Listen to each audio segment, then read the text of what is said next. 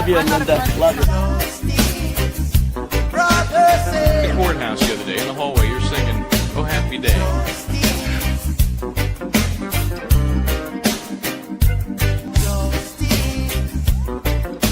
One word prayer.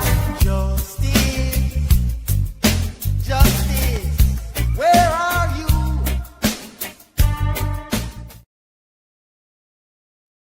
I know where justice is. Good morning. I'm Linda Kenney Baden. Justice is served right here on this streaming channel with all of you who are watching. And I'll say hello for you in a second. As you know, I'm going to be on with you all day. Michael Bryant is on assignment somewhere in the world. And I know he's going to be posting a where in the world sometime today. And he will be on tonight at 6 p.m. when we have a special guest. Dr. Turtleboy, Aiden Carney is going to be on. I can't wait to talk to Aiden, not only about this case, but about the other case with the mother who has got a $2.5 million settlement for her daughter that was murdered by her husband because in Aiden's words, she neglected her daughter. And I agree with everything Aiden said. So if you just go to his X page, take a look at it. Really interesting, and he's fearless. He's absolutely fearless, and so we can't wait to have him on. All right, so let me just say good morning to you before we start. First of all, Tuesday, right? Tuesday became a YouTube member. Thank you, Tuesday. I think Michael Bryant might be posting a world in the world for our members first. I'm not quite sure how he's doing. You know, when he goes off on his own, there's no controlling him here from our end, and he brings you great content. But let's see who's here this morning. Oh my gosh, so many people already. Let's see if I lean in, don't mind me. Colin, 6-hitter. Okay, good morning, Colin, 6-hitter, right? All right, and Brito is here. Yes, it's a late start today. It's an hour late. We don't know why. The court does what the court does. But that's okay. It was actually pretty good for me. Who is excited as me to see the Lessinator 007 from Texas? We're all excited because when we left, and I'll say good morning to a bunch of you as soon as I can in a second. When we left, it was wild, wasn't it? It was truly wild because there was a question that was asked on the ultimate issue. And as we were getting to that question, I won't say Dr. Welcher, Judson Welcher, accident reconstructionist, biomedical engineer, okay, as he calls himself, said he was talking about engineering certainty. All of his opinions were in a reasonable degree of engineering certainty. And all of a sudden, as things got heated, and you could see that Alessi was going to object, and there were objections. There were 8 objections, and the judge struck the testimony, his answer, 8 times.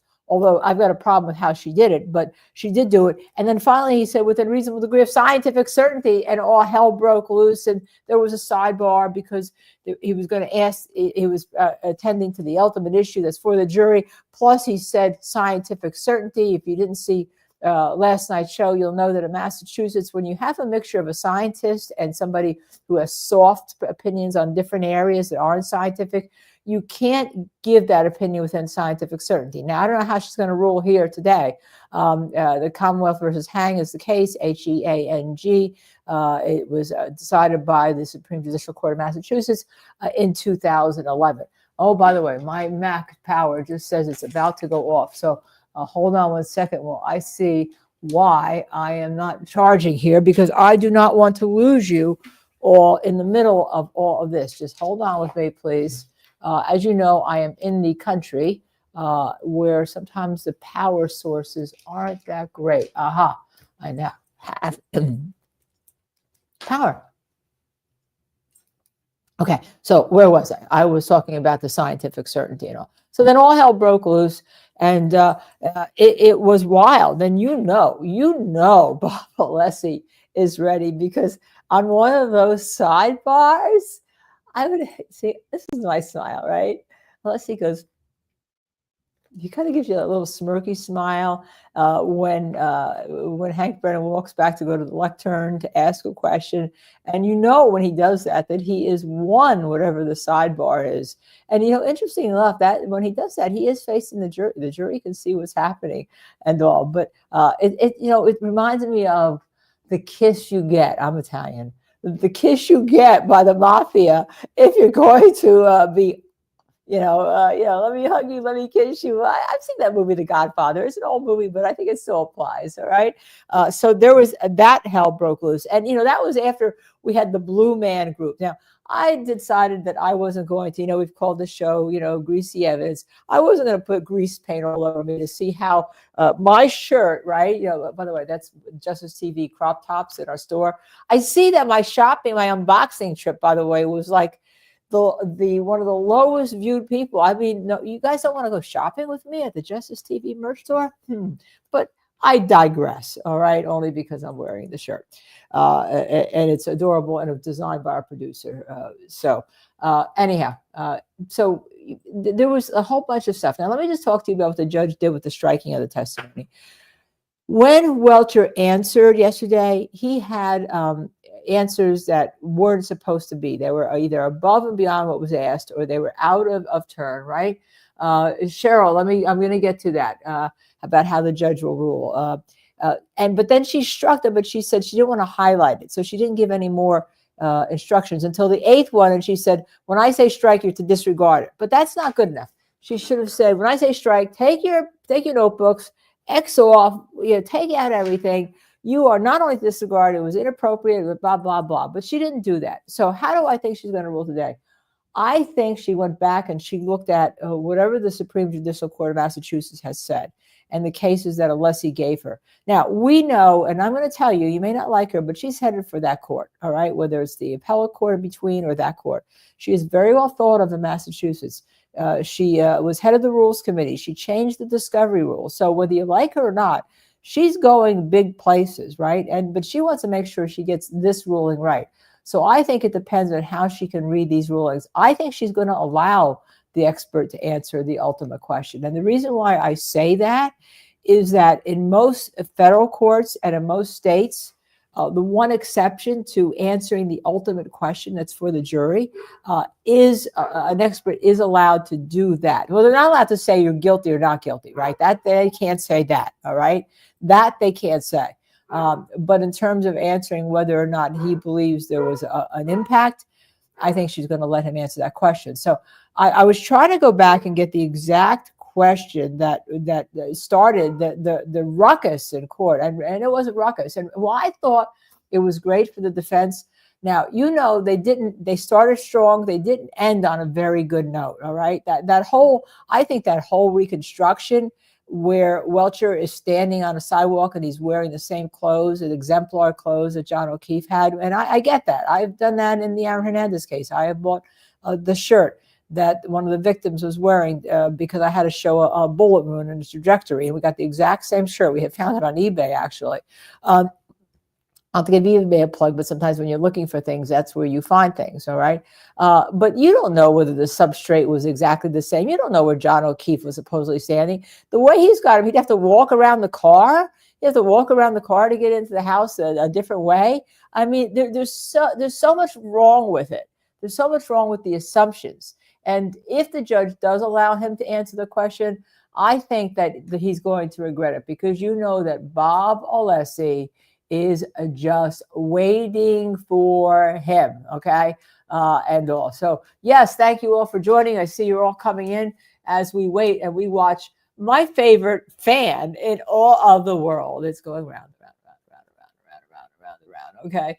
Yes, my favorite fan in all the world. So there is going to be a lot. But I thought I see that someone said the Reconstruction is silly, and I apologize. I don't have my eye drops in this morning, so I'm a little bit, my eyes are still a little bit not focusing here. I thought Louise P. says, I thought the Reconstruction was silly. And because it really, in my opinion, wasn't a reconstruction, because you don't know a lot of these specifics. You are trying to make this fit. Okay. Now, if they had just left this is what I think the technical data showed. I think they would have been fine. I think that would have been better, not fine, but they would have been better off. The problem with him even doing the reconstruction based on the technical data, well, where did that technical data come from? That came from Shannon with one N, Burgess, who's in Aperture.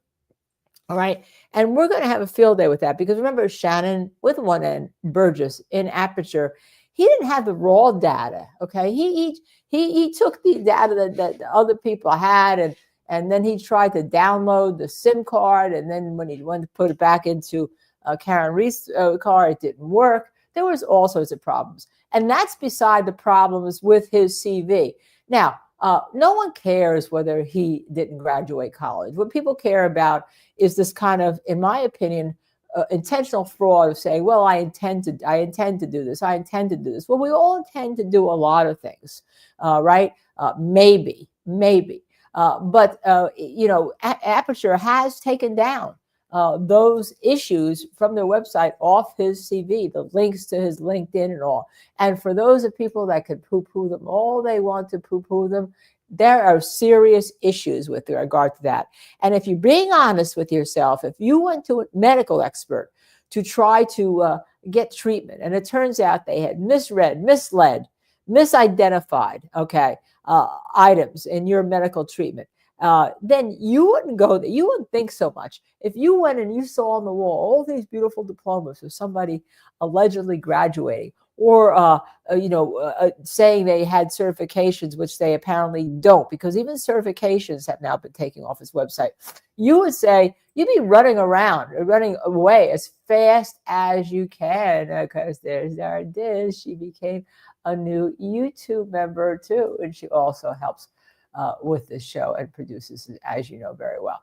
Without her, we'd probably be still out there on Riverside and not this platform that all of you are on following us. Okay, so you would go. So he's going to attack him because I think that Burgess he embraced, he was embraced by Welcher, right?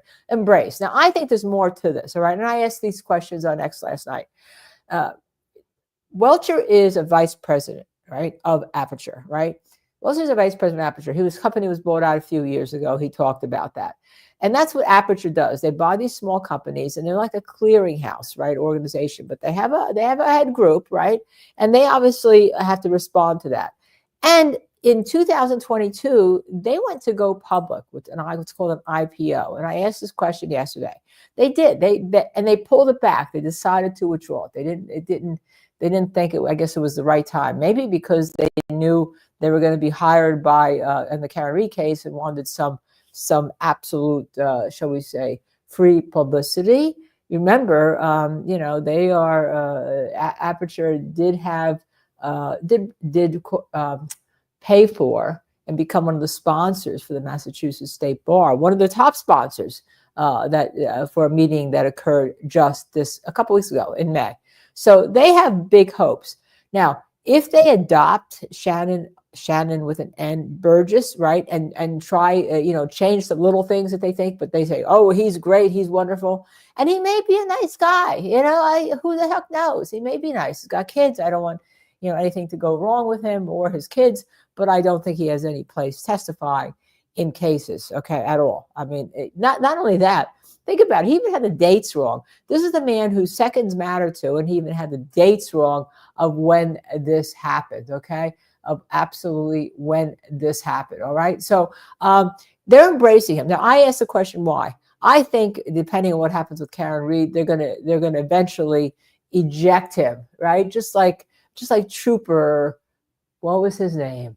Proctor, remember him? Got ejected afterwards on a lesser matter, where you embarrassed us through those texts, but that was enough of a matter. But I'm sure there's other things that were going on there too. There had to be, and that were probably going on during the trial, because how could you not know about those texts with Proctor or not do anything earlier unless you want to try to get a conviction for Karen Reed, but then you had to do something after the first retrial. I think that may be the same thing that's going to go on here with Burgess. Remember, he's only had 4 cases on his testimony list from 2018 to 2025.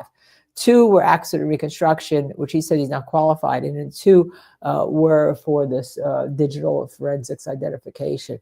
And it turns out one of the CVs in another case that was in Texas in federal court that wasn't on his list because he didn't testify there because the case settled, had some of the same issues. So I think they're going to eject him. The question is, why aren't they ejecting him now? Number one, they can't eject him now because Welcher's embraced his testimony, and then Welcher would have to say he is wrong. All right. I think that would have been the better part of valor. I think if Aperture did that, said he's wrong, we're not going to testify you prosecution, whatever the result is, Aperture would come out more on top. They think that they're in damage control, in my opinion, by trying to all these interesting things, smoke and mirrors. Now, you know, tomorrow night we have Stephen Plord on. He's a great accident reconstructionist. He truly has no dog in this fight, and he knows Judson Welcher. He's testified on the same side of him, and he's testified against him. You know, when he was on last week, he said, this is not inappropriate. First of all, the site wasn't locked down. You really don't have the firsthand information. That site should have been locked down. And he talked about how he would do it. So we're going to actually have him on our show again tomorrow night at 6 p.m. And he's going to talk about Judson Welcher's testimony. He's going to talk about Judson Welcher's testimony. So it is going to be a great show and he'll give us the truth. He'll give us the portions of it that he thinks are good and he thinks are bad. Well, the portions I think are bad was so silly with that Blue Man Group arm, and you all know it, right? It's the same grease paint, you know, that they were wearing. And let me just go up to the car and let me just turn the way. Well, it's this arm. Turn the way so that I can show that you could have this. And, you know, that's, to me, that's smoke and mirrors, right? Now, you know, and remember, he says that the car doesn't register at a collision because it's a 6,000-pound vehicle with a 220-pound body. So it doesn't register a collision, okay? All right, it doesn't, what it does is, it doesn't wake up the black box in the lingo that Stephen Plord used. And the same way that the crash to John O'Keefe's vehicle at One Meadows probably didn't wake up the black box. It wasn't powerful enough. But if you're going to have a 6,000-pound vehicle traveling at 24 miles an hour, going back 53 feet, was it? Let me see. I think it was 53 feet, right? And you hit somebody, come on, all right? And you hit somebody hard enough that you're going to have an explosion of the taillight? Come on. No one in the world believes that wouldn't happen, all right? You can't have it both ways. You can't have it that this is a car going backwards with such force and such power, and the accelerator is at 70-some percent, right? 75% or 74%, and you hitting somebody going backwards, and you're breaking the taillight, and it's not registering. It can't be either one or the other. So what are they going to say? How was that taillight broken? Oh, you could break it with just a little tiny tap. Oh, come on. Come on. It doesn't pass the smell test. It simply does not pass the smell test. So it may have started. We're seeing the fan. Okay, hold on. We're still seeing the fan in the courtroom. I have it underneath here, and we have the feed pulled in. And right now we're seeing the fan. Okay, so I know everyone's saying court decision. There we go. Okay, I'm getting it right now. All right. Here we go. We're coming in, and we will go right to it. There we go. Okay, we're going to feed it right now. We may be a few seconds delayed because we pull it in. Good morning, everybody. We're going to be behind the TV all the time. All right, so Dr. Welcher can testify that the data he downloaded and analyzed and the damage to the Lexus is consistent with Ms. Reed's vehicle being in a collision on January 29th at 12:32 a.m. because he's a qualified expert and his opinion is based on reliable methodology appropriately applied. In addition, Dr. Welcher can testify that Mr. O'Keefe's injuries are consistent with his having been struck by a Lexus that is physically identical to Ms. Reed's Lexus, because this opinion is based upon, among other things, his experimental work that came into evidence without objection as to scientific methodology and application. However, he may not testify that Ms. Reed's Lexus collided with Mr. O'Keefe because that conclusion is not based on the application of reliable scientific methodology. The problem here is not that the opinion concerns the ultimate issue, because in Massachusetts, that's not a bar to admissibility. Rather, it is that Dr. Welcher, the expert, is drawing an inference based upon more than scientific method. His opinions set the stage for argument and a permissible inference to be drawn by jurors through the application of their sound judgment to the opinions that they find credible. But the jurors are as well positioned to draw or reject the inference as is the expert. That is, the inference is not compelled by the application of any scientific method. So that's the ruling. All right, so the jurors. So are we kind of lining hit the up. We should nail. have them We kind of hit momentarily. the nail on the head there, right? Okay. So first of all, consistent with is not a scientific word. Consistent with is bullshit. Okay, that means it could be consistent Is with. Dr. It may not be Welcher right around? consistent with. I'm just going to tell you Why that don't we right bring him now. in if he's here before the And jurors? then she did say we could testify this consistent with it, that there's those two issues, that the injuries may be caused by that, but because it's based on his experimental methods, which came in without objection, the defense had asked for a Dahlberg hearing, so that's why it came in. All right, because she wouldn't grant it. So I really have a problem with that. But he may not testify, as I told you, that there was an impact, because that is not scientific. That's not a scientific method. Okay, and he, as an engineer, can't mush science and engineering. With all the Hold on a second. Let's go Okay. listen. Are you in agreement with this, Mr. Alessi? I haven't gone through it, but I have no reason to believe that I wouldn't be in agreement. So Okay. I could just go away with the way it is. There is one slide, so I'll admit it, conditional to redactions that you didn't rule on, but I feel as though you probably will exclude, and that is in that version. I didn't want to pull it out with the court's order, but I'll talk to. Do you know the number? You don't have to find it if you don't. 130. Oh, is this was it 130? Was it 131 yesterday too? It was. So at sidebar, I said we could go back to that. And Mr. Alessi agreed that we could go back to that. So, and I know I thought we were starting there, and I think Dr. Welcher thought we were starting there. And then you went to 132. That was my understanding at sidebar. It is, but subject to me being able to object. I was basically, because we wanted the jury to come in, so I want to look at the slide. Okay, so look at it again. That's not my understanding, Mr. Alessi. It was you were concerned just about the heading, and then I said we'd go back to both slides. Oh yeah, no, I'm okay with that. Yeah. That one, yes, your Honor's recollection. Yeah, and we were going to start on that, but you thought because I struck it based on the objection. But then at sidebar, I said we could go back to that. That's your understanding too. Correct, Your Honor. And I'm sure that Dr. Welcher took off the heading on 131. I think he did, but because I think he took off from 124 to 1. I did. Thank you very much. Okay. I would like the prediction to come true. Are they out there, Paul? Okay, thank you.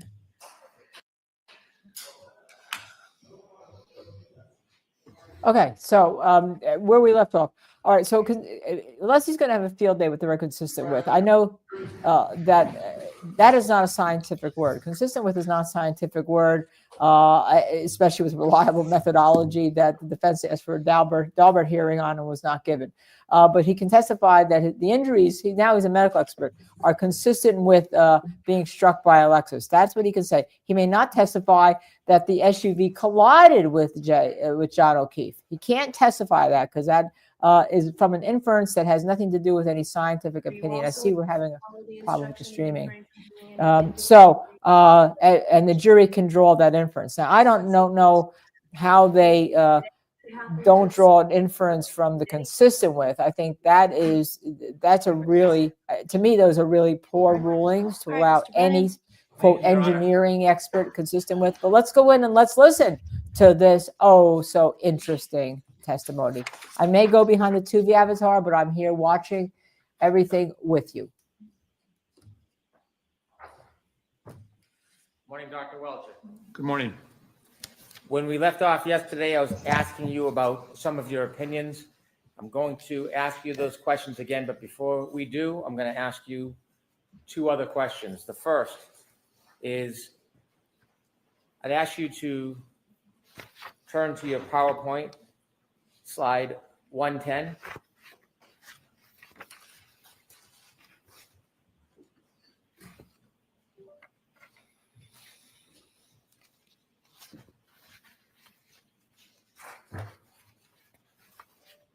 You want me to display it? Please. I'm going to ask you a question about a series of your slides regarding this effort. This is 110. Could you also follow through to 111, 12, 13, 14, 15? You want me to play the videos? You don't need to play the videos. I just want to acquaint you for the question. 111, 12, 112, 113, 114, 115. how many times did you engage in testing where your arm and forearm touched the rear right of the exemplar Lexus? 3 times. In any of those 3 times, did it ever leave any paint on the underside of your arm or forearm? No. If you could turn to slide 130, please. What? There we go. Could you go back one, please?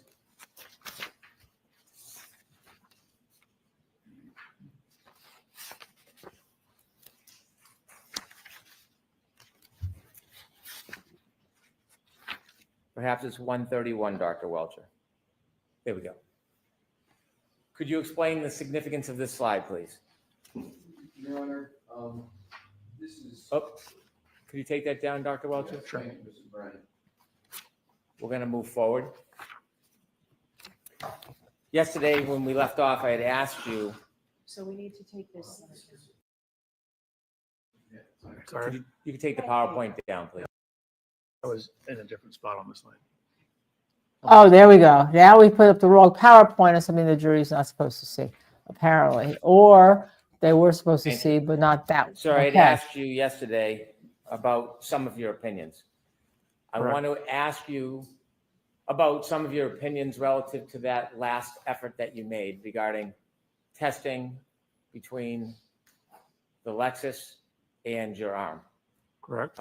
You had mentioned earlier on in your testimony that you reviewed a number of pieces of information and offered that you relied on some of those pieces for your opinion. Can you share with us, for this part of your analysis, what pieces of evidence or information did you rely on for the opinions I'm going to ask you?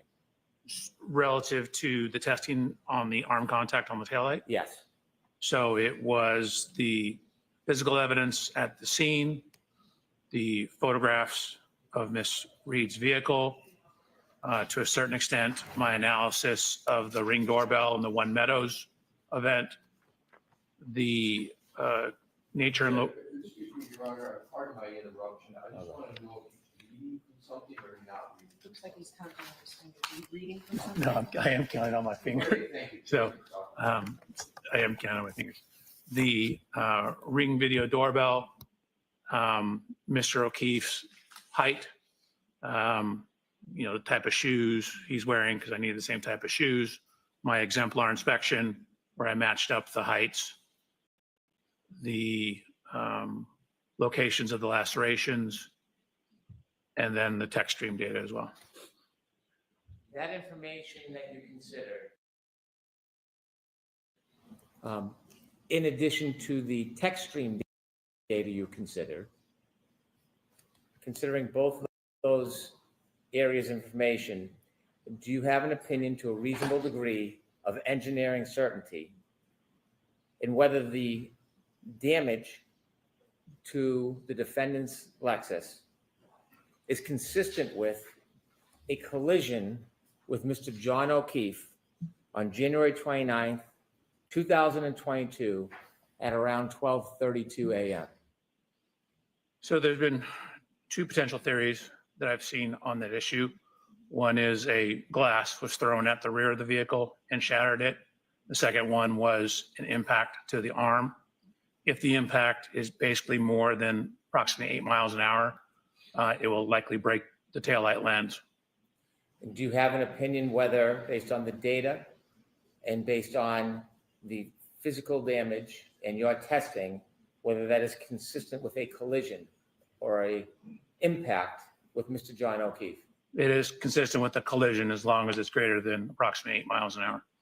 Do you have an opinion whether it's consistent with an impact or collision with Mr. John O'Keefe on January 29, 2022 at around 12:32 a.m.? With that caveat, yes. In your testing, did you consider, or do you have an opinion to a reasonable degree of engineering certainty, whether John O'Keefe's injuries on his arm, inevitably in the back of his head, are consistent with being struck by a Lexus identical to the defendant's Lexus on January 29, 2022? Yes, What's your opinion? that it is. It is consistent with being struck by a Lexus and ultimately contacting a hard surface such as frozen ground. And does that specifically pertain to January 29, 2022 around 12:30 a.m.? Objection, Your Honor. I'm going to allow that. Yes, it does.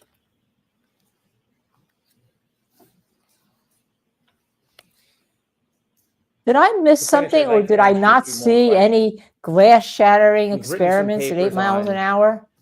Sideswipe Please, collisions oh, you watched. Let me know. or clipping. Can you describe for the jury and explain what a sideswipe collision is or a clipping and how that may or may not differ from a direct hit on a pedestrian impact?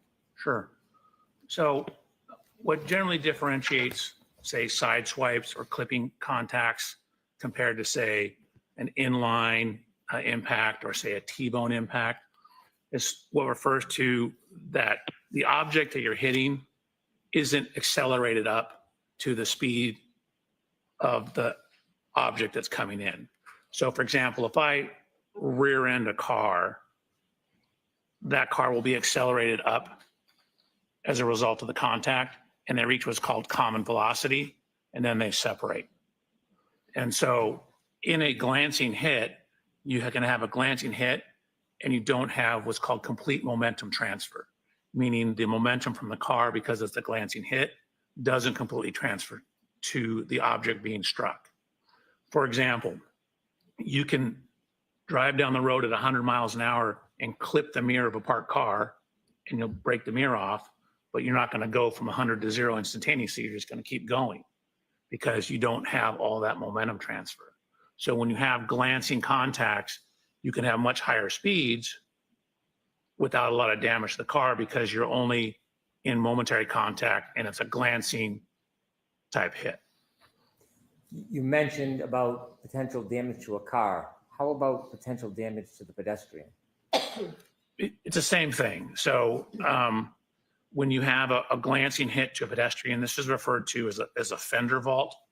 In this case, they call it a fender. Fenders on the front of cars, because most pedestrian impacts involve the front of cars. In this case, it would be called a quarter panel vault, which means you're kind of vaulting off the corner of the car. Those are much more complicated because you don't have that common velocity that I referred to. So it's difficult to calculate the exact speeds at which the vehicle contacted without a whole bunch of information in that type of crash. If the impact had occurred in the center of the vehicle and we knew where the point of impact was and the point of rest, we'd have a much better chance of determining how fast the vehicle was going. But when you have just a corner clipping or glancing, it makes it more difficult to determine, even when you have an area of impact, which is where the person was when they got hit, and a point of rest where they landed, makes it more difficult for glancing contacts because you have that sideswipe problem where they don't obtain what's called common velocity. And what are some of the other difficulties in attaining specificity in a sideswipe or being hit by a quarter panel as opposed to a fender? So for a pedestrian, correct? Yes. So pedestrian impacts and how you move post-impact are very sensitive to your exact body position. For example, whether your right foot is on the ground or off the ground, whether your left foot is on the ground, off the ground, whether you jump up in response to the crash. Simply raising and lowering your arm changes the amount of rotation that's going to happen. Post-impact motion of the person. So cadavers, crash dummies don't have any muscle reaction. So the motion of a crash dummy is just going to be like you're hitting a dead body, to where people will step, try and regain their balance if possible, will do additional activities that alters where they come to rest. In your studies of direct pedestrian collisions by front or back bumper, as opposed to sideswipe or clipping somebody, is there a similarity or difference in type of injuries that you see? Yes. And what is the difference? So in direct centralized impacts, you tend to get much more severe injuries. Really what's occurring is you're getting that momentum transfer. So it's more, you're accelerating the person up to the vehicle. They can wrap onto the side in front of the vehicle at higher severities. Their head will hit the hood, their head will hit the rear of the vehicle.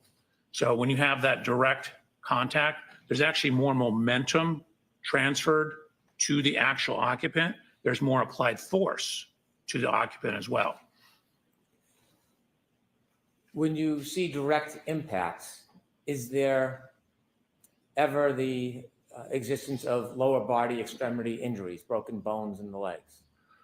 So there can be both, depending, and again, it's very sensitive to where the foot is on the ground, whether the foot's on the ground, as well as the severity of the crash. In the presentation that I gave at the actual Reconstruction Collision Safety Institute on pedestrian injuries, I went through all the literature on lower extremity injuries and looked at what parameters affected that. And so depending on how it was loaded, some at 15 miles an hour had no injuries. Some at 15 miles an hour had some fractures. It depended on how exactly the foot was loaded. Is it uncommon in sideswipe pedestrian accidents to see no lower body broken bone? No, it is not uncommon. Have you had cases that you've studied or been involved with where you? He's giving medical evidence now. This is, excuse me, impact, bullshit. All where right. There's an absence of. I had to broken bones in interrupt. Lower body extremities. Yes.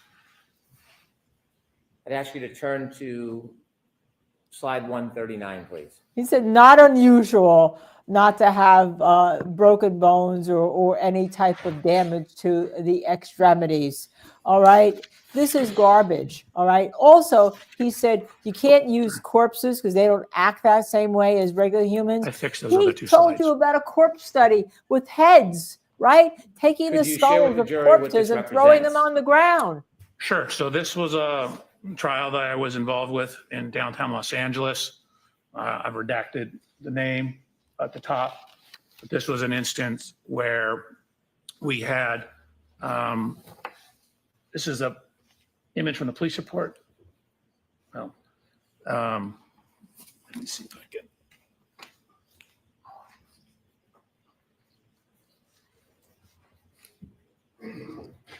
So AOI in this diagram stands for area of impact. That's where the pedestrian was when they got hit. AOR is area of rest. And you can see we have information on exactly how far the pedestrian was thrown. Then on the right-hand side, we have photographs showing the impact to the pedestrian. This was determined by experts on both sides of this case to be between a 25 to 35 mile an hour impact.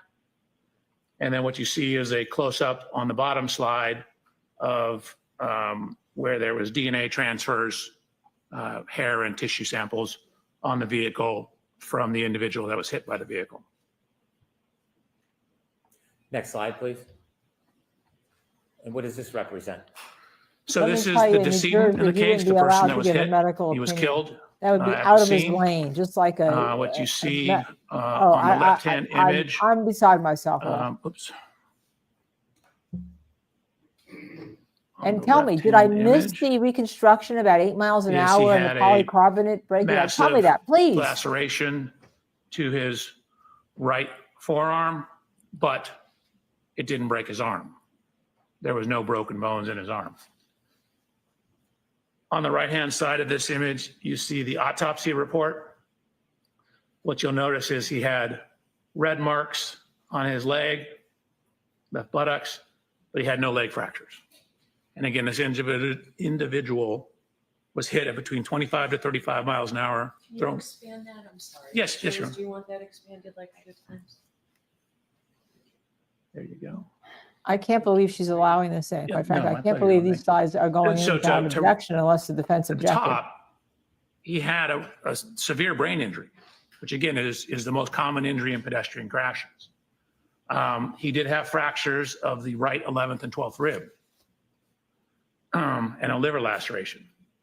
If you look at the extremities, it says right upper extremity. Again, that's from the shoulder to the end of the hand. Extremity wound with vascular injury. So no fractures.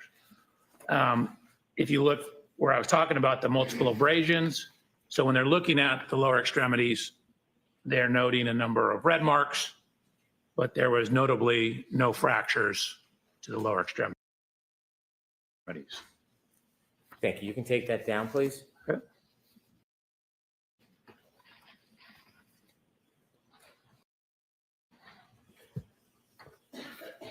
Dr. Welcher, regarding your analysis of the data and the evidence in this case, do you have an opinion to a reasonable degree of engineering certainty whether the absence of lower body brakes to Mr. O'Keefe is consistent with the defendant's Lexus impacting in a sideswipe or a clipping Mr. O'Keefe?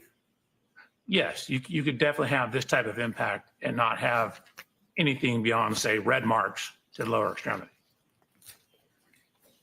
Thank you, Dr. Welcher. My Your pleasure. Honor, I would Thank move you, the Medical evidence Examiner of Welcher. Dr. And this is Welcher's why we have Dahlberg hearings. And this is why, in other cases, he's not been allowed to testify on medical aspects of this. Oh, Mr. Alessi, you have days to work with this. Days. Take your time.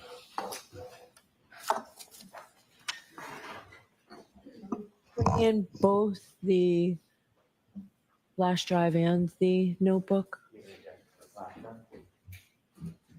On representation, it's consistent with the same as that. I don't know. So let's put them both together now and decide later. Thank Okay. Those two slides are incorrect on the flash. Yeah, that- Okay, so we'll switch that. that was- Thank you.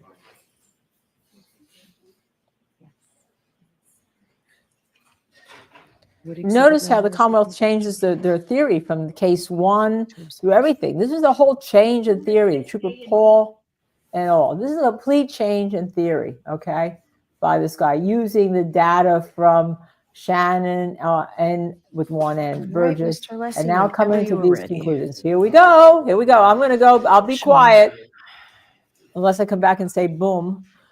I'm going to be quiet. I'll be watching, but I'll be quiet. I promise you.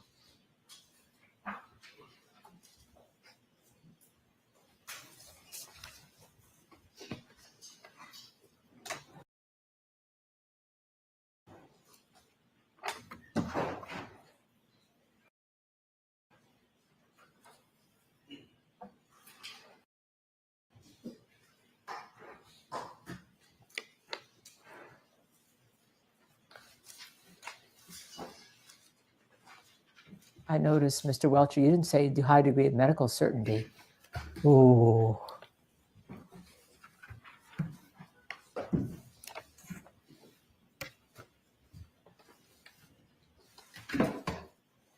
Yes, remember that she wouldn't let ARCA discuss the medical issues because they're not doctors. But this guy, he apparently has now got his medical degree because he went, he took a course or two and then dropped out of medical school. Morning, Dr. Welcher. Good morning. We haven't been formally introduced. Your whole name? Robert Alessi, sir. Robert Leslie. Nice to meet you. Nice to meet you.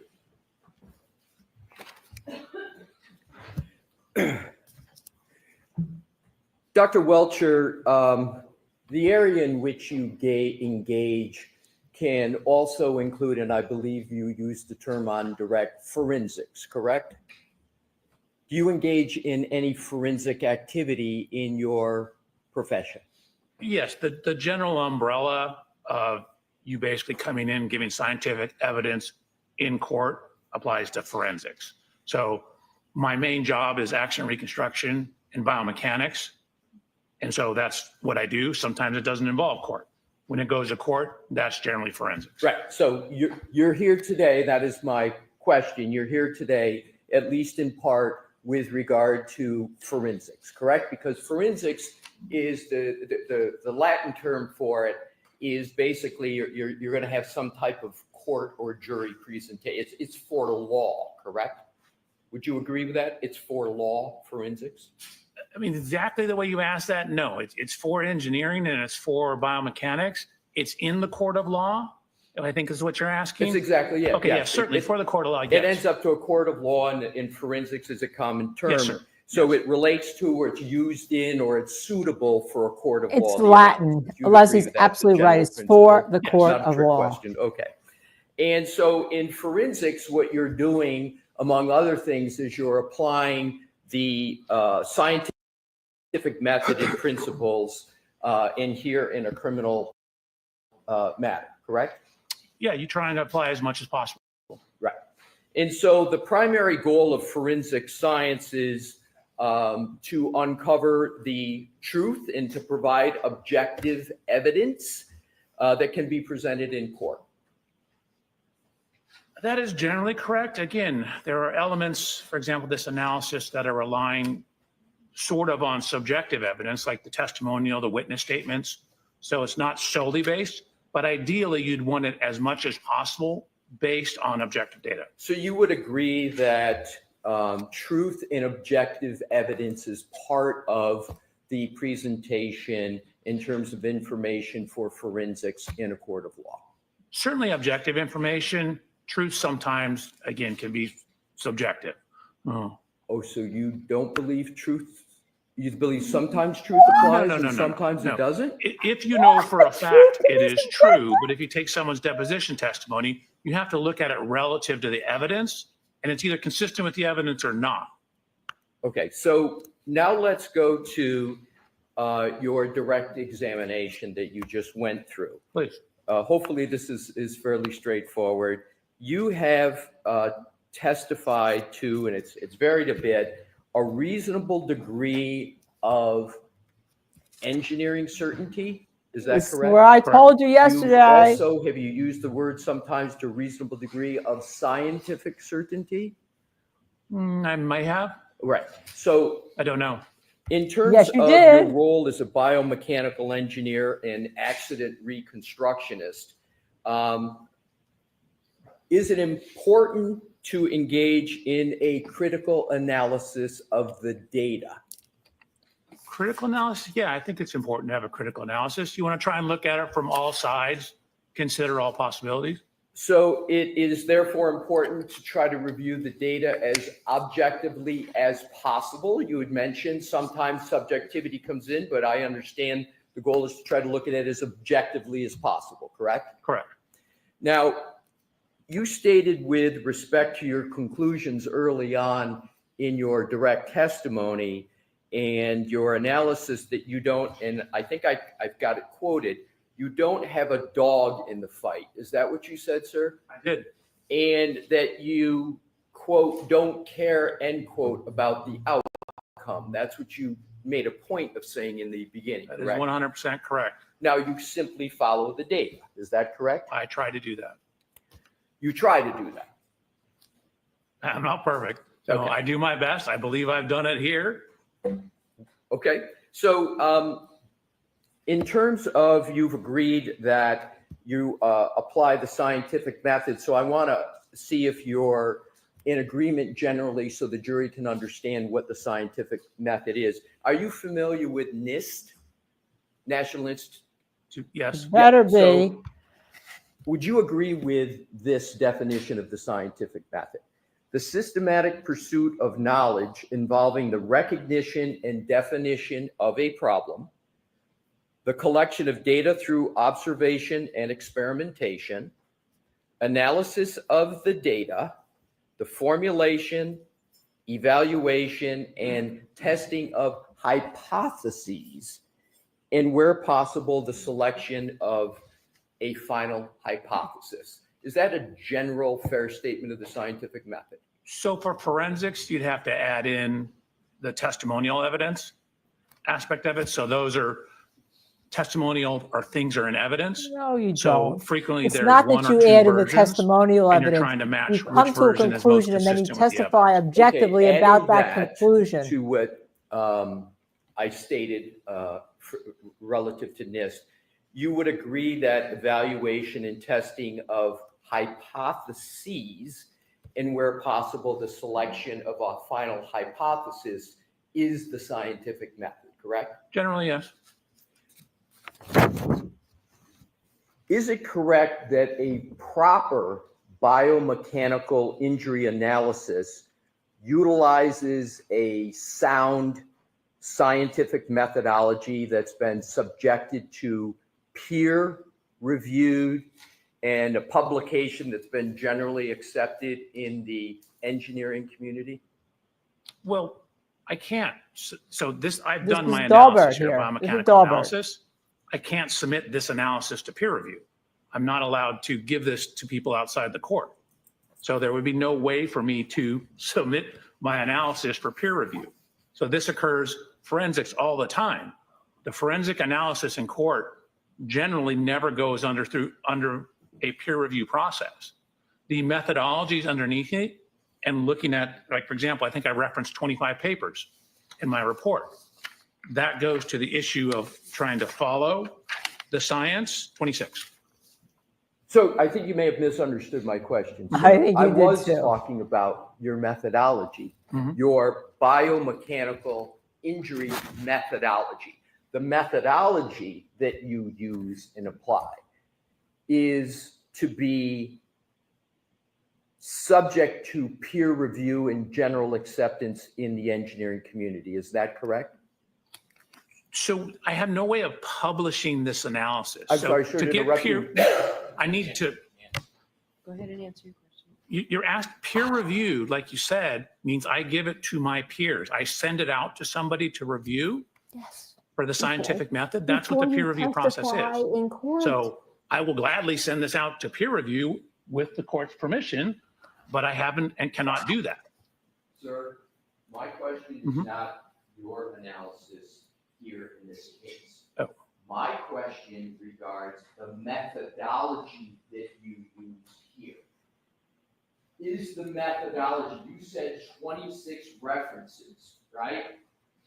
My question is simply, is the methodology that you used for your analysis? That's my question! Is the methodology for a proper biomechanical analysis, should that methodology be generally accepted in the engineering community? I think with the forensic application, yes. Okay, that was my question, just the methodology. Thank you. You're welcome. Oh, he's a sassy little one, isn't he? Now, the scientific method that you've used in this case, part of the use of scientific method, the purpose is to avoid what is called bias in the scientific method, right? Not cultural bias, but just bias in terms of the application of methodologies and principles. You would agree that's a pretty fundamental purpose of the scientific method is to avoid biases? The purpose of the scientific method is to get the most logical and correct answer without bias. Exactly. To do it apply the scientific method without bias being part of the application of the method, correct? That's hopefully what you can do. That's hopefully what you can do. That is the goal, right? That is one of many goals, yes. So are you familiar with the term confirmation bias? I am. And that relates, confirmation bias is part of a larger term. Are you familiar with cognitive bias? Generally, I'm not a human factors expert, though. Pardon me? I'm not a human factors expert. All right, this is, biases are, don't you agree that cognitive biases are not just for one category? You would agree it applies to medical analyses, it applies to doctors doing studies, engineers doing studies, and other scientists doing studies? I'm not a cognitive expert. I think I would generally agree with it, but I don't want to step out of my lane. I'm not an expert on cognitive. I can talk to you about confirmational bias, if you Sure. like. Let's talk about confirmation bias. Don't Now, want to confirmation step out of bias my is- lane. Oh, Actually, when someone selectively gathers and interprets evidence to confirm one or another's beliefs, as well as neglecting evidence that contradicts those beliefs. Is that a fair statement of confirmation bias? That is a statement. Yeah, it could be broader, but sure. But you would agree that that is generally correct, what Generally, yes. confirmation bias is. And an example of confirmation bias is I think so. not considering alternative hypotheses once an initial hypothesis has been selected, even though data and information might contradict the initial hypothesis. Is that an example of confirmation bias? That could be, yes. And confirmation bias is antithetical. It's against the scientific method. It's to be avoided, correct? You would like to avoid it, yes. Are you familiar with the term failure analysis? Generally, you might need to define how you're using it for me. Sure. So is failure analysis the enablement of a scientific examination of an alleged incident by beginning at the undesired consequences? Is that a fair use of that phrase? I was thinking something different, like a piece of metal failing. I guess it could fall into that category. Okay. And would you agree that the first question, or one of the first questions that are to be asked by a biomechanical engineer when conducting an analysis of, say, an injury is, how did this happen? Is that one of the first few questions that you ask? No, that's usually the last question. Oh, so for you, So hold on a second. okay, I'm sorry. Generally, what you want to do is gather data. You want to know what injuries there are, what evidence there is, like, for example, on the vehicles. And then the very last thing you want to know or define is, given all that information, how did it happen? So that's the end. I think you may have misunderstood my question, sir. I wasn't talking about the method. I think he's or avoiding the process. question. I was talking about when you get to answering questions, whenever that is in the process. Isn't one of the questions, and maybe one of the first questions, how did this happen? That's your That's not job. one of the first questions. One of the first questions Oh is, my where's the God. damage? What are the injuries? What's the evidence? To go to what? black Why are you box or gathering texturing the data do we data? have? Why are you gathering the data? What You, physical evidence was at the scene? So that is Oh my certainly not one. It God. is a question, but that question is at or near the end. Isn't every one of the questions that you just mentioned part of the data gathering? Correct. But, Okay. but when you're gathering data, you're always asking yourself questions along the way. oh, Like, I'm sure what is Emily this? Baker Where did it is come just from? like me. I promise I But wouldn't you would talk, and agree I'm having a hard time not to. That for you, I at want to go in least there and some cross-examine point, him. It's how did this happen, correct? Yes. And don't you ask that question to come up with hypotheses? I generally have many working hypotheses as I'm working on the case. For what? And For then the as for the what? evidence comes in, What's the I'm issue you're applying that to my you're charged hypotheses with and either doing, accepting or sir? rejecting the hypotheses based upon the factual information. Sir, how then is it just a matter of logic or a syllogism? If you don't ask the question, how did this happen until the end?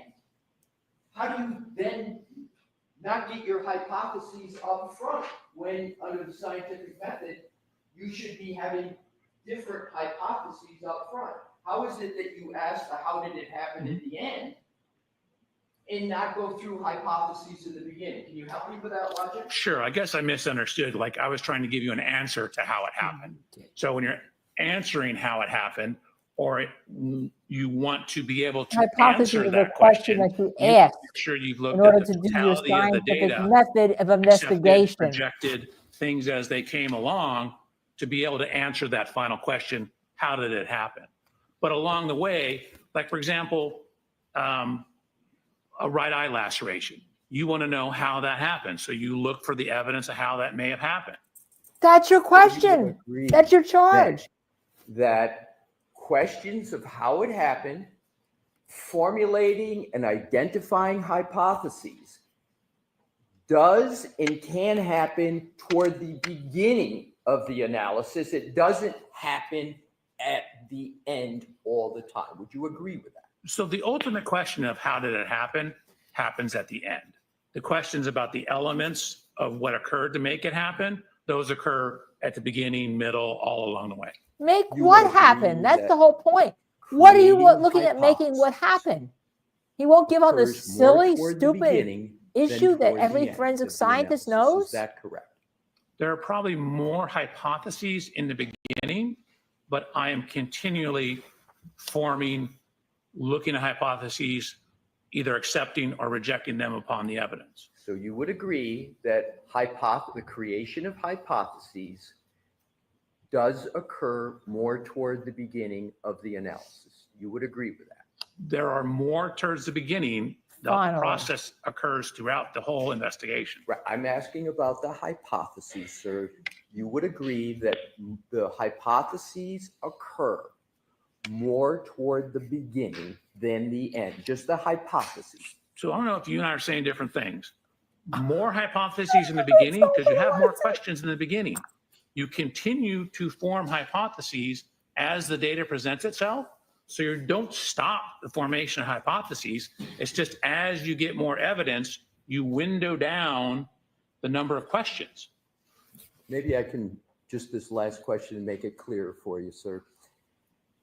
You would agree, not analysis, which you added, as I heard it to the last part, just hypotheses. Mhm. You would agree that even though hypotheses can be created and changed, perhaps all the way up to the end, Mhm. you would agree that it's important in the analysis to create at least some hypotheses, plural, in the beginning, correct? Yes. Boom, finally. Simple question. You just took half an hour to answer, sir. And once you create these hypotheses, would you agree that those hypotheses should be tested? So if you take the word testing to mean testing compared to testimony, compared to physical evidence, yes. And when you test those hypotheses, isn't it often the case that particularly in your line of work, the one that most consistently produces the same injury will emerge as the mechanism of injury? I guess it depends on the scientific evidence behind it. Again, sometimes we get very unique injuries. So my question, sir, is this. Mhm. Isn't it the case that when you have multiple hypotheses, Multiple hypotheses. the one that most out of all of them, it's a relative thing, the one that most consistently produces the same injury emerges as the mechanism? jerk! Is that a fair statement? I think generally, again, it's on a case-by-case basis. You have to look at the science and the facts of what you're basing it upon. I think as a general premise, what you're saying is accurate, Okay, but there's exceptions. fair enough. It is a general principle Sure. with some exceptions. That's a fair statement, correct? Yes, sir. We're going to have several topics, sir, and what I'm going to try to do to make it a little clear is I'm going to say when I'm switching topics. Oh, good. So Okay. What I'd like to do now is switch topics. Okay. You're aware So funny. that the Massachusetts State Police has troopers who specialize in accident reconstruction, correct? Yes. And there are troopers within the Massachusetts State Police Collision Analysis and Reconstruction section whose sole responsibility is to engage in accident reconstruction. Do you know that? I do not know that. Do you know that there are troopers within the Massachusetts State Police Collision Analysis and Reconstruction section who engage in accident reconstruction? Just based on what I've seen in this case. Right, based upon what you've seen in the case, that's a fair statement. And I just know that those people are doing it. Are you familiar with a Massachusetts state trooper named Joseph Paul, P-A-U-L? Yes. And you Well, know, I'm familiar with his reports. I don't know the man. okay, familiar with Trooper Paul through his reports in this case, correct? Correct. And are you aware that he was assigned by lead investigator, former Trooper Michael Proctor, to be a constructionist in this case on January 29th of 2022, as evidenced by that report or those reports of Trooper Paul? Do you know that? Well, you put a lot of things in there. I know he issued a reconstruction report. I don't know who told him to do it. So the first party question, I don't know, but I did see a reconstruction report from him. You were retained, and so do you recall, is it the date, January 29th of 2022? Is that a rough time period of him being assigned, or you don't know when he was assigned? Don't know. That might have been in his report, but I wouldn't have paid attention to when he received an assignment. Do you know when the date of the first report of Trooper Joseph Paul in this case? I can pull it up. I do not know off the top of my head. You know that the date of the incident in question is January 29th, 2022, correct? Correct.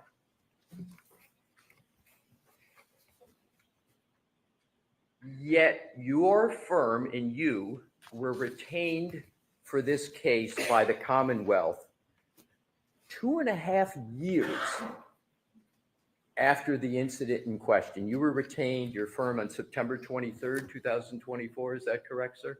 No, I believe we were retained a couple days before that. A couple days. Okay. Right. So Actually, I might be able to find out if you'd like me to look at the documents. it's not all that important. You would say it's within a week of September 23rd, 2000. It was in September of 2024. I believe it was in September, yes. Right. I would So- want to double check. That's 2.5 years from the date of the incident in question, if I did the math right, correct? No, I never thought about it. Oh, Yeah, approximately. And as we just discussed, and you stated on your direct examination, you have no dog in this fight, correct? Correct. On November 5th of 2024, your firm Aperture was paid $44,500 by the Norfolk County District Attorney's Office to conduct work that was at least similar to the work of Trooper Paul, correct? I have no idea. I don't get the billing or the statements. but Trooper Paul doesn't bill. He's a trooper.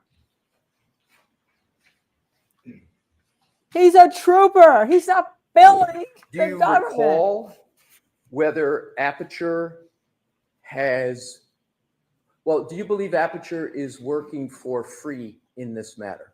Oh, no, I don't believe that. No, So you we're an would, engineering company. We bill for our time. so you know that Aperture is getting paid for its work in this case, correct? We are billing for our analysis work. Well, you're not just billing, you're billing and getting paid, correct? So I have not seen any of the payments. I would assume that we're getting paid, but I don't know that. Sir, you are a senior vice president of Aperture, are you not? I am. You would know, wouldn't you, if your firm was not getting paid for work since September 23rd of 2024, wouldn't you? No, probably not. Usually it takes, 9, 10, 12 months of not getting paid before the accounting department reaches out to me. Exactly. So you've been on this for 2.5 years. So if it would take 9 months or 12 months, if you weren't getting paid, you would have been notified by that by now, correct? According to your own answer you just gave. I've not been on this case for 2.5 years. I'm sorry, sir. Let me go back to the question of payment. Hold on. You said I've been on this case for 2.5 years. I was retained in September 17th-ish of 2024. So It's only been a year. that's Not what, less than a year. less than a year ago. Understood. I'm moving on to the next question because I want to move away from that discussion and just Okay. go right to the bill. That was a misstep by As you Lexus. sit here today, do not have a recollection of whether Aperture has been paid. Is that your testimony? It has nothing to do with recollection. I'm not part of that process. We have an accounting department. I don't have any involvement in that. So is your testimony you have no knowledge about any contractual relationship between Aperture and the Commonwealth? Oh, no. I was sent a contract by the Commonwealth to sign. So I'm aware of the contractual agreement, but the day-to-day or month-to-month invoicing and billing, I'm not involved in that. Okay, so you're aware there's a contract between Aperture and the Commonwealth, I signed it. and you signed it. And wasn't that contract obligating the Commonwealth to pay for the services of Aperture? Isn't that the purpose of the contract, in part? In part, sure. Yeah, it's a legal obligation of the Commonwealth. Your firm does work and the Commonwealth pays for it, correct? That's the idea. Right. And so you know about that contract because you signed it. Correct. Also, you testified on direct that there was a purchase of a Lexus exemplar for your testing. Correct. Who pays for that Lexus exemplar? Aperture? And is that then cost passed on to the Commonwealth? No. So you pay for the Lexus, you don't pass that cost on, correct? So what we're doing is we paid for the Lexus. We're keeping it till the trial's over. We're selling it and charging the Commonwealth the difference in the price. Exactly.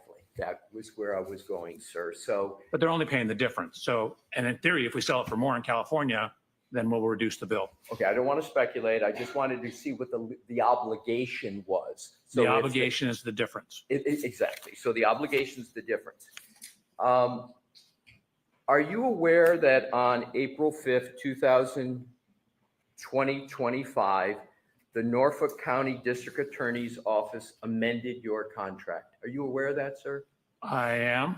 And isn't it the case that that amendment authorized the amount of $325,000 to be paid to Aperture? Isn't that what that amendment contract states? I believe that's correct. So the Commonwealth is obligated to pay at least $325,000. And is that correct? That is you're asking me a legal opinion now about a contract. What? That is my understanding of how contracts work, but I'm certainly not an attorney. And on top of that, are you aware that Aperture has been already paid $44,510 for its work? Are you aware of that? But the second time you asked me, no, I'm not aware of anything we've been paid.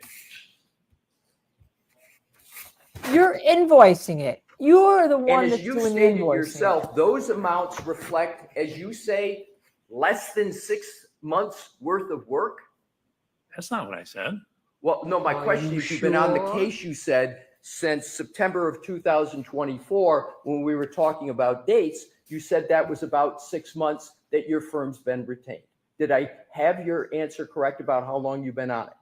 I guess it's closer to 8 months. All right, so 8 months. So for 8 months of work, about $400,000. Is that correct? So there's 3 offices working on the case. There's the Boston office, there's Mr. A Burgess's simple office, question. and there's my office in Long Beach. I only know about the billing from my office. Wait, signed now the you know about contract billing? On behalf of all of Aperture, not just your office, correct? That I don't know, but I definitely did sign a contract. Would it refresh your recollection as to who you signed the contract on behalf of, whether it's all of Aperture and all offices, if I showed you the contract? Sure. May I approach you on it? Yes. May I approach you? Yes.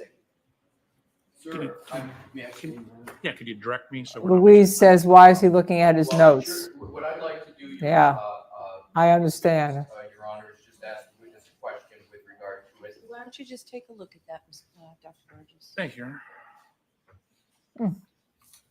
He's a sassy one. He's looking at his notes because he's trying to find answers or he's nervous or whatever he's doing. But these are very simple questions. I mean, if he doesn't know, I understand that because big firms bill. But he's got to invoice it from his office. He should know what his invoicing of his time is from his office. And now we learned there's 2 other offices working on the case that he says he doesn't know about their invoicing. There you go. Can I have a few more questions before I do that, Your Honor, for foundation purposes, if I want to do more than refresh? Or Right. would you like me to start with So- refresh? Go ahead and start with refresh. Go back to the podium, please. Sure. Thank you. Thank you. Your Honor. Lectern. It's a lectern, not a podium. Podium you stand on. Dr. Welcher, does that refresh your recollection as to the contract you signed on behalf of Aperture with the Commonwealth? So it lists the legal address as my office. So for my office, yes. Is that any, that's So yes, are you refreshes saying your that recollection? therefore? And did you see the amount that was in the contract? Did that refresh your recollection? Oh, no, I didn't even look at that. Do you recall the amount that of obligation that the contract relates to in this document? Do you recall that? You just asked me that earlier, and I'm taking what you said to be true. So I was like $325,000. I have no reason to disbelieve that.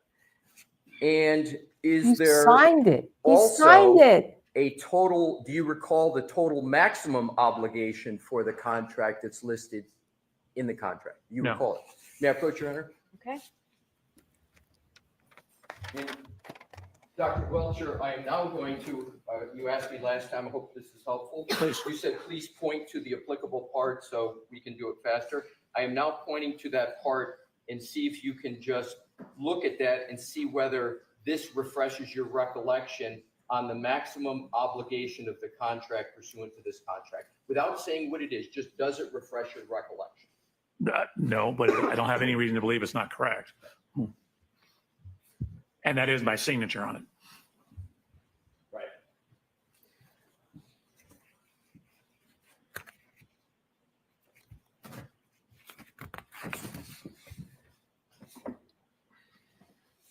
And we got started on this conversation tying it to, well, we got started on this conversation with regard to a statement you made earlier in your direct that you didn't have any dog in the hunt. You recall that statement in the beginning of your direct testimony.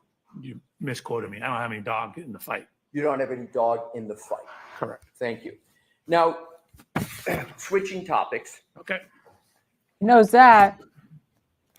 you submitted an updated PowerPoint presentation, the one that you went over on your direct examination. You created that presentation quite recently, correct, sir? The updated one was where I had redacted or taken out slides. So in terms of taking out slides, I did add one alternative path a couple weeks ago.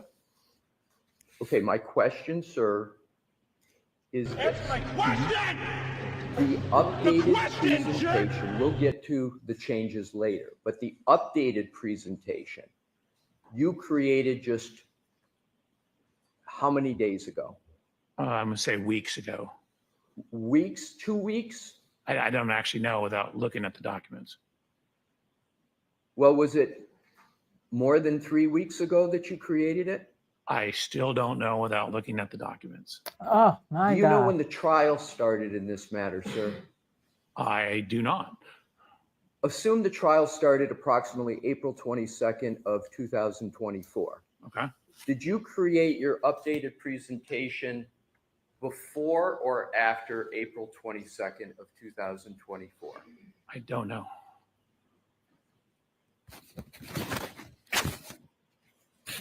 Do you know when? Hold on one second. Dr. Welcher, I'd ask that you not do. Not look at, anything. okay, I was going to try and answer his question. My apologies. I will shut it down. Thank you. You're welcome. We got a little may, Your Honor. takedown by the judge. Judge, don't Welcher. Dr. Welcher, Are you don't able to look. determine when you created the updated presentation? I think so. That's what I was attempting to Your do. Honor, may he do that? Yes, I'm going to see counsel at sidebar while you pull that up, Thank you, Your please. Oh, now I can get to talk. All right. This guy thinks, I know that Stephen Ford, our accident reconstructionist, is friends with him, so he's a nice guy. But you know what? When you go to normally testify, you don't get the kind of cross-examination you are going to get. And trust me, this is just the beginning. Of course you created a hypothesis. Of course you created a charge. You're asked, You need for what's... Mr. Alessi's last question. Oh, hold on. Mr. Alessi, I need you over there. So, Yep. and once you get that answer, I'm going to ask you to shut your computer down, or at least put down the cover. Hey, so the Thank judge you. is All taking right, him so down you can now. answer About, Mr. Alessi's question. Thank you, Your Honor. Could you give me the question again, please? Yes. When did you create the updated presentation that you reviewed in your direct testimony? So that addition I made was taken out. It wasn't in my Yes, direct sir. testimony. If you can just hear my question, it's this. The version of the presentation that you put on the screen, Mhm. when did you create that version? I'm just looking for a date. So to answer your question about the version on the screen, I created that yesterday when the judge asked me to take off some of the headers. So yesterday. Okay, good. Now, the version before that you created yesterday, when did you create that version? The day before. And then the version before that one, when did you create that? I mean, I save it every day. Understood. So every day. So you've changed the presentation every day since when? No, I don't think I've changed the presentation every day. That's my question. My question is, how many Simple times have you question. changed it within the last 2 weeks, your presentation? Let me try and cut to the chase here. Sure. That slide was added on May 13th, and then it was taken out before I presented it here. So it was not in my presentation here. Right. So thank you for that answer. So You're here's welcome. the question. Your first version, as I understand it, of the slide presentation was January 30th, 2025. Is that correct? Correct. When was the next time after January 30th, 2025 that you changed that presentation? May 13th. Assuming the trial started April 22nd of 2025, you changed your PowerPoint presentation during this trial, correct? Correct. And how many times did you change your presentation after April 22nd of 2025? Well, the last time I changed it was like 10 minutes ago. So in response to various discussions, I've been making continuous changes to it. I want to make sure you finish your answer so I didn't No, interrupt you. I'm not sure how much granularity you want to that answer. Great. So you created on January 30th, 2025. You made your, 13th. pardon me? Oh, the original one. Sorry, Yeah. January 30th, modified May 13th. Right. If I could finish my question, and I might be able to shortcut this. Thank you. So you created the original one on January 30th, 2025. You made your first amendment May 13th of 2025. And then before you sat for your testimony, which was yesterday, correct? That was the first time you sat for your testimony. That is correct. I was here yesterday. Days get foggy when we're in a courtroom, but it was yesterday. How many times had you changed your presentation from January 30th, 2025 until when you first walked in the courthouse yesterday? Do you mind if I count? Not at all. So there was the May 13th change. Half of that was in response to objections from the defense. I had to add all the paths to where everything was. Then when I got out here, Mr. Brandon asked me to take out references to evidence about statements that I was not allowed to present. So that would have been within the last 3 days. And then I've modified it a couple times today based on rulings from the judge. Okay, let's break that down. You said half of the changes you made on May 13th related to what? Because I want to know about the other half. Sure, there was two changes. I added the extra path of 138, and then I was told that the defense was having problems with my PowerPoint, so I had to go in and add the paths to every single slide about where the evidence came from, because they were saying I didn't provide everything, and I had provided everything. All right. So That was the second half. got it. I wanna Blame go the to first half, defense. sir. Sure. And I'm going to try to shortcut this. And Please. if I'm not clear, you just let me know. I want to talk about the first half. You called it, I didn't hear it. It was like, did you say path? Path. P-A-T-H? Correct. The path Miss Reed was driving. Right. What you made the change for May 13th, that first half, that wasn't something that was triggered by the defense. That was something irrespective of the defense, correct? It was based upon her statements. Is she part of the defense? All right, so that's what I wanted to get to. You changed the first half based upon statements you allege that Ms. Reed made. Is that correct? Speak up. I changed one slide. There was 130 slides originally. I or can't. Something like that. So half of the changes on that day, which was one slide, I added one line to the bottom of the previous slide. Did you consider that change significant? No, Well, then why did you make it in the middle of trial if it wasn't significant? Why didn't you just leave it off and then discuss it in terms of testimony? so A, it ultimately was left off. B, because it was insignificant and I didn't need to have it. So the way it got presented was exactly the way it was before May 13th. So it But didn't you change. added it But in. it was significant enough for you to make a change to your presentation, correct? So my goal is to be as accurate as possible. So when I saw the path that I gave, the way she could drive, I gave the possible path. That was one of the possible paths that hadn't originally been included. So in striving to be as accurate as possible, including as much information as I could, I wanted to make sure I included that. So you were striving. You made a The determination clip about that disputed you testimony. used to make the change. You say you made the change based upon a clip you observed with regard to Ms. Reed. Is that correct? I believe that, yes, that is correct. Do you know that clip has been in existence for months? I don't believe I got it until April. So a clip that has been, assume the clip's been in existence for months.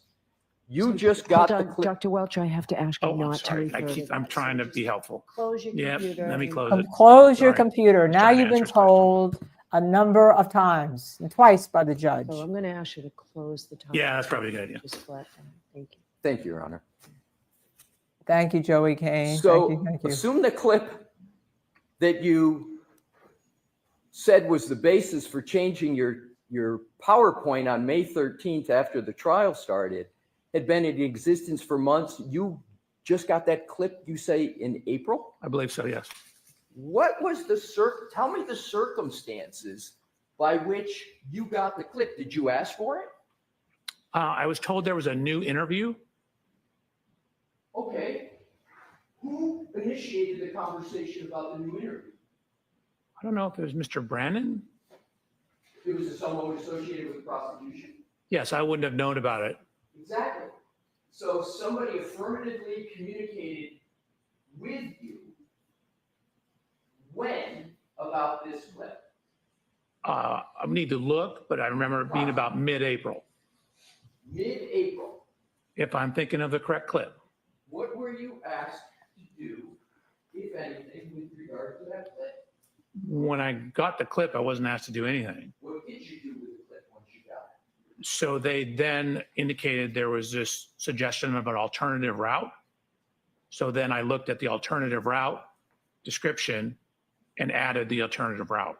So it was suggested to you by the prosecution that you look at the clip and they pointed out that there was an alternative route they wanted you to look at?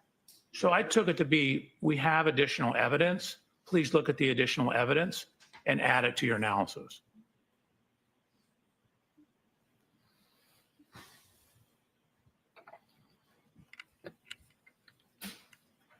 Uh-oh, drinking the water. He's a little thirsty. He's getting hot. Mouth is getting a little dry. On the topic of additional analysis by Aperture, while this trial is going on, are you aware of Mr. Burgess submitting a report dated May 8th of 2025 in this case? Thank you, Yes, I received blessed. that report on May 8th. Right. And so you were aware of the creation of that report on May 8th because you got a copy of it, right? Correct. Were you aware that Mr. Burgess was intending to submit that May 8th report to the Commonwealth? Yes, we had had a discussion before that he had found new information that changed the timing. Oh, he had found new information. What is your basis for saying he found new information as opposed to the information always existed? It's just it was pointed out to him that should be looked at. What's the basis of your understanding that he found new information? Objection to the question. I'm going to allow the question, but you have to ask it differently. I will, Your Honor. Thank you. What is the basis for the statement you made that Mr. Burgess found new information? I guess it was his meeting and our discussions. He indicated that he had found new information. Did you ask him, what do you mean by new? No, I took it at what it said. So do you, as you sit here today, have any basis to say that that information is new as opposed to it's always been in existence? Yes, What is that? what he told me. Oh, so you relied upon the representation of Mr. Burgess. You didn't have any independent document to determine whether in fact it was new. I don't quite frankly care whether it's new or not. I just care what's in the data, whether it's new, old, I don't care. It's not relevant to what I'm doing. I don't say this is new data, this is old data. I just care what the data is. Sir,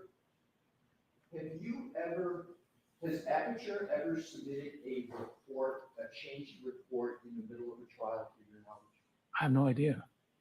Do you know whether Aperture has ever submitted an amended report in the middle of a trial? You said you testified in federal and state courts. Can you recall one instance where Aperture has submitted an amended report in the middle of a trial? So Aperture is like 290 people. I can only speak for myself. I have certainly done amended analysis. Only certain courts and certain legal systems require reports. But for example, rebuttal, analyzing testimony that comes up in court, getting trial transcripts. I very frequently have come up with new analysis during the trial. Sir, my question is, as you sit here now and you state one court case where you or Aperture has submitted an amended report in the middle of a trial? I cannot speak for Aperture. I can only speak for myself. Can you answer, speak for yourself, sir? Can you then for yourself recall any instance where you submitted an amended report in the middle of a trial? Amended reports? No. Amended analysis? Yes. Thank you. Finally.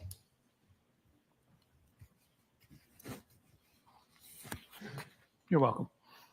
Mr. Alessi, is this a good time for a break or It- 5 more minutes? It's a good time, Your Honor. Okay. All right, folks, why don't we take our morning recess again? Dr. Welcher, Great. Love to use the restroom. All righty. I told you I was going to go behind the Tubi app because I figured, well, I'll listen so you won't all see my face.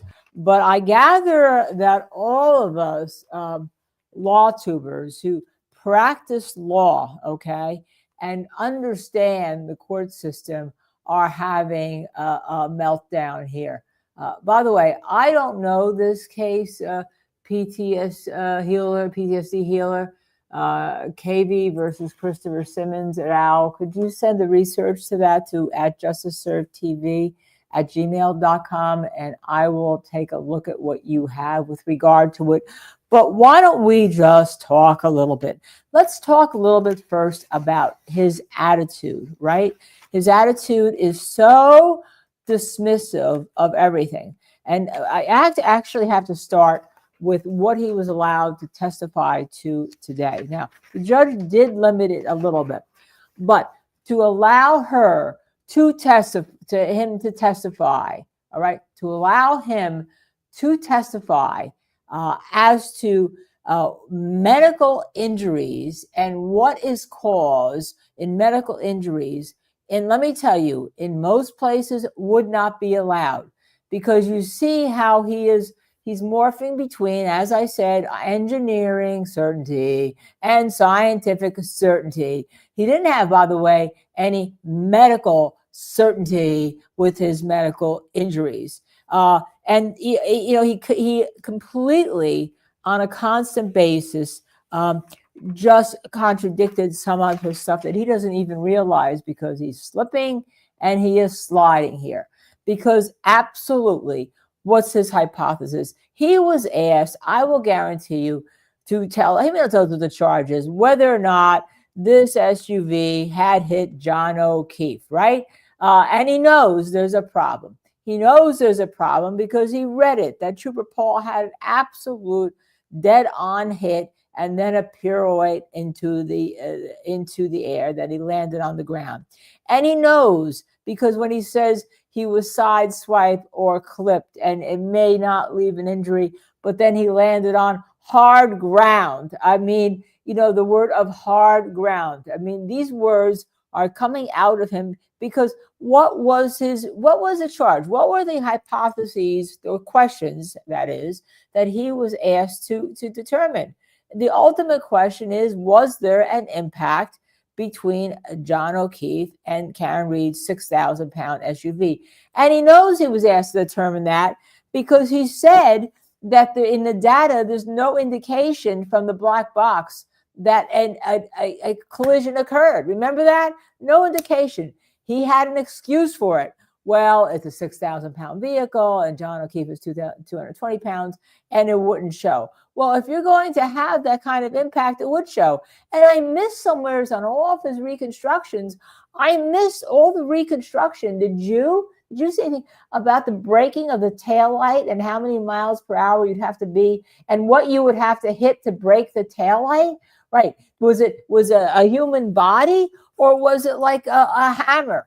If that, even giving him 8 miles an hour, which I don't believe, because I think, remember, he talks about velocity of force. I don't have a hammer here, but if you bang something with a hammer, what's that force? You've seen our own Michael Bryant do it. What's the force when you hit? What's that force? The force, even with my eyeglass case, what is that velocity of that force? Okay, it is simply beyond me. And then he's got this like deer in the headlights, like, oh, I'm just here trying to do my best, okay? And I think that's because you don't necessarily get questioned the way you get questioned in front of a camera in a high-profile case that you normally get questioned.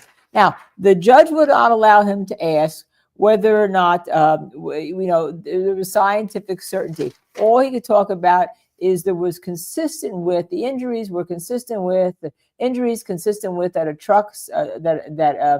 Lexus would have struck something, but he could not testify, according to the judge, that there was a collision by the Lexus with John O'Keefe. Well, you all know that's what his ultimate charge was supposed to be, to ask. And that's why you had all that Blue Man group. And that's why you remember their initial report was changed. Why don't we go back, and we haven't gotten there yet, is that their initial report, because the initial aperture report said that Karen Reed struck John O'Keefe with her SUV sometime between 12/31/38 and 12/31/43. And then on April 28th, when Ian Whiffen testified for the Commonwealth, he stated during his testimony that John O'Keefe's phone data shows that from 12/36/56 to 12/32/16, he was interacting with his phone, looking at messages, reading messages, and then hit the side button, which shows a volitional act, right? So there was a problem. That was a kaboom in the Commonwealth's case, because John O'Keefe was alive after Aperture's testimony, after Aperture's original report said that, and we've heard this before, that Karen Reed supposedly hit him. That's a problem, that he was alive after supposedly this impact occurred, that sideswiped him and put him on hard ground. So the Commonwealth then had a problem. In comes Mr. Wizard. I'm going to save the day, and that's Shannon with an N, Burgess. Shannon with an N, Burgess, who has a few issues with his CV. Shannon with an N, Burgess, who had a few issues with his methodology. Shannon with an N, Burgess, who apparently is decided to be wrapped around and coddled and protected by Aperture here, looking, in my opinion, pretty bad, okay? They then use that and they change, and this is where you get the change of reports, right? Really is where this starts, to say that the impact occurred afterwards, okay? Because John O'Keefe could have been alive after the impact. And by the way, that's why the brain surgeon, Dr. Wolf, said you could have a movement, but it would be non-volitional movement, not that you're looking at your messages and scrolling through your messages after you are, if you have a skull fracture, okay?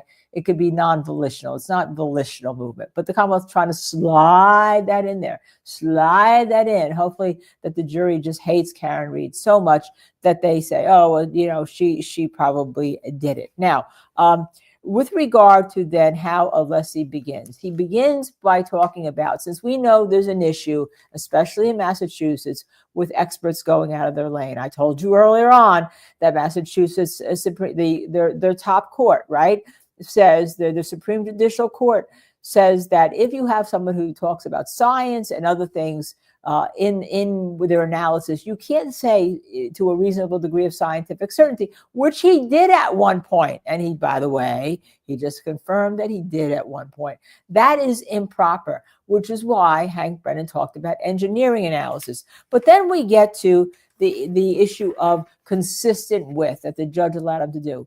There is no scientific analysis with the methodology that allows you to find consistent with as a scientific conclusion. You can say that may be a hypothesis consistent with your hypothesis, but it could be consistent with a lot of things. If I look out and I see this day out here, well, this day could be consistent with there's no animal activity out there because I'm in the country, or consistent with there is animal activity out there. My lipstick could be consistent with I have one color of lipstick on, or did I mix two colors of lipstick on? This jacket could be consistent with being both called pink and being called heather, right? Consistent with means nothing scientifically. It means absolutely nothing on a scientific analysis. You don't hear the DNA people have to have all sorts of matches, right? They have to have all sorts of data and statistics to compare the DNA against, to say that they can say that it's more likely than not, based on a numeric number that could be great. The least number we heard here is 1 in 2,000. But you assign an analysis to the possibility, okay? You don't just say consistent with it. That is, somebody said it's a joke. Yeah, it's a joke. If you're trying to pass consistent with, if you're trying to pass it with science, which is what he's trying to like slide it in. Now, I didn't see anything with regard to that taillight braking by on the Blue Man group. When you go up to that taillight, and if that taillight was going 8 miles an hour, you notice that they didn't have any crash dummies. Now, what he says was, we don't have them because crash dummies don't act like human people, because human people will jump out of the way. Precisely, sir. Okay.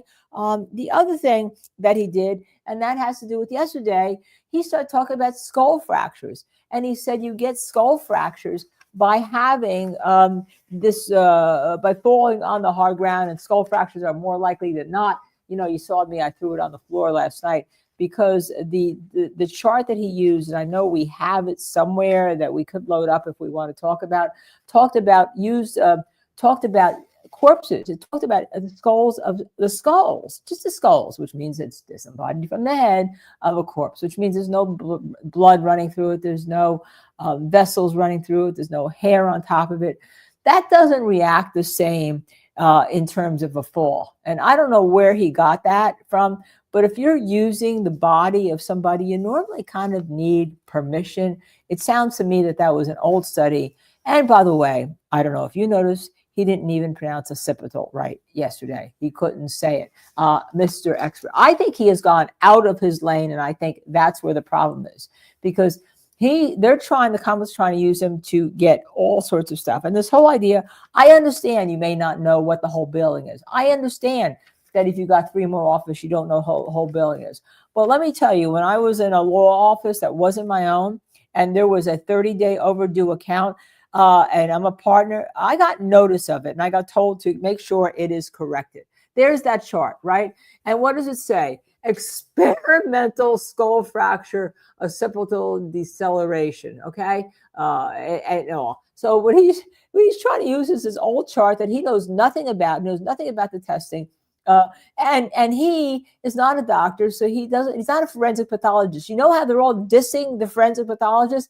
He knows more about what happens to a body in a car impact than the forensic pathologist, who sees people who die from that, okay? Who sees people who die from that.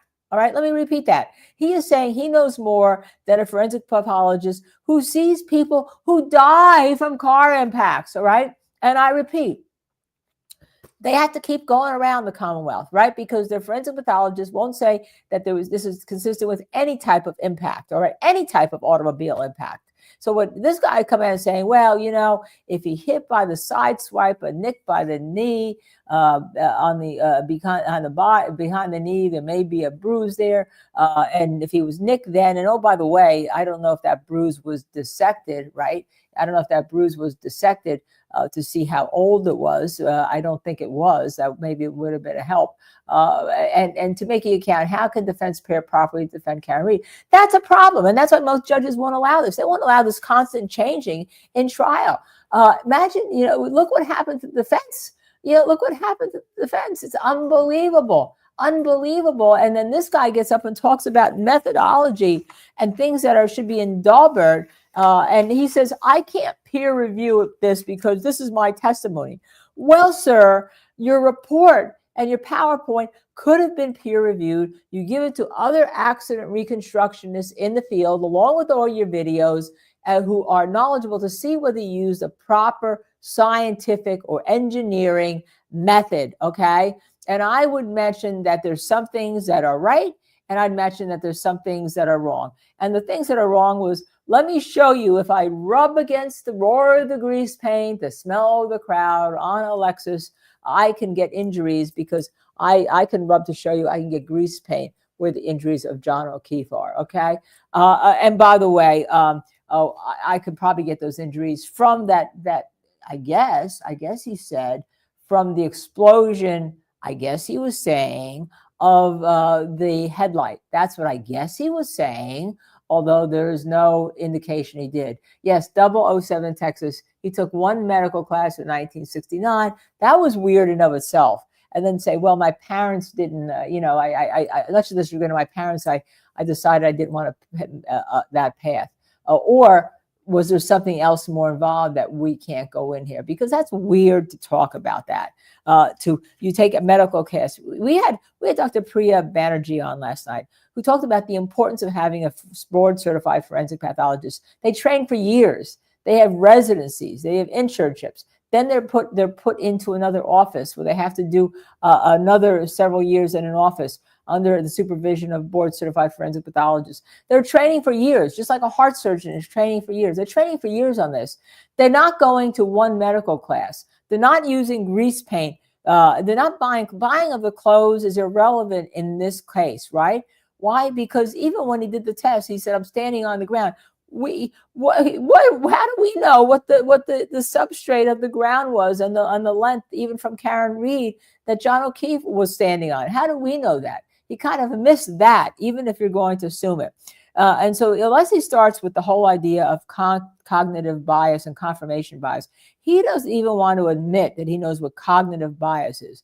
Now, anybody who's been trained, who does this field right now, knows about confirmation bias and cognitive bias.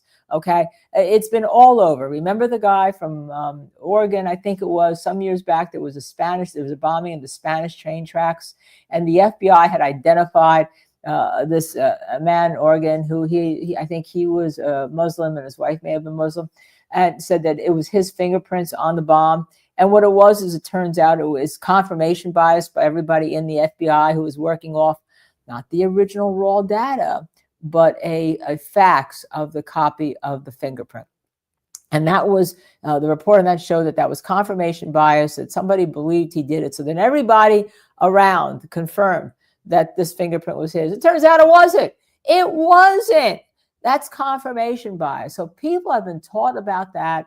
And if I were going to a regular lab that had the documents you have to be accredited by, on a regular government lab, I would find out that they have to take courses, and some of the courses they have to take to fulfill their certifications that they need to give to the certifying body. Usually there's one on cognitive bias. And if you want to go to the internet, as a matter of fact, when I did Hernandez, I crossed Sergeant Tyrone Camper, who was the tool mark examiner, firearms examiner in that case, on the whole issue of cognitive bias, because he had taken a course from Dr. Dror, who's Israeli, who's actually one of the leading people in the field of confirmation and cognitive bias that you can take. And so they all take it. They're all aware of it, okay, that they should have protocols that don't try to confirm what they already think, which is what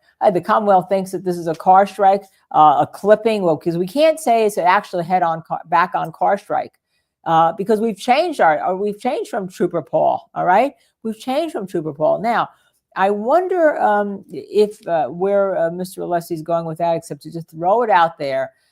That's so the jury thinks that there was a Trooper Paul who investigated this accident, and therefore he didn't give the Commonwealth the opinion that they liked, so they went out and hired this guy, okay?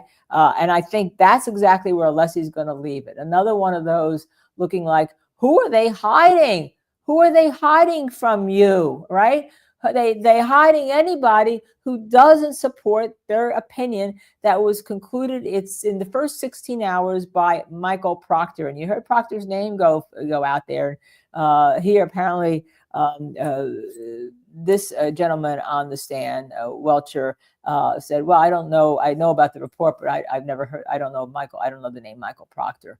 But to remember, so they're trying to get Michael Proctor's name out there, obviously, but actually trying to indicate to the jury that there's more going on here. that why would you go out and hire these people for $400,000, and there may be more, right? Excuse me with that. I put the legal pad in front of my face there.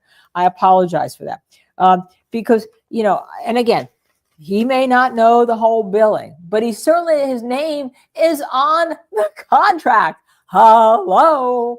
And then he says, well, we paid all this money for the SUV, but we're going to sell it at the end. Okay, it's going to probably be for reduced value. He says he can get more in California. I doubt it. All right, we're going to sell it at the end, and then the Commonwealth will only owe us what we don't get back. Yeah, that came probably out of the billing that they've already paid for, because you know that Aperture is not going to just advance the cost of that SUV, at least in my opinion, without having some method to get it back. All right. So yes, of course, that is taxpayer. This is all taxpayers' money, simply all taxpayers' money. And it's unbelievable. And then, of course, Alessi goes to, he wants to talk about the issue of, I have no dog, Alessi said, in the hunt. And oh, Welcher knew this. Well, I didn't say that. I said, I have no dog in the fight. Okay. No dog in the hunt. You have no dog in the fight. But it was to indicate that you don't have a side you're for. Now, this is really going to set up a heads up on ARCA, right?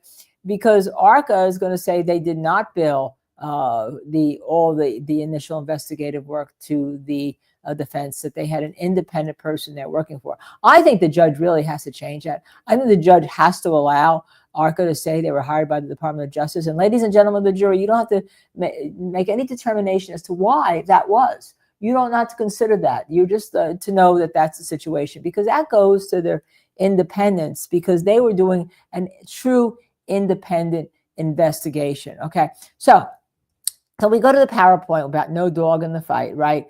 And see, they have slides. They completed this PowerPoint on the first version. It's very easy to see the versions. But if you get the metadata, January 30, 2025. And then the next version he tries to say was because the defense wanted changes and he had to make changes. But he made changes, and then it turns out he made a change or two. He testified, I thought he testified yesterday, at the request of Hank Brennan on certain slides. And we haven't gotten to the actual specific slides yet. And he says, well, then the judge made me take out some headers. Yeah, I bet you the judge didn't make you take out some headers, because even Judge Beverly Cannoni would know if there was an objection by the prosecution, you're not supposed to have the headers, which could be indicative of your testimony. And he did get smacked down by the judge here in front of the jury, okay? Because one of you had asked earlier, right, specifically, one of you asked earlier, let me see if I can find it, Louise P. had asked, why is he looking at his notes? And okay, she's letting him look at his notes. But then apparently it became excessive. Not only was he looking at notes, but he was looking at stuff on the computer and all. And she said, put the computer top down. And he said, yes, Your Honor, yes, Judge. And then he didn't. And then she had to tell him again, put the computer top down. Okay. Yes, Judge. Okay. Then he finally did. So he was once told not to look at the stuff that was on the desk, because he was looking at it like I'm looking at this legal pad where I'm keeping my notes. But I'm not testifying to put somebody away in murder. I'm trying to go through his testimony to talk to you. And let me tell you, keeping a straight face, as you know, I was trying not to go over Alessi's questions, okay? And for the most part, I don't think I did. But this attitude on the stand is terrible. And if I were his friend, anybody, I would tell him, you have to change that attitude on the stand. As an expert, you want the jury to like you. You want them to indicate that, that what you're saying, that they trust it.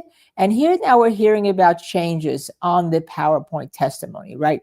And we know why some of the changes are. But one of the changes he made May 13th, I guess it was to put Karen, and I'm not sure, because he kind of smushed that around. It was the defense's, it wasn't defense. But one of the changes he made, I think it was April 22nd, actually, after this trial started, before the May 13th, because he was trying to avoid the versions, was to put in a statement by Karen Reed from one of the clips which he then uses scientifically to say, oh, well, that goes to show you this supports my analysis. That's what he's doing. Unless he is setting him up for all of the other stuff that does not support his consistent width, okay? It does not support his consistent width. And he's going to set up just the same way. How many autopsies have you done, sir? Did you talk to the medical examiner here? Have you been to any National Association of Medical Examiners meetings? Did you consult with an independent forensic pathologist? Now, I believe, I could be wrong, but I believe that if this Commonwealth could have gotten an independent, high-powered forensic pathologist, someone of the ilk of my husband's credentialing, okay, that they would have, right? Because that would have helped their case. They did not. And they cannot now go out and hire one and try to bring somebody in rebuttal. The judge, I will tell you right now, Judge Kenney would not allow that to happen. Yes, could these be discovery violations? Well, the Commonwealth will say, as Judge Kenney did, this is all new information that we got from Shannon Burgess, and I'm giving you. Remember, she said to Alessi, when regard to Burgess, she ruled that he could testify, despite the fact that this was new information. Okay, right? Despite the fact that this is new information, so you could testify. Remember that whole analysis. Then Burgess got on the stand, and in my view, that was a terrible day for the Commonwealth. Now, if you are just you're going to convict Karen Reed, you don't recognize that, right? We try to tell you on the show that when things are good for Karen Reed, when things are bad for Karen Reed.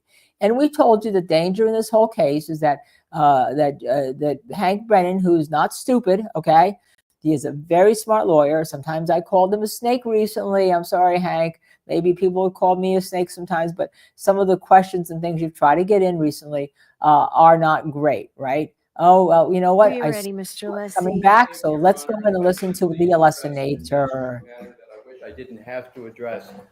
Dr. Welcher was just using, at least my observation, his computer. He still has monitors on his desk. Could we have all that removed, Your Honor? It was Closed, yes. Would he open? So did you just turn it off? No, but I will. I closed it. You want the computer all the way off or just everything? Is he going to need to turn his computer back on? I do not see a need for the computer to be turned on. Do we have the ability to put the presentation and documents from our So I'm going to see counsel at sidebar, Sure. please. Okay, so we begin with a sidebar. All right, so as Alessi's saying, they had the ability to put the PowerPoint on. He wants to ask this doctor these questions, some questions, without him constantly looking back at his stuff, with monitors and all sorts of stuff to try to see how he can, get around. All right.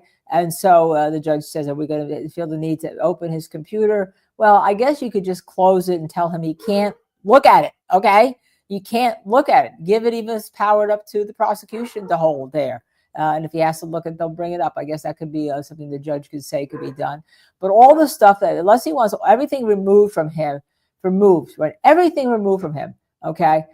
Because I think we're going to find he really doesn't know this data the way he says he knows this data.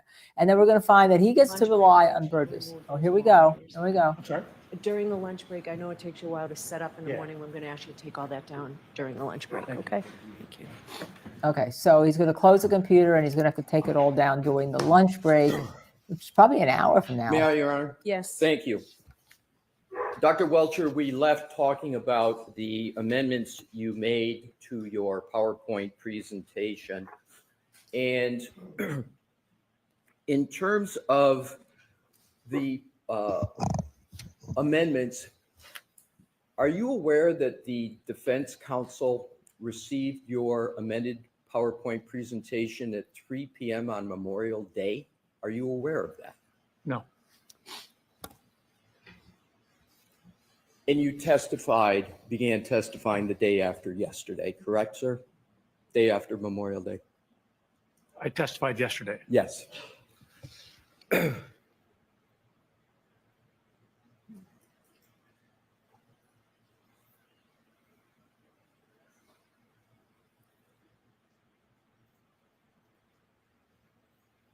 I just have my Are mute on you because Tubi's aware barking. of any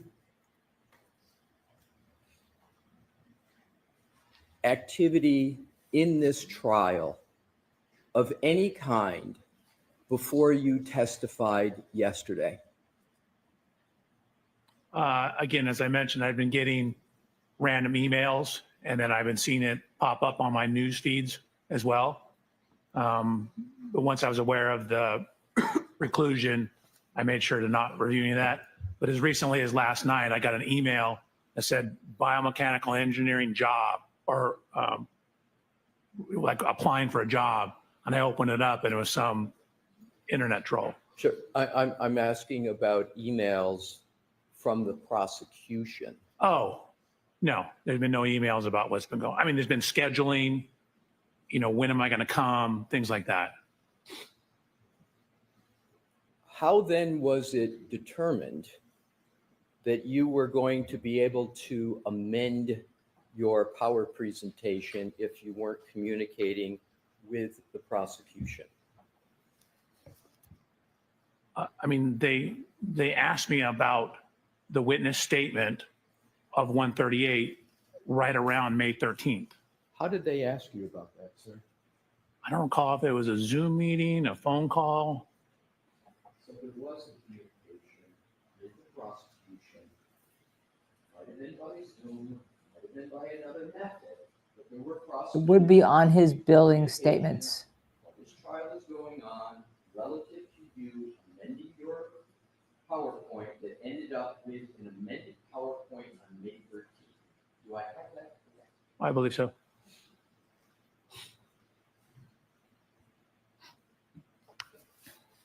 I'm going to switch topics. Okay.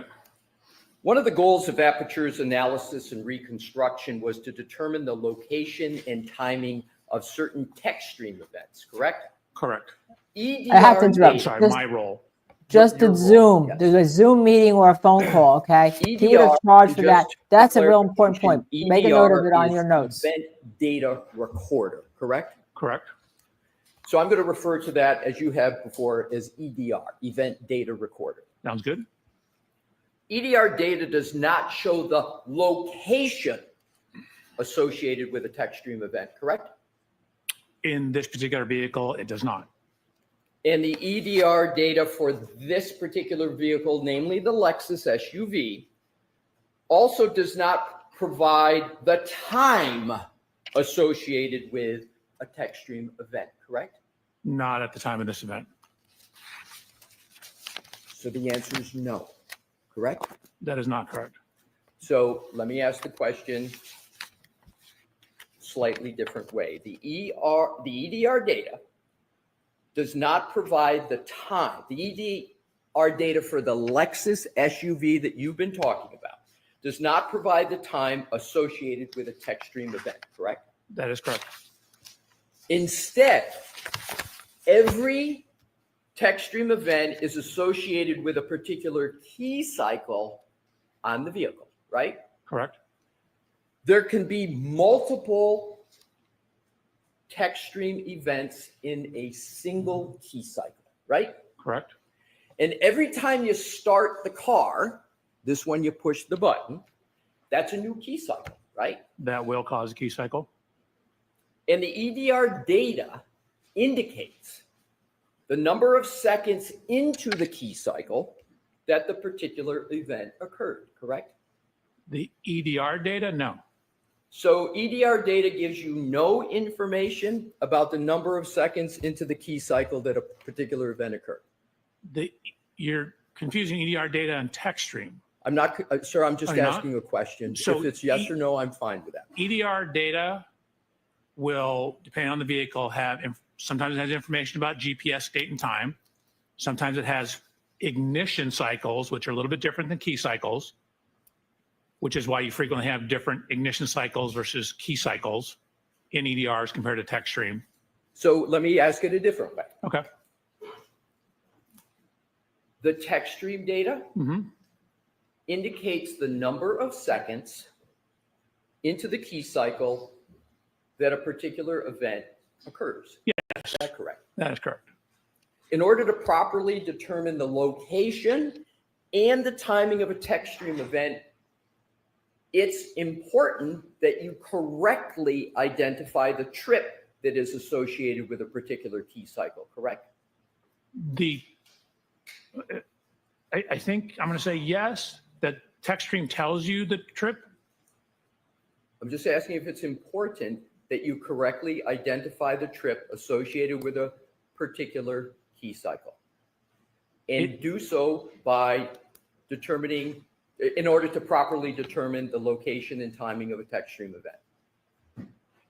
So the tech stream tells you the trigger event and it tells you the key cycle. So I'm not determining that, I'm reading that from the tech stream data.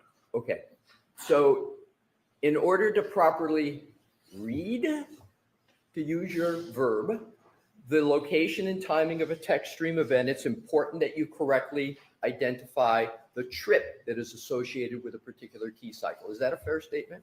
I think that's a fair statement. If you associate the wrong trip That's what he asked 5 minutes with ago. the wrong key cycle, then your estimate of when the tech stream event occurred will be wrong, correct? It can. I mean, you need to take the totality of the evidence in the tech stream with the mileage, the overall timing into account. So are you saying, sir, that if you have the wrong trip with the wrong key cycle, you can get the correct tech stream event? No, not necessarily. Again, you have to take the totality of the data.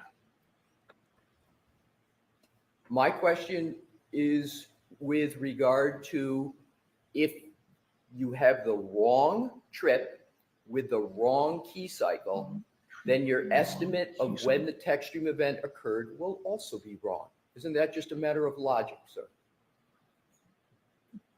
So again, the tech stream event tells you the trip and it tells you the time. If you're saying I'm, say, associating that with the wrong infotainment information or vice versa, then that would be wrong. But the tech stream data tells you how much time is associated with each trip. There's no difference there. If you associate the wrong trip with the wrong key cycle, You won't answer this then question. your estimate of where the tech stream event occurred will be wrong. Is that correct? You can't associate the wrong event with the wrong key cycle because it keys in the key cycle with the event.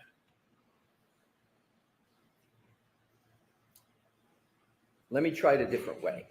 Yeah, because you don't want to answer the question the right way. Your analysis or anyone's analysis in conclusions regarding the timing and the location of the tech stream data are only as good as your ability to correctly associate a key cycle with a particular event. Is that an accurate statement? No. Again, you need to take the totality of the data. So that is one element. You need to look, for example, at the mileage. You need to look at the timing of the events. So this is considered a tool in the analysis process. You need to look at the totality of data to see how it matches up with the physical evidence. So are you saying that you can have an incorrect key cycle with a particular trip, but you can still get accurate timing and location of tech stream data? So again, you don't get incorrect key cycle with the trip. The trip and the key cycle are coded in by the tech stream. If you are attributing an event to the wrong trip, which has a fixed key cycle, that could be a problem. Exactly. So if we could go, if Your Honor, if we could publish a slide, please. Yes, that we is got in something from evidence. him. Thank you. What are we looking at? Pardon me? What slide number? I've got slide 9. Mr. Wolk, yes, I've got the correct one. Thank you, Your Honor. So I'm going to use the acronym VCH that you've used on your, do you recall using the acronym VCH on your direct testimony? Yes, sir. And VCH stands for Vehicle Control History, correct? Correct. You viewed the vehicle control history on September 23rd of 2024, correct? In addition to the PCS data. You viewed the vehicle control history on September 23rd, 2024? Yes? That is yes. You took photographs of the vehicle control history, including key cycle 1167? Correct. And in this screenshot, we can see 4 text stream events that Actually, are, can you zoom in on the key cycle? oh, sure. 'Cause I Oh, think you when I realize got that- to- No, scroll. You realize that So when I Leslie has got been to it, you schooled can by see it was his at key experts cycle on this, 1264. okay? The blue highlight was the last file that was written on key cycle 1167. Right. So But- to answer your question, I got it at 1264. So we can go back so we can see the 4 text stream events. I just want to reestablish the foundation here. In this screenshot, we can see 4 text stream events that are associated with key cycle 1167, correct? Correct. But isn't it true, Dr. Welcher, that there were actually 10 text stream events associated with just that one key cycle 1167? Correct. I gave you the original files. Right. So you are aware that the Commonwealth had maintained up into your firm's engagement that Are you saying there's no basis for the question? Yes, eh? All right, I'm going to allow the question and I'll hear it.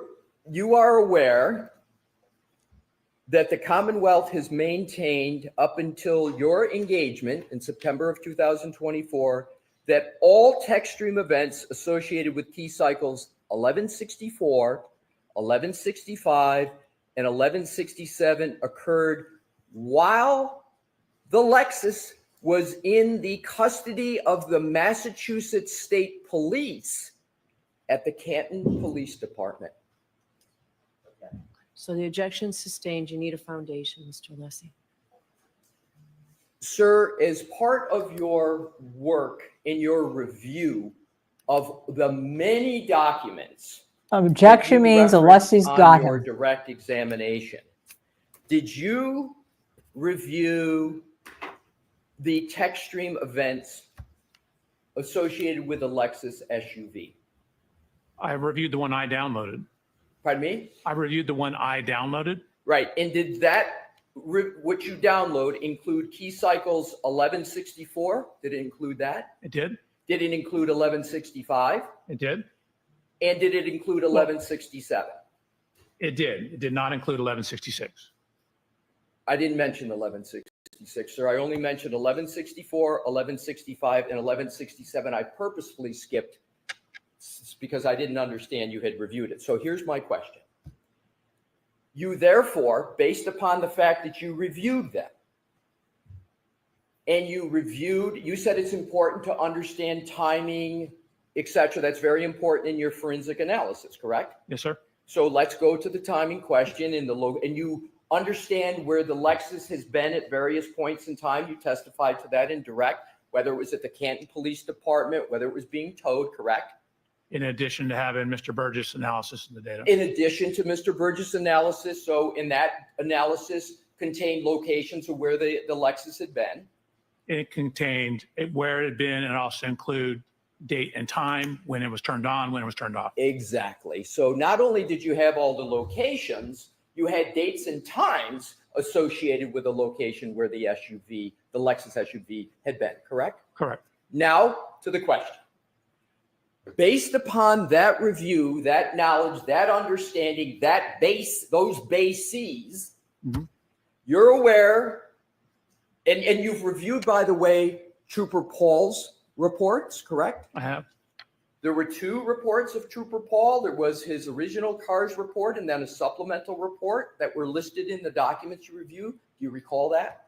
I don't recall that, but I'll take your word for it. I don't want you to have to take my word. Do you recall, sir, No, I that there don't. were do you recall that there was a report of Trooper Paul? Yes, Okay. And you read that report, I assume, sir. I did. And it would be important for you to read that report and read it carefully because it addressed the subject matter that you were addressing, correct? No, I did my own independent analysis. As a matter of fact, it'd probably be more important that I don't do that to avoid confirmational bias. But you did read Trooper Paul's report. Of correct? course. So you therefore are aware that the Commonwealth has maintained up into your engagement. I'm going to see you sidebar on this. All right, now this is important, okay? Because Alessi has him by the sneakers here on a very simple issue. He is reading all the key cycles and the text stream data and saying it's important. He knows where the car is. And he all of a sudden, he's an expert in confirmational bias, right? He said, well, it'd be important for me maybe not to read Trooper Paul's report for confirmational bias, but he did read it, okay? So he has to know that until his engagement, that the key cycles of 1164, 1165, and 1167, and he wants to tell us that he didn't look at 1166, okay, that the Commonwealth had said that was, those cycles were when the car, the Lexus, was in the custody control of the Massachusetts State Police. Now, why is Hank Brennan objecting? Because he doesn't want that out, all right? Because that's a change of the theory of the Commonwealth that is going on here, okay? It's a change of the theory that the Commonwealth is going on here. So that's what's going on. So now I guarantee you, I'm a little concerned with Judge Kenney because she says you have to ask more. She may have him, may allow Alessi to ask, is it true that from what you read, the Commonwealth maintained until your testimony that the Lexus during those key cycles was in the control of the Massachusetts State Police? Not sure. She may allow some version of that question because she wants to see him at sidebar because Hank Brennan's objecting. Because his view is, well, it doesn't matter what we maintained before. It only matters now. It only matters now, okay? What we're saying now, because this is our new theory based on all this new information. But it's important that there's been a change of theories. Okay, it's very, very important here. And the defense is walking a little bit of a tightrope because they don't really want to call Trooper Paul, right? Because they don't want to, they don't really want to have Trooper Paul and then Hank Brennan can cross-examine him and say, well, now I would agree with somebody else. So they have to show, and I think the jury is getting the idea that there's, even with the questioning, that there's been some change in what the Commonwealth is saying, but they need to hear it. They need to hear it. Now, if this were a civil case, let me tell you, this would be allowed in on change of a theory that you would have. It would be allowed in. And at some point, even on many criminal cases, there are courts that won't allow the prosecution to change a theory without it being told that they're stopped. It's called estoppel by prior testimony. All right. That's not the case here. But this is really, really an important point. Now, whether Alessi gets to actually make it here or not through the questioning, you know that what's good about this, and Leslie's only at the beginning of his questioning, really, he's only at the beginning. You know what's good about this is that it is putting Welcher on his heels. First, all his stuff has to be taken away. Actually, he can't look at it now, and then at lunch, it's going, bye-bye, see you later, okay? Bye-bye, see you later, all the stuff that you rely on, just like I would rely on my notes, right? Okay, to look at. But here, I just love the fact, I can't with this. I can't with him, okay? I really can't with him. And he may be a very good accident reconstructionist if he would stay in his lane, but he didn't here. We all see that, okay? And here's the confirmational bias because you're going towards a different, you're going away. You're what Hank Brennan wants, what the Commonwealth wants now, because they didn't get a conviction, is for you to come in, sir, with your Shannon with one N, Burgess, who you're adopting all of his, and we haven't even gotten there, you're adopting all of his review and his data, even though it's not based on the raw data from the car, right? And even though you don't know a bit from a byte, a gigabit from a gigabyte, okay? You probably don't know what a megabyte is either, right?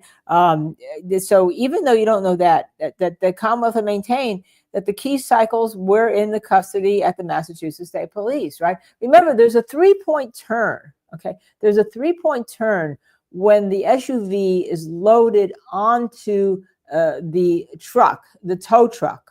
Remind you that that's a 3-point turn. At that point, the SUV is loaded onto the tow truck. Okay, so obviously, at some point, maybe this is going to come out. Except that Aperture ARCA did not change the reports, from what I'm understanding, to respond to here because the defense didn't want to have objections. But what you are seeing here is, in my opinion, you're seeing that the ARCA guys, ARCA didn't change the reports. I'm sorry.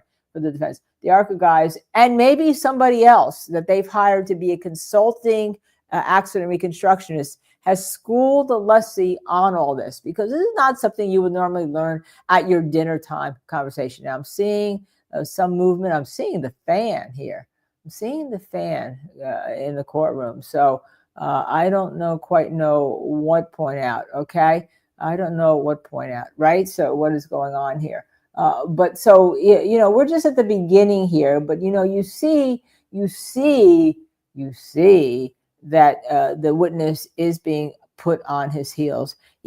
Juries are smart, all right, in the sense of, look, all you have as an attorney in that courtroom, and I've said this to you before, is your credibility that you're bringing good evidence before that jury. If a jury thinks you are trying to withhold, hide, conceal, change, cover up, or in any way not give them the truthful evidence, good, bad, or indifferent, all right, they will take it against you. The Commonwealth, in my opinion, would be better off trying this case almost the way they tried it at the beginning.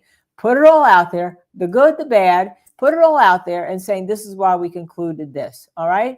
But now you're looking like you're bringing in, again, just like you had to bring in Dr. Wolf, the brain surgeon who's never seen a dead body, never done an autopsy. And then some people, and I was on a show last week, that they liked him. Oh, they thought that was fine.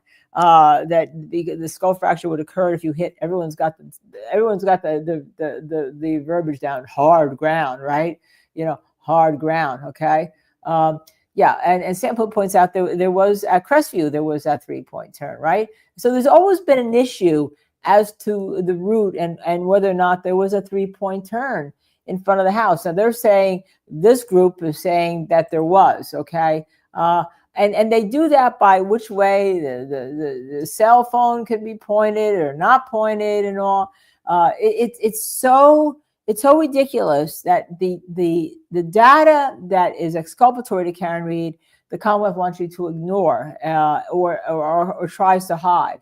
And then they come out with everybody, I think, that tries to go around their experts. So they're trying to go around Trooper Paul. Who would have believed that Trooper Paul with his 3-point pirouette would now be considered somebody, at least that he felt honest in the way he was doing his reconstruction, that he wasn't making it up in any way. He may have not been what we believe was competent in terms of the reconstruction, but at least you didn't say, hey, your motive was to get $500,000. I mean, I can't believe he just said, I don't know, before that, he didn't know, what the billing arrangement is with the Massachusetts State Police. I can't believe he said that.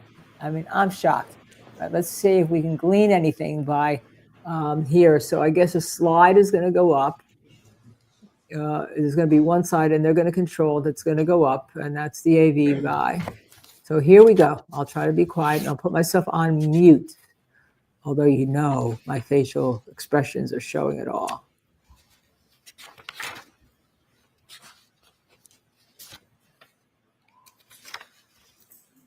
I think we need blood pressure pills in that courtroom, by the way.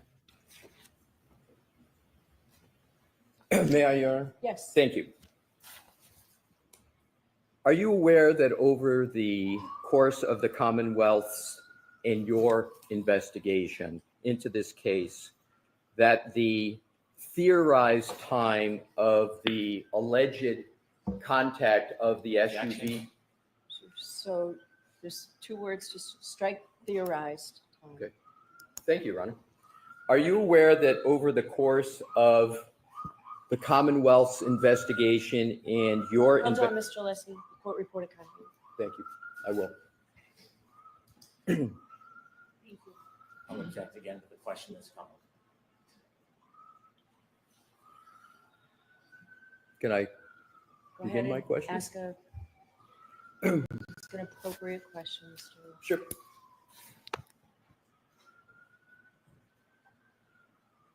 Do you have knowledge whether there is one time or more than one time for the Commonwealth's position, as you know it from reading documents that you said you've reviewed, that there are different times alleged for the incident to have occurred at 34 Fairview? Objection. Sustained. You can ask the question, remove part of it. I'm sorry, Your Honor. You have to remove part of that. Okay, understood, Your Honor.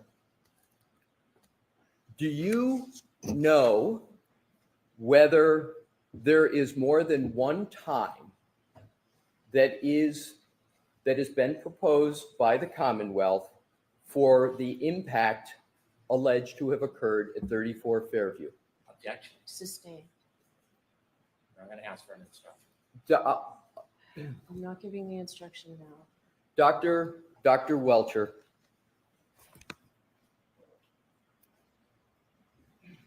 in terms of the analyses that you have reviewed in this case, is there one time that you understand there to be for a hypothesis for the time of the impact at 34 Fairview? Objection. I'm going to see you again, folks. I'm sorry about this.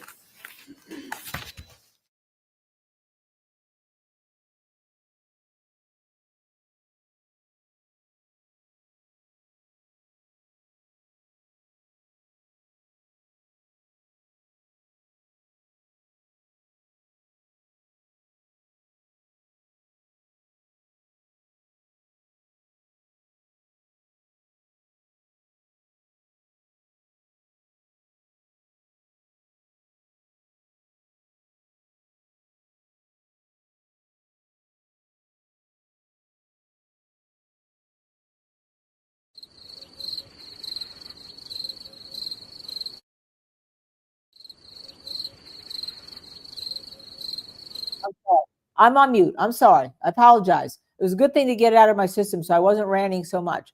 What he's trying to get to is the fact that Commonwealth is changing their theories. The judge wouldn't let him get it to on the key cycle that was in the Massachusetts State Police. Wouldn't let him go there. Okay, now Hank and Brennan's objecting to the fact that the Commonwealth had maintained that the hit was always at 12:31:38 to 12:31:43, and it's now being changed. It's ridiculous. SkyStar's page notes that objection, Your Honor, on grounds they are trying to make us tell the truth. Yeah, that's exactly what's happening here, okay? And if you want to conceal that, the judge knows that this all happened. She was in the first trial. It's terrible. It's outrageous. It makes the American legal system look terrible. So what does he got to do? He's got to say, I want you to assume that the Commonwealth had a theory at one point that the accident occurred at 12:30. I want you to assume. I mean, this is ridiculous, okay?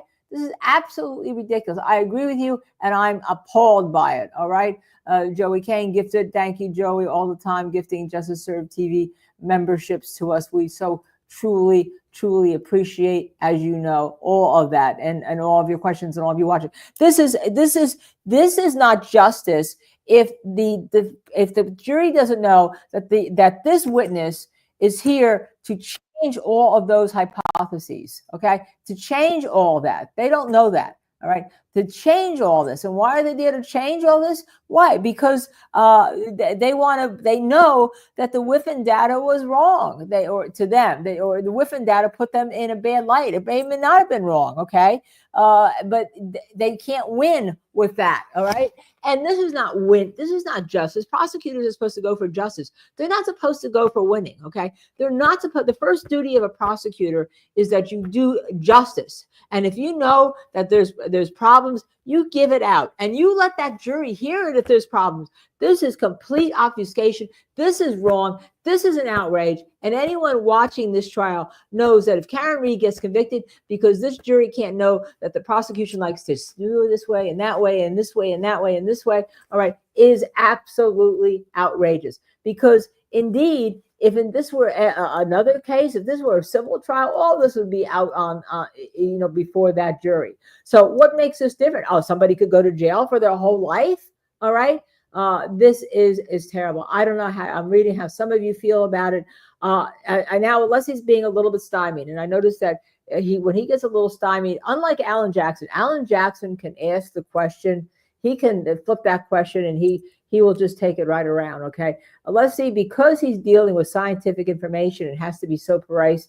He gets a little bit stymied with regard to this. And yes, to making it count, Welcher opened the door. I think he absolutely did open the door. When he says he reviews all these reports, okay, and then he said, but I shouldn't have for confirmation bias.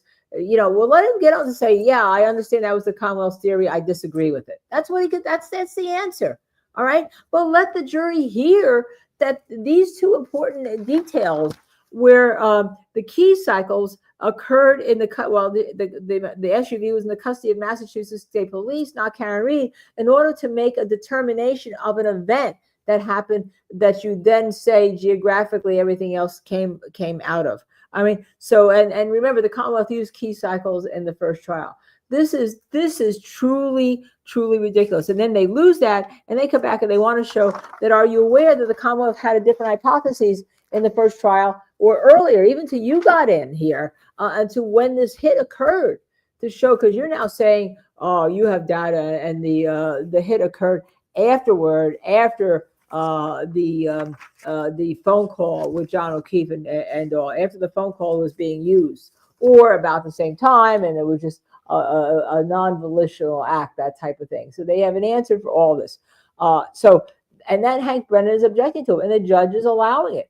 I mean, judge, if you don't like the question, give Leslie the question you will allow her to answer, which I've seen judges do. Okay, I've seen judges do that because they don't want to be involved in making sure that things are confused, not telling the truth, obfuscated, whatever, before the jury. So I've seen judges say, you can ask this question. So, I mean, unless he's trying to comply with her and then maybe get around it as Welcher opens the door. But what you've now given to is you've given Welcher time, when instead of he's on the rope-a-dope, right? Instead of he's on the rope-a-dope as a boxer, he's now got the time. He can breathe, he can relax, his blood pressure can come down, and he can think, oh, I'm okay here because I am being protected. He knows the answer to these questions. Okay. If he didn't know the answer to these questions, he wouldn't be an expert. Okay. If he didn't know the answer to these questions, he wouldn't be an expert. So you've given him time now to relax there as the judge sees everybody at sidebar with regard to this. I'm sure there's going to be a lot of heyday. Now, if I'm a lessee, if I have to get off this and go to my next area and get him back on the ropes, let him do it, because I think that at some point this is going to be in court. All right. So all of a sudden, and he wants him to know that you have a trooper, and that the reason why you had a trooper whose opinion obviously was discounted, but had a full-on impact, right? Previously, which couldn't have happened. And then along come you along with Mr. Wizard, and that's what he likes to be. Everyone likes to be a wizard. That was what Shannon and Burgess says on his Burgers and Bites ex-Twitter account. Who doesn't like to be a wizard, right? Is all. So I think, we saw Judge Kenney giving the defense a little bit earlier because she had to under the case law. But here, this is, in my opinion, wrong. And it's wrong because why? She sees that Welcher doesn't want to answer questions. He's been in his courtroom under cross-examination now for at least maybe an hour, because you have to take the sidebars out of it. All right. And that he is being recalcitrant. She knows that all of his stuff has to be taken away, that he was looking at it. All right. So it's beyond me. I have actually no words for what is going on in the courtroom. As I said, we'll talk to Stephen Plord tomorrow night about this. And tonight we're going to talk to Aidan Carney about this. But this is wrong. This is absolutely wrong. Okay. This is simply absolutely wrong. All right. And I'm going to say it again. This is wrong. This is simply absolutely wrong. It is wrong for this jury not to know that the Commonwealth is trying to go around all of their experts and changing theories in the middle of swimming across a stream, taking away life preservers. All right. So Alessi has been handed a book. Oh, and he's going to keep going at it. You know that. He may start something. Sometimes he starts something else and the door gets open. So let's see where he starts now. I think he may have lost the objection because he's going to a different page. Yeah, Your Honor? Yes. Thank you. I'm going to move to, for the moment, we'll come back to the other topic a little bit later. As we discussed earlier, you've got on various documents, you're a biomechanical engineer, but I've also heard you make reference to biomedical. Can you just tell me what you consider yourself, sir? Is it is biomechanical engineer something you consider yourself to be? Sure. My degrees are in biomedical engineering. The discipline within biomedical engineering that I practice is biomechanics. Right. And so is it accurate to say that you are a biomechanical engineer? Yes. And you say that much in your report, correct? And the CV and resume I gave you. Right. Now, in your report, and Your Honor, I have no issue if he refers to the Thank page of his report. Do you have a paper copy or do you need your? I do. If you, sir, could turn to page 9 of your report. Okay. And on page 9, you state, as a biomechanical engineer, I have no opinion on any aspect of, and I think you're referring to Mr. O'Keefe's, medical treatment or medical diagnoses. I have conducted an accident reconstruction and biomechanical engineering analysis of this matter. Did I read that correctly? Did? In that statement, I assume, given you wrote it, is a fair representation of your professional role in this case? Yes. And you go on to add on page 9, my biomechanical engineering analysis is determining the effects of physical forces on the human anatomy. Did I read that correct? You did? And on your direct examination, is it correct that you stated as a civil engineer, you made an analogy, you assessed the cables and beams of a bridge as you would assess the cables and beams of a bridge, you assess the human anatomy. You made that analogy, correct? The analogy that bones are my bridge elements, cables are muscles and ligaments. Right. And you stated that it's the job of a biomechanical engineer to quantify the force acting upon a person to determine the cause of their injuries, correct? That is part of what we do. It's part of, but it is therefore something that a biomechanical engineer does, right? Given sufficient data, yes. So you know how to, do you know what a force calculation is, sir, when I refer to that term? I believe so. What do you believe it to be? Well, force is usually a physical measurement, but you can also use Newton's second law, which is force equals mass times acceleration. That's exactly what I wanted to get to. Newton's second law is, and sometimes referred to as the second law of motion. And in the second law is force equals mass times acceleration, correct? Correct. And just sort of like simple algebra, sometimes you have one or more of those, but I'm focusing on when you're trying to determine, sir, you're pulling something out. Calculator. I thought you were going to ask me numbers, do calculations. All right. We need to do, if we're going to do that, we need to do it with the court's permission. So Sorry. if you feel you need to do that, just let me You know. can just leave it right All here. right. So I just want to get the principles down first. So Newton's second law, force equals mass times acceleration, and force is oftentimes what you're trying to calculate in a force calculation, correct? Calculate or measure, yes. Yeah. And Newton's first law is the law of generally inertia, an object at rest tends to stay at rest, object in motion tends to stay in motion. We're not talking about that in force. We're talking about Newton's just second law, correct? You asked me two questions. Newton's first law is generally, as you said, it could be at rest or at constant velocity, but yes. Okay.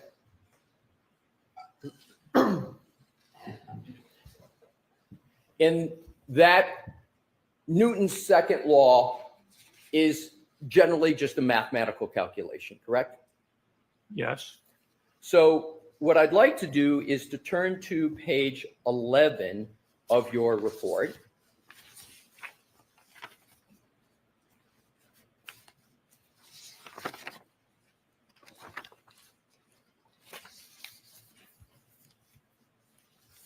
And on page 11, you discuss the force calculation in conjunction with the part of your report where you discuss your experiment where you dropped a test dummy backwards, correct? Correct.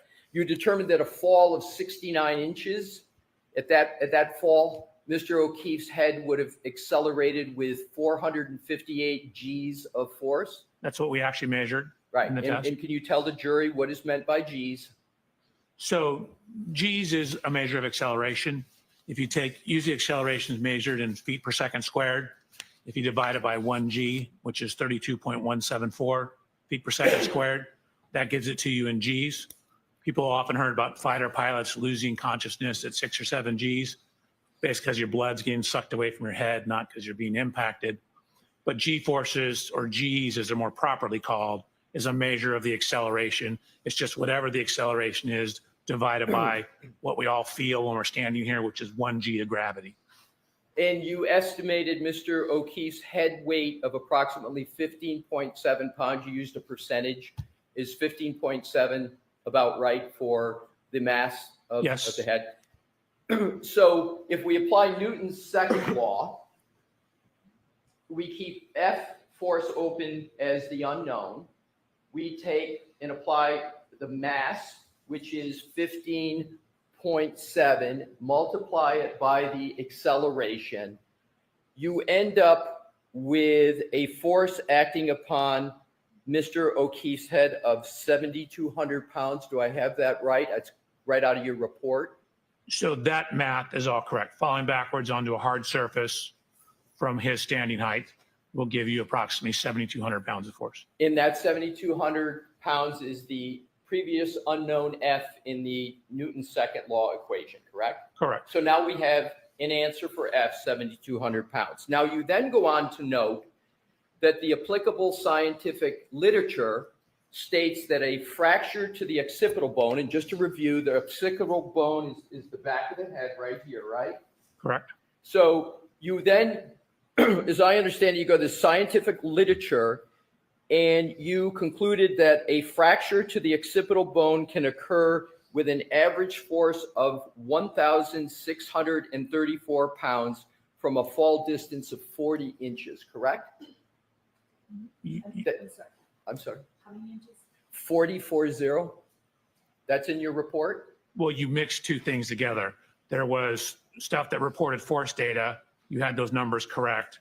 A range of between 1,150 and 2,150, a mean of 1,634 pounds. And then it says, and a drop distance as low as 40 inches. Right. And is the number 634 pounds a proper number for an average force? Did you say 1,634 pounds? 1,634. Yes. Okay. So what I want to do is see if this is correct. So if you can get a fracture of the occipital bone in an average force of 634 pounds. No. I'm sorry. 1,634. I thought that's what I said. If I did, I missed. Oh, I'm sorry. I just heard 634. No, 1,634. My apologies. And you compare that to the 7,200 pounds of force that you calculated, surely you're going to have a fracture of the occipital bones through that calculation in that comparison, correct? Correct. Falling on a hard surface can definitely fracture Right. your skull. So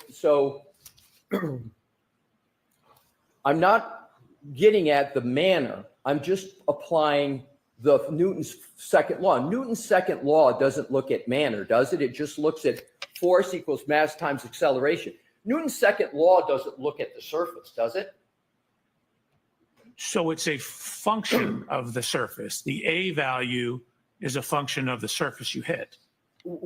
So you're saying acceleration depends upon the surface? Yes, of course. Okay, all right. For an impact, it does. Now, let's go to the study you cited. Injuries to pedestrians in real accidents in their relation to collision and car characteristics. That's in your report, correct? What reference number? May I, Your Honor, grab the report? Yes. Thank you. If you can, it's in your report, sir. If you can find it, I'll do it in parallel with you.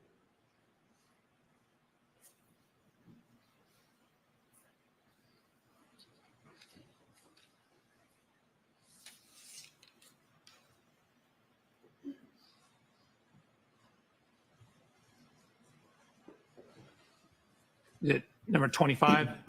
That's the one I think it is. I just want to check your report. Would you like me to actually pull up the paper? No, Okay. just want to get to the.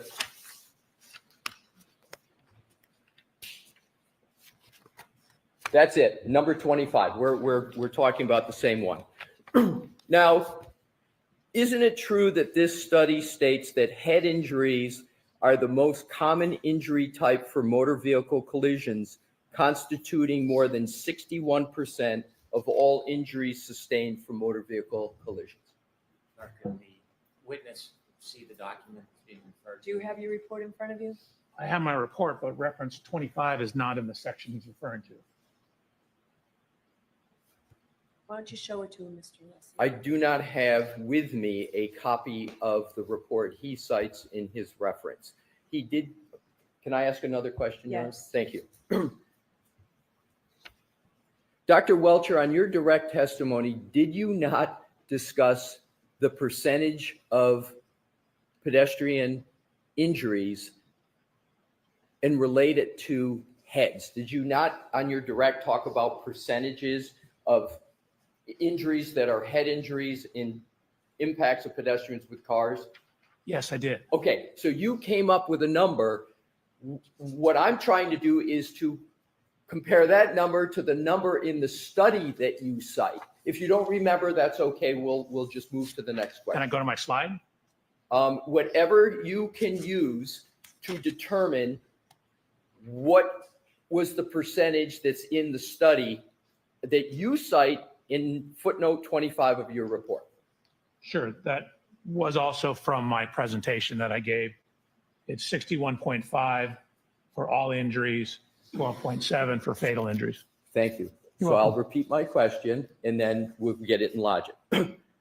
So that study states that head injuries are the most common injury type from motor vehicle collisions, constituting slightly more than 61% of all injuries sustained from motor vehicle collisions, correct? That number is correct. You're quoting a sentence. I would want to pull the paper up, but the number is correct. Okay, so doesn't this article also state that of all head injuries sustained by motor vehicle collisions, only 12.7 of them are fatal? That does, yes. Did you mention that only 12.7 are fatal on your direct examination? It's circled with a red box on my slide. Did you mention that on your testimony on I direct? thought I did. This article was published back in 1979, correct? I believe that's correct. It's 46 years old. Therefore, if I did the math correct, right? That sounds correct.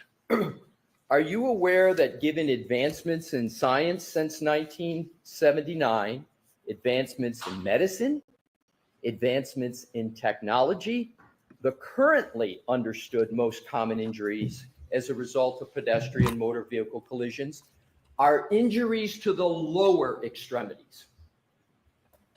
I'd have to see the study. It wouldn't surprise me.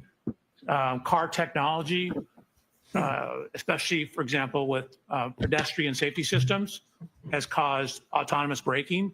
So you're getting fewer higher severity crashes, which results in a higher propensity for lower extremity injuries.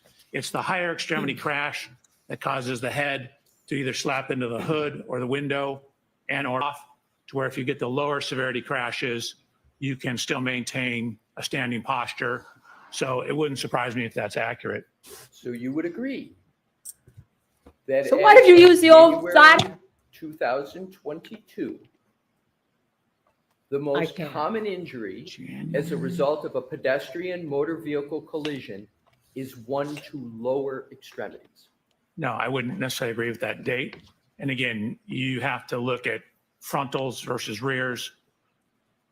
So you can test that the This is his article. most commonly understood injury as a result of a pedestrian motor vehicle collision is injuries to lower extremities. Hey, that's about a source. I'll allow the question. So I'd want to see the data. Again, most cars, for example, this Lexus has a pre-collision system in it that will start to apply the brakes if it senses a pedestrian at the front of the car. And so for frontal collisions, it's transitioning, taking what were head injuries, because they're more severe, higher speed crashes, making them lower speed crashes and shifting the injuries to the lower extremities. Just like airbags shifted the head injuries away from the severe ones, and we started getting more or higher ankle and lower leg injuries. So the change in the technology, but for backing, that may not be the case because you have different geometry on the vehicles and you have different safety systems. I'll try it a different way. Mhm. Do you have Let's see if we can get an answer to the as question you that was sit here asked. today, whether the most common injury from a motor vehicle accident is to the lower extremities? I'd have to look at the literature. I So- have the article I gave you. So the answer is you don't know the answer to that question. Is that correct, sir? I don't know it off the top of my head. All right. In other words, he doesn't know the answer The to the most important question, Newton's and he didn't second law tell the jury that analysis only that we 12% in went through. 1979 was head Equals injuries, mass okay? force acceleration, where we came up with the 7,200 number. You didn't discuss that calculation on your direct examination, did you? I don't think so. We didn't discuss a whole bunch of those things that were that wasn't necessarily an opinion. That was a sub opinion or basis for my opinion.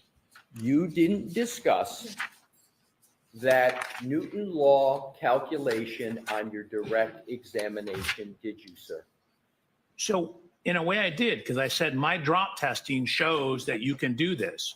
So I didn't quote that number, but we are going through the specific numbers now. But I absolutely did say, as a matter of fact, I showed a video of my drop testing and talked about how falling onto a rigid surface, a hard surface, can cause a skull fracture.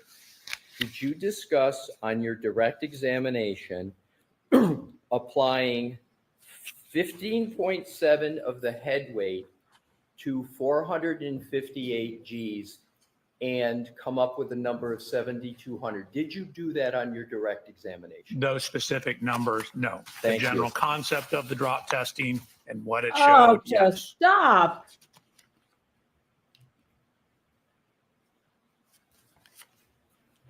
So instead of that calculation, you referred to a flow chart comparing injury characteristics of flaws versus blows. Do you recall doing that on your direct? So you asked me two questions. You said instead of, so that's no, it's not instead of. They're two completely different topics.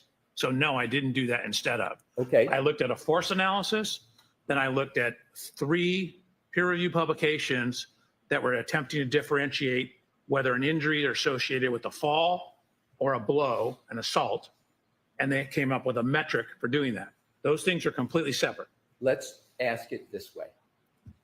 Let's Did you, try again. on your slide presentation that you presented to this jury, did you put the inputs into F equals M times A in your slide presentation with the numbers we talked about of 15.7 for the M Mhm. and 458 for the G to come up with 7,200. Was that anywhere on your slide presentation? So the slide presentation showed the 458 Gs. The rest of it was not on there. Thank you. You're welcome. You also indicated that the laceration above Mr. O'Keefe's right eye is consistent with the shape and height of the fin on the top of the Lexus SUV. Do you recall that? Correct. It's actually properly called a spoiler. And so you would call it a spoiler instead of a fin? Correct. Fair enough. We'll call it a spoiler. You visited the scene at 34 Fairview, correct? I did.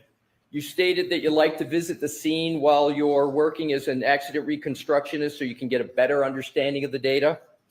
I'd use the word like, but we want to go to the scene to see the scene. When you visited 34 Fairview, did you go into the garage at 34 Fairview? No, I actually didn't set foot on the property.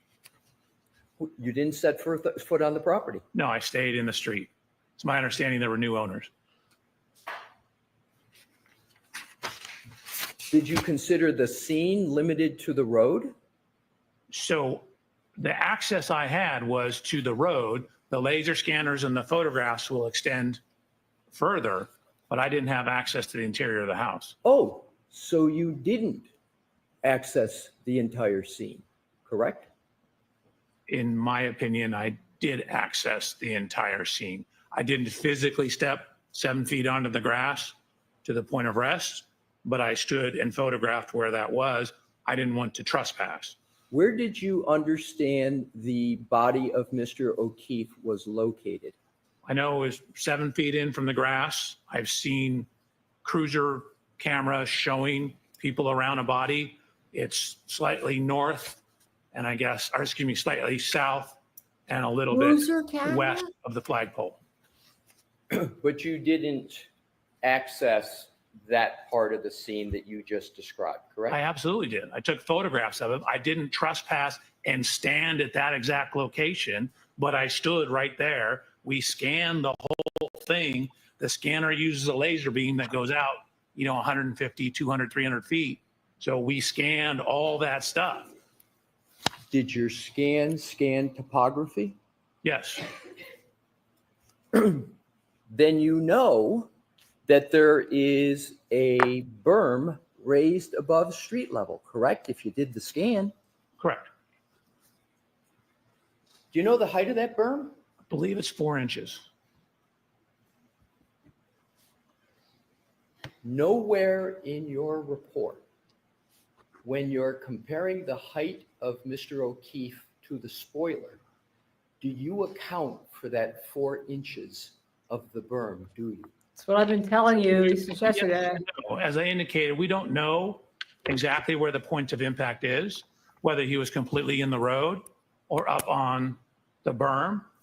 But for example, where the tire spins on the Lexus, that could be where she's driving up on the curb. And so Coulda, then woulda, that shoulda. tire will be at the height of the curb. So if he's standing on the higher part and the right rear tire of the Lexus goes up there and spins, then that would be at the same height. We don't know the exact point of impact. So I don't know whether he was on the road or in the street. Excuse me, on the street or on the side of the road. Exactly, but when you did your depiction on your slide, and you remember you had the ruler, you measured the height, you did all Absolutely. that? Yep. Where was it? It was it you in that slide? It was Where were your feet? on the ground. Not on the berm, correct? Correct.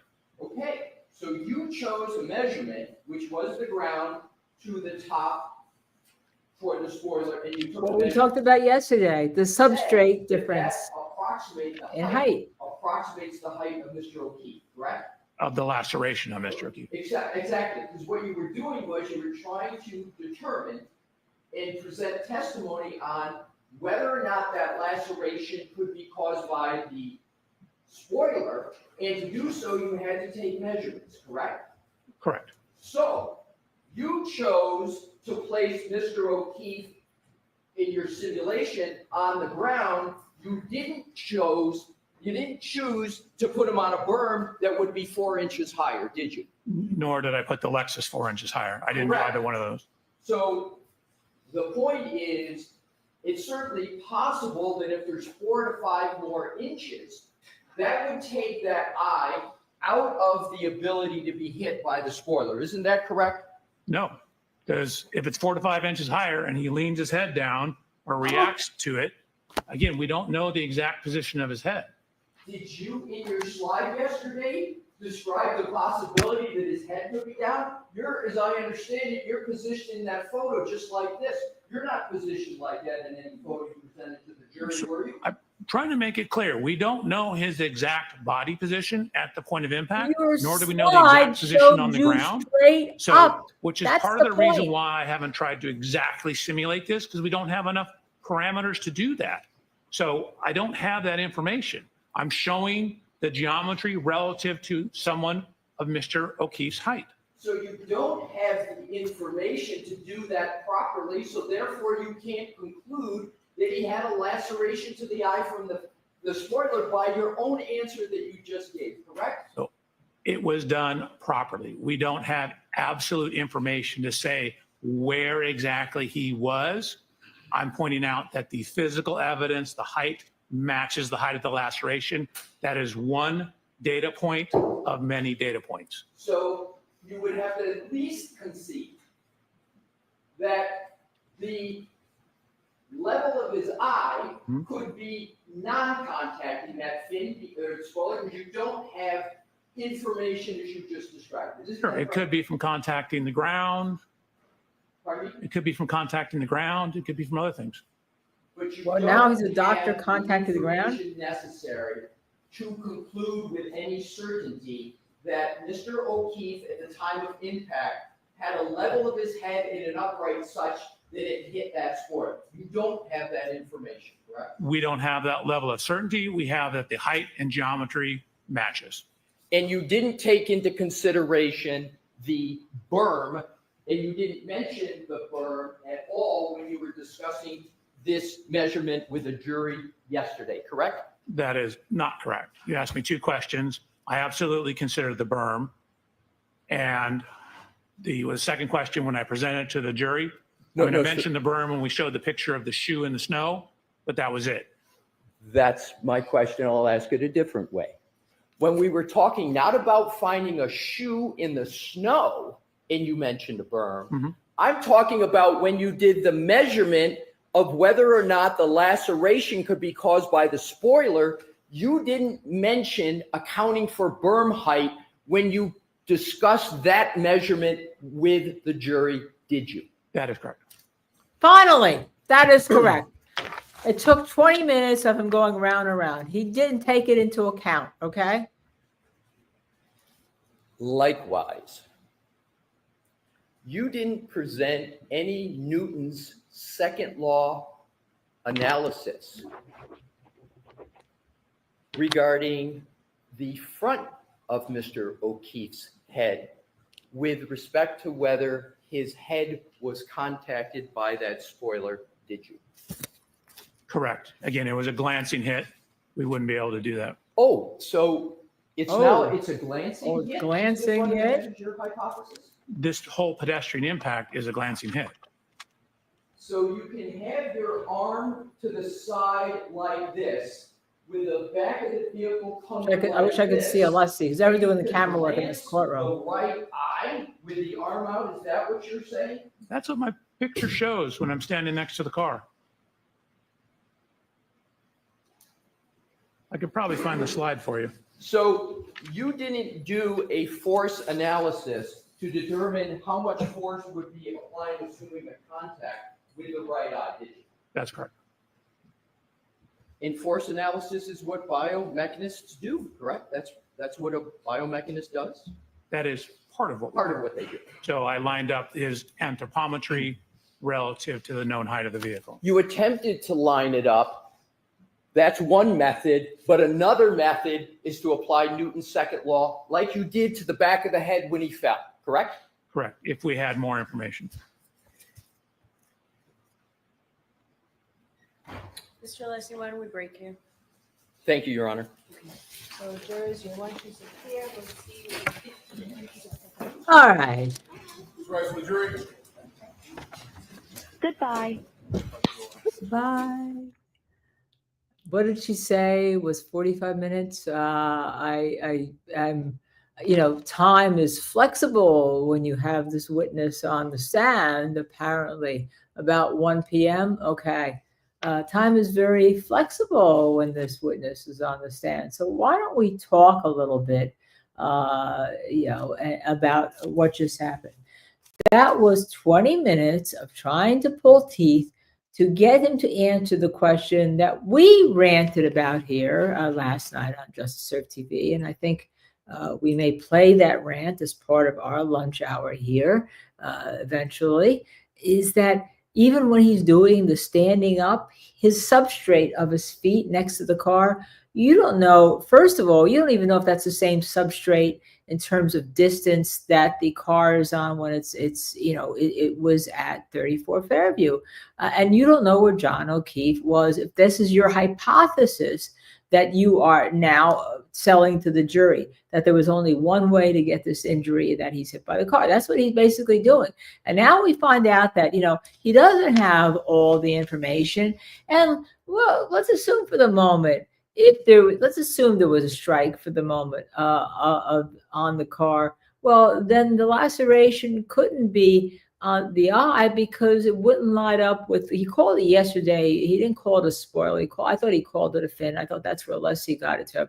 But the spoiler, the top spoiler on that SUV, which are usually a little bit softer. Okay, so if the prosecution's theory is that had to be caused by the glancing strike, okay?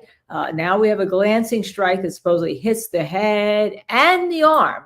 You wanna tell me how that is? And the the car doesn't register anything in terms of an accident here. But we know that that's the theory of the prosecution. So wait. But it doesn't make any sense now, does it? Because all of his testing has everything level because he was trying to account for the eye impact by showing level. And Leslie's point is simply, you just don't account for the burm. And so then he comes up, Karen Reed could have been up on the burm. That's why she's spinning. But you're spinning like before your burm. If that's why she's spinning. And I don't even believe that the 3-point turn at this point is there. I don't believe anything that's being said. And we know that the judge is not allowing the jury, and I do have a reaction to that, to hear that the Commonwealth has changed, horses in midstream and has gone from riding a horse, to riding maybe an alligator, and the defense can't tell the jury that. Laura McLeod asks, is the Judge Kenney pushing for a mistrial? So many decisions can be overturned on appeal. I don't think she's pushing for a mistrial at all. And the problem you have is getting an appeal granted is very slim. You have to win this case as a defense attorney. And at this point, you really have to get a not guilty, because if there is a hung jury, they will try Karen Reed again. This has become personal to this office, and until somebody changes in this office, it simply is, they're just going to keep going after her, because they had a theory that was developed 16 hours after this accident that no one was supporting. The medical examiner wasn't supporting at all, and they had this theory by a trooper that we now know is disgraced, that they are hiding from this jury. And he may be held for a long time, because we learned that yesterday that there were 4 witnesses added to the defense witness list. And those witnesses really are, the amended witness list, the 4 people that were on the text with Michael Proctor. So that may be the way they get the text in. It can't be that he's out of state. Because if he were just out of state and not subject to a subpoena, then that's considered an unavailable witness. If because the subpoena from Massachusetts does not have any ability to cross state lines and be effective. And then that would be considered out of state, and the defense could read the first trial testimony. I think what the defense wants to do is, I had changed my mind about the text, but I think since a lot of them are going to get in, and they're going to get them in through the 4 people who can authenticate them, who are on the text to say they were authentic. And they will also say, hey, when was the last time you spoke to the trooper, right? To show that he is alive and he is well. It's because they want to make the argument as part of the theme that the Commonwealth has hidden evidence from you, ladies and gentlemen of the jury, right? Has hidden evidence from you.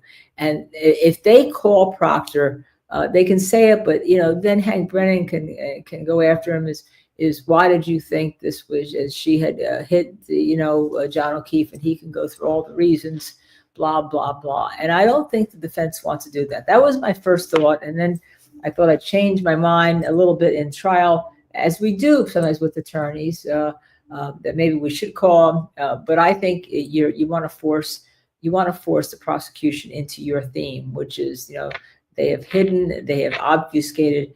Why? Because there is no collision. And so they want to go out and hire this guy, who, by the way, has a very good reputation in the accident reconstruction community.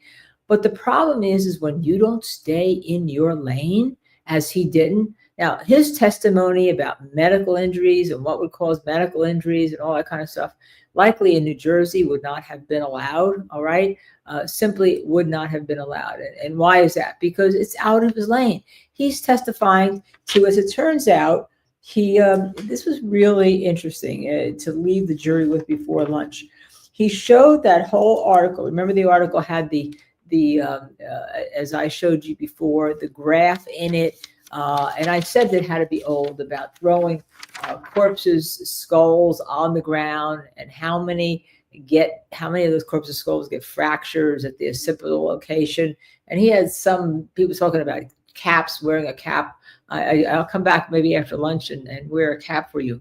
He was talking about wearing a cap and all. And it turns out that the article really said only 12.5%, that's back in 1979, of people get head injuries. And Leslie said, well, you didn't tell that jury. He said, well, I didn't tell the jury, but it's on my slide and it was circled. But a lot of things were on your slide. They're meaningless to interpret unless they're interpreted and told the jury. So it sounded like he was trying to fold everything to make it count. Have you ever seen such a deep plot? No, I have to say that I tell people that this case draws you in because you try to enter it objectively, but there's so many problems here and there's so many issues, and special prosecutors who seem to be very good at what they do. And this is a classic example of using the evidence rules to hide the truth and having the judge agree with you because you're using the evidence rules maybe to hide the truth. But I think just a little too much. Let me just take a sip of my Dunkin' here. Now, and then it turns out that unless he is probably going to have things to cross-examine him on, and he agreed that since 1979, this was from 1979. This report he was quoting and telling the jury about. Some of the jurors weren't even born then, right? It turns out that he admits that car advances have changed where the injuries generally occur, and they're basically in the lower extremities of the body when you have an injury. But he's still trying, and he has to get around that by keep saying, well, this is a glancing blow, which is a change of the theory. And that's what Judge Kenney won't let in. And that's simply wrong. Okay. So it's just ridiculous. I told you yesterday that study had to be old because no one in this day and age is getting skulls and dropping them on the floor.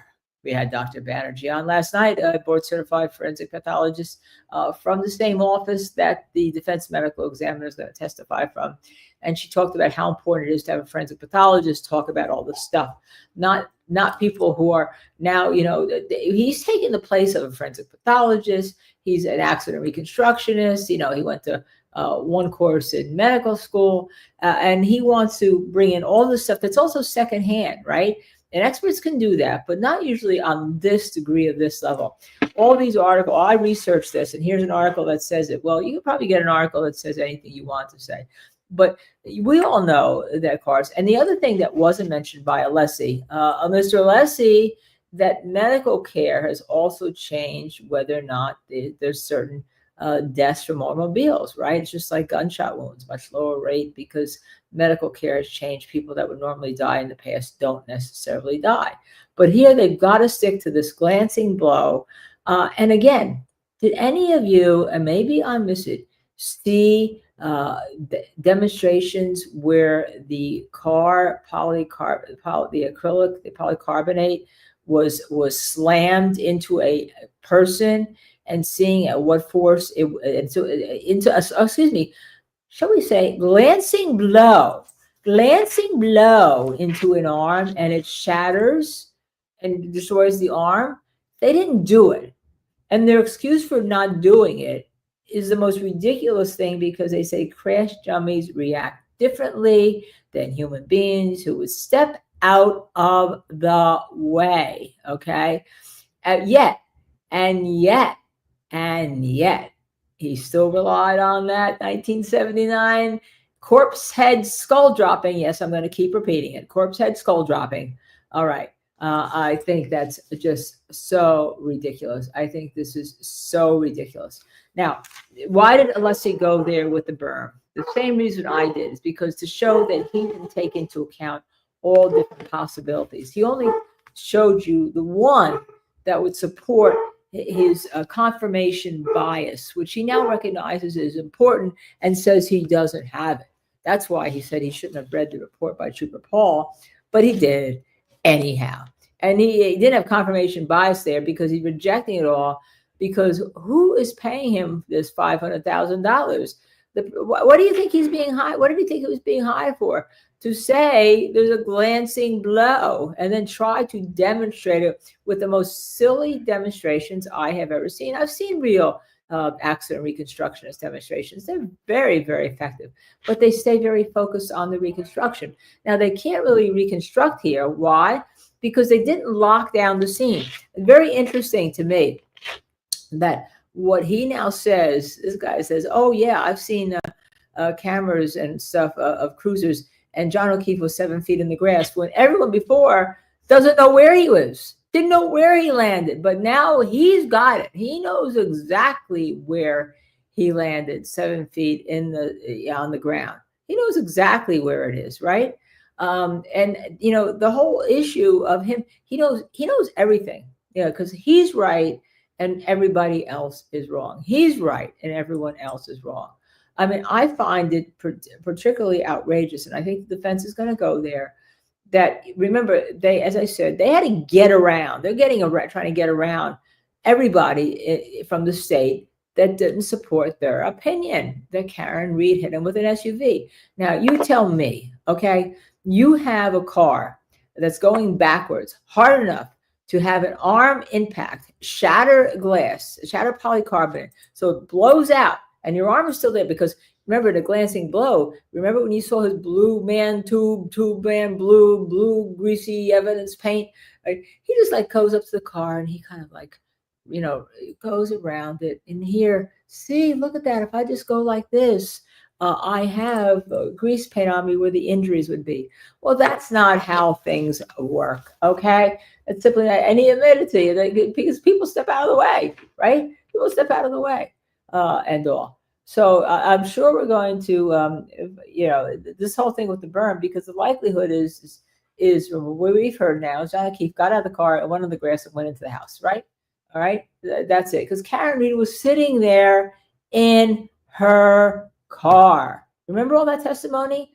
She was sitting there in her car, probably thinking, waiting for John O'Keefe to come out, and he didn't come out. And she, she was not happy, but she went home. All right. And she probably called him on the way home, called him in the garage, and called him all these nasty things, because she at least felt the responsibility to go home, and she's been maligned for this. And one of the children is the daughter, the guardian daughter. I'm going to call it the daughter because she's not really the daughter, but the guardianship niece is suing Karen Reed and all. But Karen Reed went back to John O'Keefe's house. She could have gone. She could have gone to Braintree, right? Because one of the kids was still there. The niece was still there. He didn't go back to the house. He wanted to go into the McCabe house for whatever person, to settle the score with Higgins, to drink, whatever it was. And remember, we have to put all this back, not in of itself, but in the framework of what happened. We all know the prosecution has hid right from the jury so far that the owner of the house, another Boston cop, Bryant Albert, and the ATF agent, Higgins, Higgy, as he's been so lovingly named by people on the chat, got rid of their phones.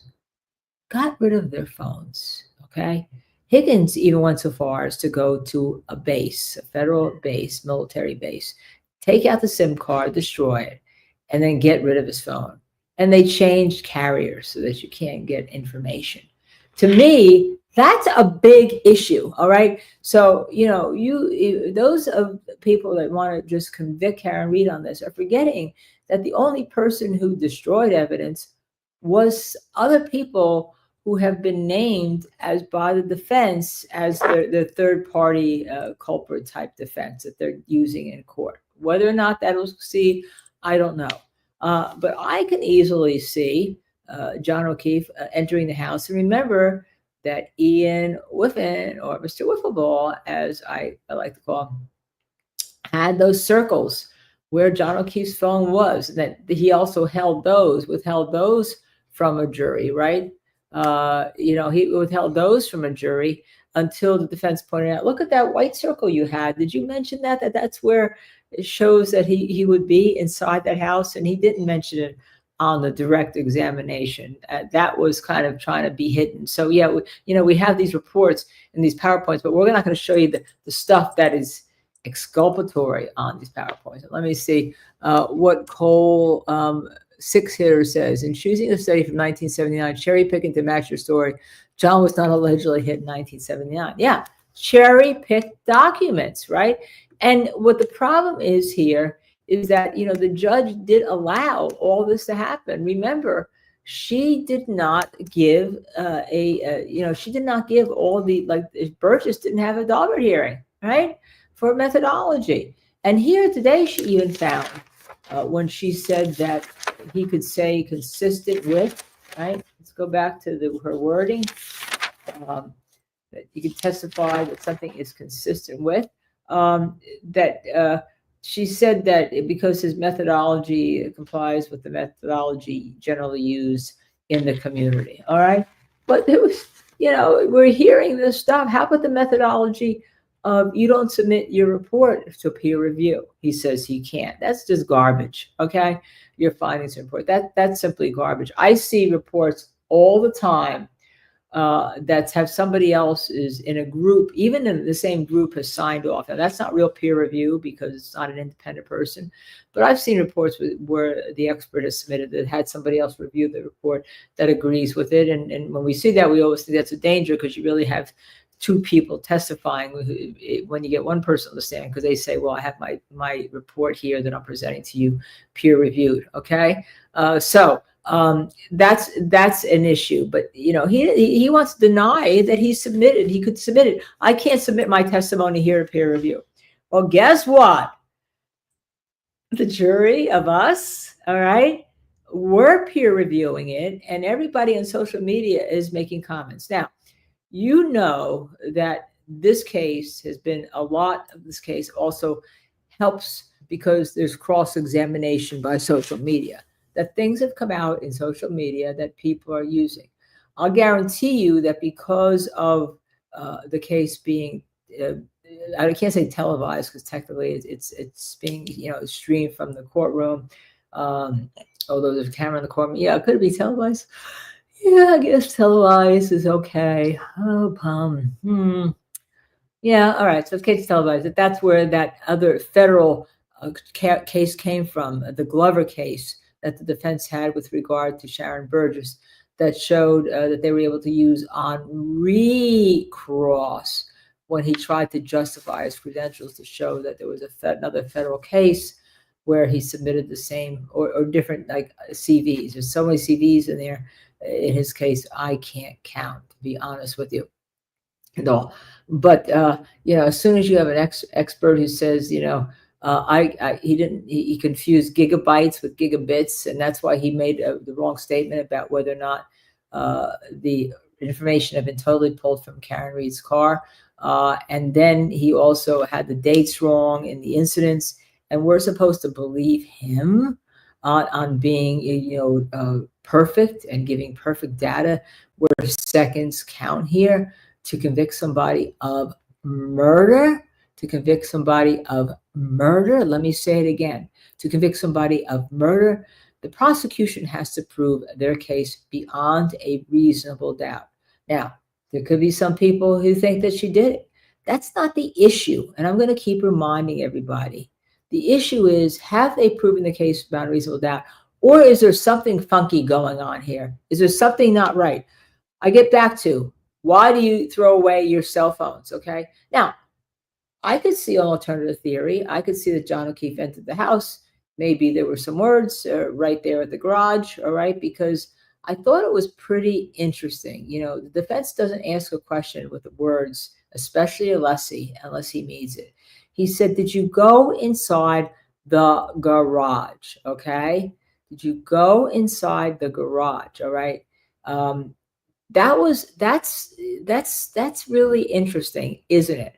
It almost suggests that when John O'Keefe went up to the door, he went inside the garage. Now, I could see what if the dog was in there, and there was a attack by the dog, and people come in, and he's really hurt, and wanders out. I could see that, or there was a partial fight, and a hit above the eye, and the dog comes around and attacks, and then people don't think that he really is dead, or if he is dead, I could see the defense arguing something like that too as an alternative theory. I'm not saying these are true. I'm saying what the defense could argue in the alternative besides massive conspiracy. And then, everyone knows that if you have a dead person inside your house, it's maybe easier to have a dead person outside your house. I mean, all I can say to you is, if I'm up here in the country, if there is a dead body found on my front yard, guess who's coming and knocking on my front door? All right. The gendarmes. All right. The local gendarmes would be here. To me, there's something wrong in, there's something fishy. Let's use modern day. There's something fishy in Denmark. Okay.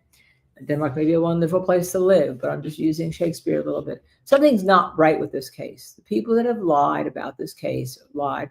We know Jen McCabe, and I hope the jury hasn't forgotten it, actually lied to what we know is the FBI. It was another agency that she was told that if she lied to them, it would be serious. But we know it's the FBI. The jury doesn't know that. I think they got it, that it was somebody important. I don't think they think it's ICE. I don't think they think it's an insurance carrier anymore. And that we didn't hear that the first trial. And then we also know that Carrie Roberts, some would say lie, the defense would say it and did say it, but she said she misunderstood the question about what she heard, attributing a statement by their client, attributing a statement by their client and backing up Jen McCabe, and when really what she heard is what Jen McCabe just told her, and that's all. She never heard anything firsthand. I don't know if the jury understood that, but if you lie to a grand jury, if you lie to the feds, if you're throwing away your phones, there's something not right here. And I think what the defense wants to do is say to the jury, look at all of these things here. Look at all this stuff. Look at what was withheld to you. And the judge just allowed that to happen with the key cycles, okay? Allow that to happen with the key cycles, right? This is kind of interesting. I'm going through as my eye catches things here and there. Riz, a guy was shot dead in the front of a house here. Cops busted in the house, found his wife dead, and saved one child on an emergency to get into the home. So I find it crazy. Yeah, exactly. Absolutely. If I, there's a dead person on your lawn. Hello, I don't understand it. I don't know if the jury thinks that's enough to overcome. To me, it just shows that there's something not right here. And if I'm on that jury, I don't know what happened. Okay. Was this a simple DWE hit and run, leaving the scene of the accident? At the most, that could be. Maybe if the prosecution had gone there, no matter, even if she were innocent, to avoid all this, you could have gotten a plea for no time, just to avoid what's going on here. Because as you know, trials bankrupt souls, they bankrupt everything. They bankrupt your mind. There will always be people, even if she's acquitted, who think Karen Reed did it, and all. So although in this case, she's become such a hero as a representative of a person fighting the state, the little person against the state. And the reason why it's had such an effect, our own Michael Bryant, who will be on our show tonight at 6 p.m. when we are interviewing Aidan Carney, Dr. Turtleboy. Our own Michael Bryant, he's been up there, 11 times, and he's going to go back up not this week, but next week, to talk to everybody. There's such that discontent. And that's why the whole issue of the First Amendment took over with the buffer zone. Jason Grant, who was on our show last night, is wearing a Bible verse. Now, you got to tell me how a Bible verse can violate a buffer zone? A Bible verse? What if you're just proselytizing your religion? And you want to proselytize your religion, and your intent is to proselytize your religion. Your intent is to proselytize being an American, having freedoms and all. That should not be prohibited. I mean, absolutely not be prohibited. And you may think, if you started out, that, whoa, what's all this about? But when the state police start threatening to arrest journalists, charge them with intimidation, have a buffer zone, move people out of the way, right? If you're dealing with that, all right, at that point, right, you think something is wrong, and then they live in the area where Sandra Birchmore's case is, and they arrest somebody wearing a sweatshirt that says Norfolk County is criminals control Norfolk County, that you can buy in a merch store. And that becomes arrestable, and they actually arrest Erica Walsh for that, but they can't arrest anybody, right? I do this, and I figured I'm going to leave in 3 minutes. I'm going to take my call, and I will be back after lunch. So thank you very much. Diz knows that I have a call at 1:30 that I have to take. So I am going to wrap my discussion with you, okay? Frankie Fernandez, local logical theory. John told Karen, I'll be right back, went into the house to confront Higgins, gets attacked, and Karen's mad after John never returns and leaves. The end. I mean, simple as that. Very, very simple. Okay. Love you all too. I'm here for you. Please, I want you to talk among yourselves, because I do have to go now for about a half an hour, and I will be back. I'll see if I can get something in. It's been very difficult to eat anything, but I know I do. So I'm going to go behind my avatar and mute, but I won't be here at the computer. So please talk. Diz is going to run some things. She may want to run on my rants from last night. She's got a number of things she's going to run, but I want you to talk among yourself, and I want you to all be here when I get back, please. And 814, if you hit that like button and subscribe, appreciate it. See you soon.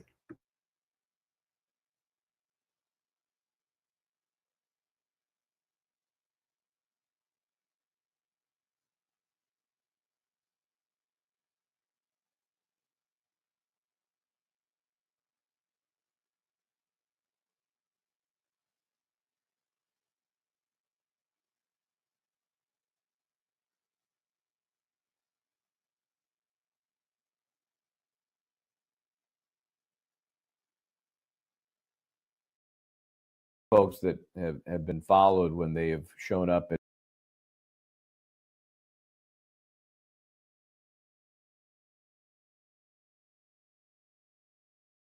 what have become, tourist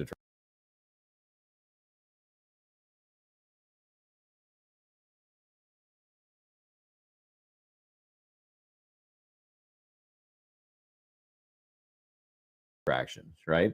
You go to D&E Pizza to see the cameras, which I did once, that caught the alleged Turtle Boy Aiden Carney's 17th charge related to witness intimidation. So we've seen it before. I've been followed before in other cases that I've covered, and so you kind of get a sense. But when you're in an area at 12:32 and 12 seconds, 12:32:12, and nobody is around anywhere, it's a very well lit neighborhood. They have they have actual street lights, and you take a turn from the subject street, Fairview, and somebody's immediately behind you, and the route you're taking is not like I'm getting on the interstate. It's not like I'm going from a main thoroughfare to the interstate to another main thoroughfare where you might have a ton of cars going in that general direction to get somewhere. This is pretty darn specific surface streets with, a lot of stop signs. Nobody would go this way on purpose. It was just kind of, it's one of a couple of ways you can go. And there's got to be a faster way to get other places. So when I first mentioned it and noticed it, probably 2 car lengths behind me, not very far, it just never changed the whole time until I got past the house at 1 Meadows Avenue. I continued forward. I purposely did not turn into 1 Meadows Avenue because that house is right on the corner. So in terms of stopping the clock for travel time, it was fine. It was going to be virtually the same. But I didn't want to turn in there to reinforce this goofball behind me that I was, making that trip and that I was connecting the 2 very important points in this story. Now, then I drove on an extra block. And again, no other cars anywhere. I think one might have come past me on that whole route from the opposite direction. And that was it. So yeah, am I being paranoid? Well, I guess anything's possible. I just think in my experience, it was more likely than not somebody was concerned, mad, protective. So here we are approaching 34 Fairview, and I thought if we do it at or about the time the incident occurred at 12:30, 12:32 and 16 seconds, just to see if there's some difference in the timing of the stoplights, something that might have affected the runtime that night. So, and again, I'm doing this now as if she did a 3-point turn, as if here we are at 34 Fairview, as if Karen Reed did a 3-point turn that night as she left 34 Fairview. I'm not 100% sure that is what happened, to be honest with you. I know she may have said so in an interview. Anyway, so we're taking a look at it from that perspective, and I'm going a different route than I did last time. Okay? The clock started at about 35 seconds into this video. And so we are now taking an alternate route over to 1 Meadows Avenue. I may go back again as kind of a part 2 to this video and go the other direction, because I think there is equal evidence that she drove off in the direction she was facing when she pulled in to 34 Fairview that night. So I figure we do both, run the numbers on both, get a sense of how long it really might take. Again, obviously the street's very empty at this time of night, and stop signs, maybe a couple of lights along the way. That's about all there is to impede you. And I know they've tossed around an average miles per hour of 27.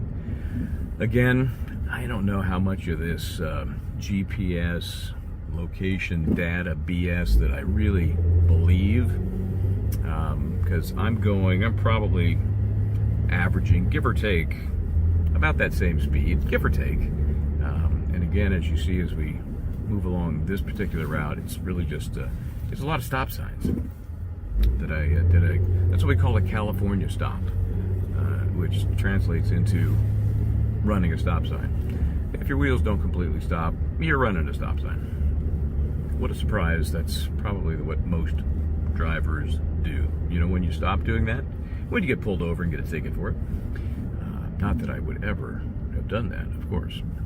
Anyway, we're continuing along the route that is about 2.5 miles total. And again, we started now about 2 minutes ago. We just passed the 2-minute mark.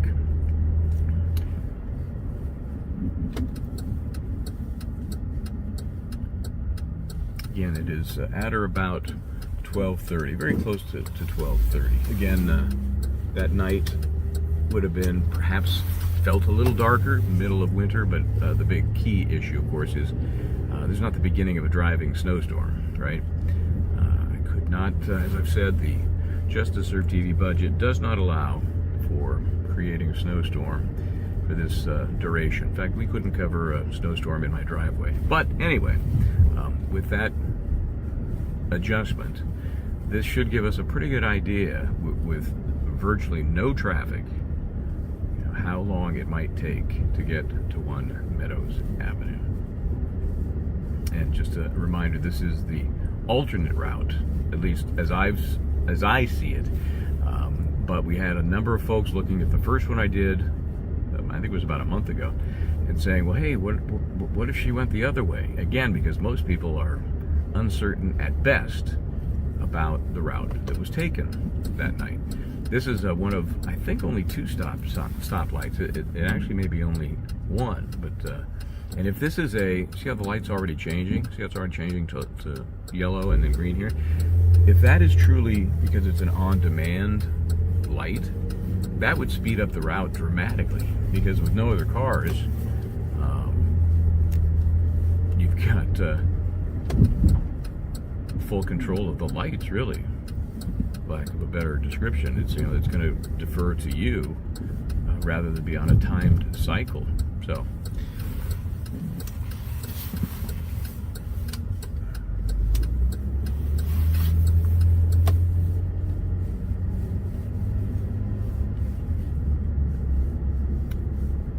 So we are now just past 4 minutes. I think a car is following me, but I'm sure it's just my paranoia. Anyway, we still have about a mile to go, maybe a little bit more than that. And remember, the key indicator is 12:36, at or about the time that the Wi-Fi at 1 Meadows Ave connected to Karen Reed's phone.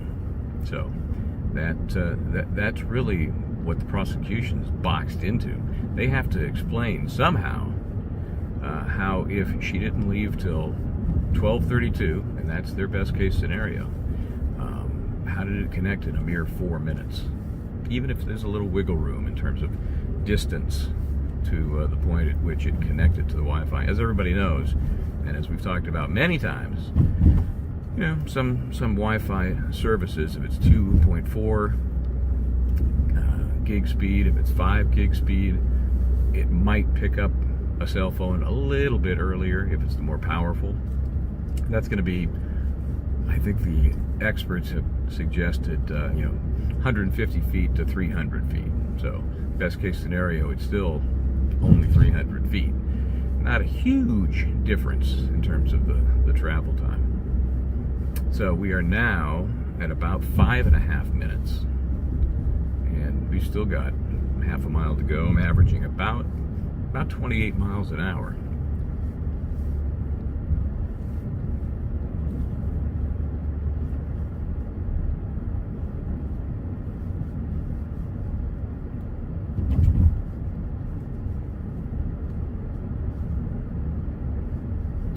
Okay, about 0.4 of a mile away from Meadows Ave, and remember, it is right on the corner. That's why it's 1 Meadows Avenue. It is right on the corner of this street and the street that is at, I think it's just at this light, it may be just after this light.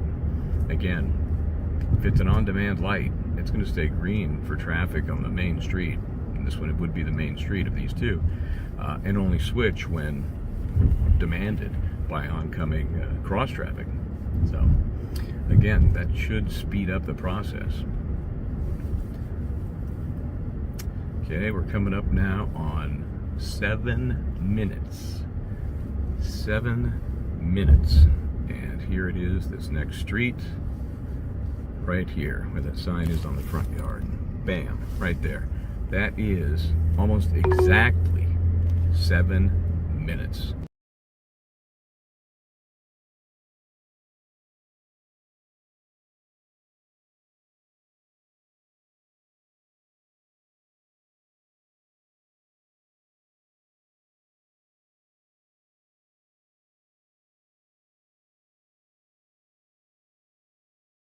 Big thing. And I was like, objection, when Welcher morphed from engineering certainty, and then this got me, to scientific certainty when he was about to answer the ultimate question that's for the jury. And that was a big objection, led to another sidebar, right? And as a matter of fact, there was a discussion with Welcher in the courtroom. The jury got sent out. Why did I jump out? And maybe a different reason than Bob Alessi. I jumped out because having tried the Aaron Hernandez case, double murder, to a not guilty verdict in Massachusetts after Aaron had been convicted of a single murder, okay, a few years back. All right. And you know that I'm a forensic science nerd, right? The Commonwealth of Massachusetts has led the way in that, quote, experts have to stay in their lane. And if they have a mishmash of both science and some other expertise, which accident reconstructions do, they can't say scientific certainty, especially when you're trying to mishmash, you know, maybe your one course in medical school. That's a little fishy in and of itself. They have to say it in their lane. For instance, firearms experts can't say a reasonable degree of scientific certainty. Why? Because it gives to the jury an imprimatur, an opinion that may be more valuable than it is. It suggests that there's somebody who's more valuable than they are. So they have to say ballistic certainty. So I jumped out of my seat, pulled up the case of Commonwealth versus Hang, right? The Heang. You can all look it up. 458 Mass 827. 2011 by the state's highest court. I think I wrote 2005 at one point. You know, my nails and typos are me. Okay, and the Massachusetts court said, since the examiner, like in, for instance, firearms ballistics, uses both art, recognizing a match and a pattern, and science, uniqueness of tool marks, which now I think that they say that's not really a science anymore.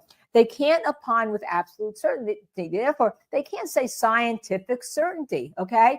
As Welcher at one point said, he was like, sure, right?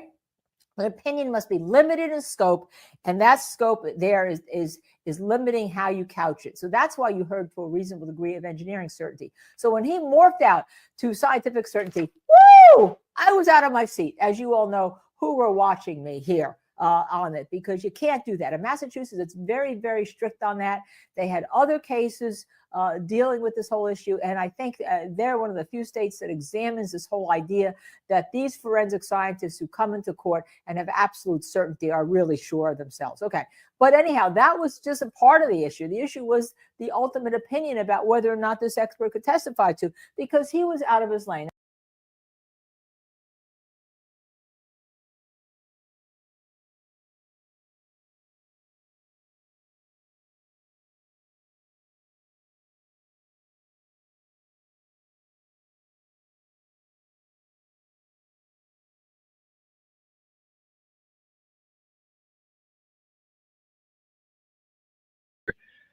Happy Memorial Day, and tip of the hat to all those folks that have made the freedoms we enjoy a possibility. So don't forget that on this day. I've also been thinking about some other stuff as it relates to the Karen Reed case. What a surprise, since we've been knee deep into it, maybe waist deep, maybe even neck deep for a number of weeks now.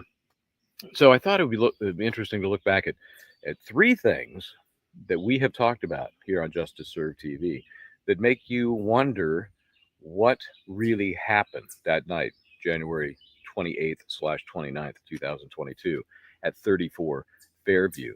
So I like to call this the Tales of the Tail Light. Here's the tail light. Here's my thought. What is it? Tell everybody what this is about. Well, this is, you know, we've seen, you know, everybody has seen the back of that car. Here's our graphics department came up with this. Here's the back of the car. And this whole thing, this whole opening, that's a module. That's what it's one piece. Okay. From an SUV, from the same car, the Lexus. You went out and bought that as a demo? I did. So you can see this one is already broken. So that's why I got it relatively cheap. But Well, where's it broken? Let's see, because it's got this a is little an broken issue, spot. right? Yeah, well, it's got a little broken spot here at the top. But it also lets me kind of get a sense of, I've replaced headlights, taillights, and I know this stuff. I mean, how does the human body break one of these? That was my initial thought. She'd have to be going a lot faster than what was it, 3 or 4 miles and an hour? even then, what would she have to impact? Okay, so if you impact somebody's arm or side of their body, that's not likely to break this. I mean, look, you gotta have show everybody. What are you doing? have a hammer type blow to break this. This doesn't break with a soft tissue, especially what happens when you bump into somebody? They move away. They're not a rock. They're not a tree. They're not going to stay solid. They're going to recoil from the impact. So here's one of my thoughts. And this leads, and then why is this left at the scene, but not after the alleged impact? It's nothing there, but it does show up later. That's a different story. Okay, so let's assume that in an arm, striking that polycarbonate lens could cause it to break, to fracture, to almost explode into many, many, many pieces. Okay, let's assume that. What about driving around with an exposed taillight like that? Okay, here's the deal. Here's the experiment. I'm going to take this. This is our SUV Lexus taillight, and I have strapped it on to the car. It's kind of rainy, yucky out. No, it is not snowing. No, this is not very scientific, but really, what in this trial has been really all that believably scientific? Can you answer me that? So, I'm going to take it for a spin. Put 15, 20 miles. I'm running around doing some errands. We'll see if there is any. First of all, hopefully, it won't fall off. But we'll see if there are any, signs of road debris, dirt, that kind of stuff. Who knows? That doesn't look weird or anything, does it? So when I decided to do this, I actually forgot I'd kind of left this dangling. It'd been on there for a few days, but it wasn't snowing, and it probably did 30, 40 miles max. So, how bad could it be, right? And of course, the issue is if the taillight on that Lexus driven by Karen Reed had been totally blown out, no lens left, no real lens left, and then it's driven and towed a number of miles back and forth from 34 Fairview to One Meadows Ave to Dighton to the tow truck and then to the Canton. Wouldn't there be something inside? So I thought, okay, it had been raining the last few days, so let's just do it using rain as a possibility. So here's what we got. Let me take it out of here. This very scientifically created sling that I had on here. Okay, so I mean, it's not snow, it's not road grime, it's just dirt and water from on the road. Can you see? You can kind of see that, right? I mean, there's some dirt in there. Some dirt, not a lot, but if somebody wanted to do some forensic investigation, I think they'd find there's plenty here to suggest maybe the taillight wasn't broken when it was driven all over the place. And finally, what about that chip of glass? Remember the chip of glass that was supposedly on the bumper for one hell of a ride from 34 Fairview all the way to Dighton on the tow truck, flatbed there, and then driven back to Canton PD. What about that magic piece of glass? Well, if you have a glass like this, you have a glass here, and it were to break, I can't break my glass. You break the glass, right? Okay, show it. We can't see. And then below the. Yeah, believe me, it's all down there. And then you've got a little shard of glass. Can you see my shard of glass there? Right. Please don't embed it in your palm. Please, so that's resting. This is resting on the bumper. Right. There goes my shard of glass. And I guarantee you that wasn't 40 miles gusting of wind or being dragged around on a trailer, right? Oh, wait, here's another shard of glass that's sitting on the bumper. Whoops, there it goes. So I'm sorry, this shouldn't be funny, but it's funny. This is the kind of demonstrative. It's the kind of demonstrative exhibit that somebody should accidentally use, in the courtroom, Yeah, like here they are. Here's that, that delicate shard of glass go with me, jurors. It's sitting there for everybody to see, and now it's driving 20 miles here, 10 miles there, and now it's gone. So just a few thoughts, a few memories on this Memorial Day that make me wonder, what exactly happened that night in Canton. And again, as I've said many times, you get to the end of the prosecution case, you get to the end of the case in total, and you're still saying, what the hell happened? I have no idea. Well, my friends, that's a reasonable doubt. Have a great weekend.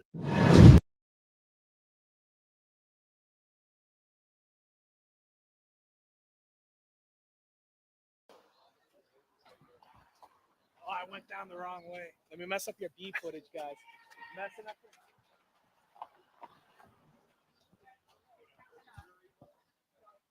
Wrapping up week 5. How do you feel?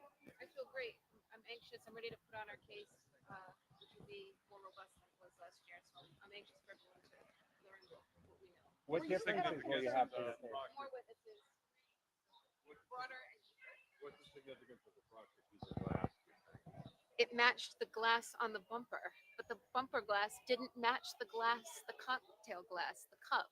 Nothing on the bumper matched the cup. One piece on the bumper matched a piece found the second week in February by the former trooper Michael Proctor. So he found a piece at 34 Fairview, allegedly, that matched a piece on the glass, on the bumper. Nothing else on the bumper matched the cup. What is the other breaking event of glass? There's multiple sources of glass. They're all. What were your feelings this morning when there was some kind of issue with the jury? What are the emotions? We've like had in that these moment? before, so we just wait for the judge to evaluate and let it play out, and it all works out. How about their? About the jury.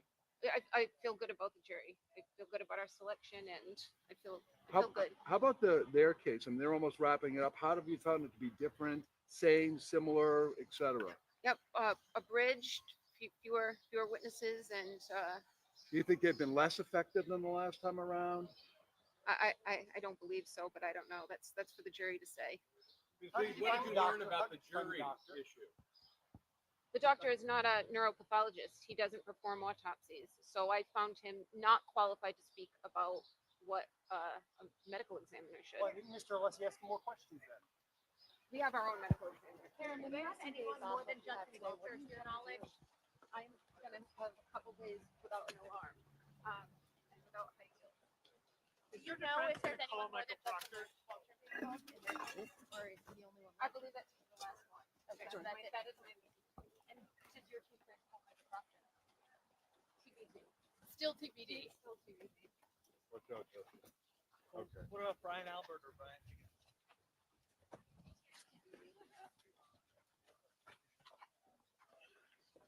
Have a nice holiday, too. Ms. Reed, any relaxation planned over the next few days? No alarms for at least a day or two. Okay. Thank you. Ms. Reed, what about the shoe? Thank you.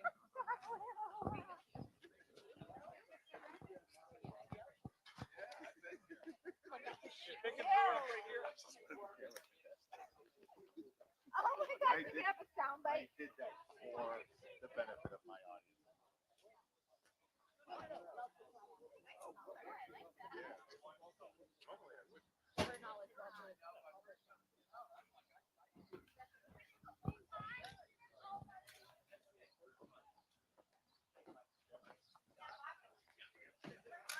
I'll try to make it back.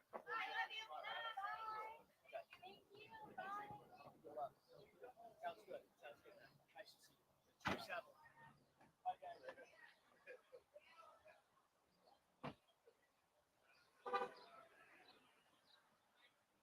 Have a great weekend. I hope it's long. Yep.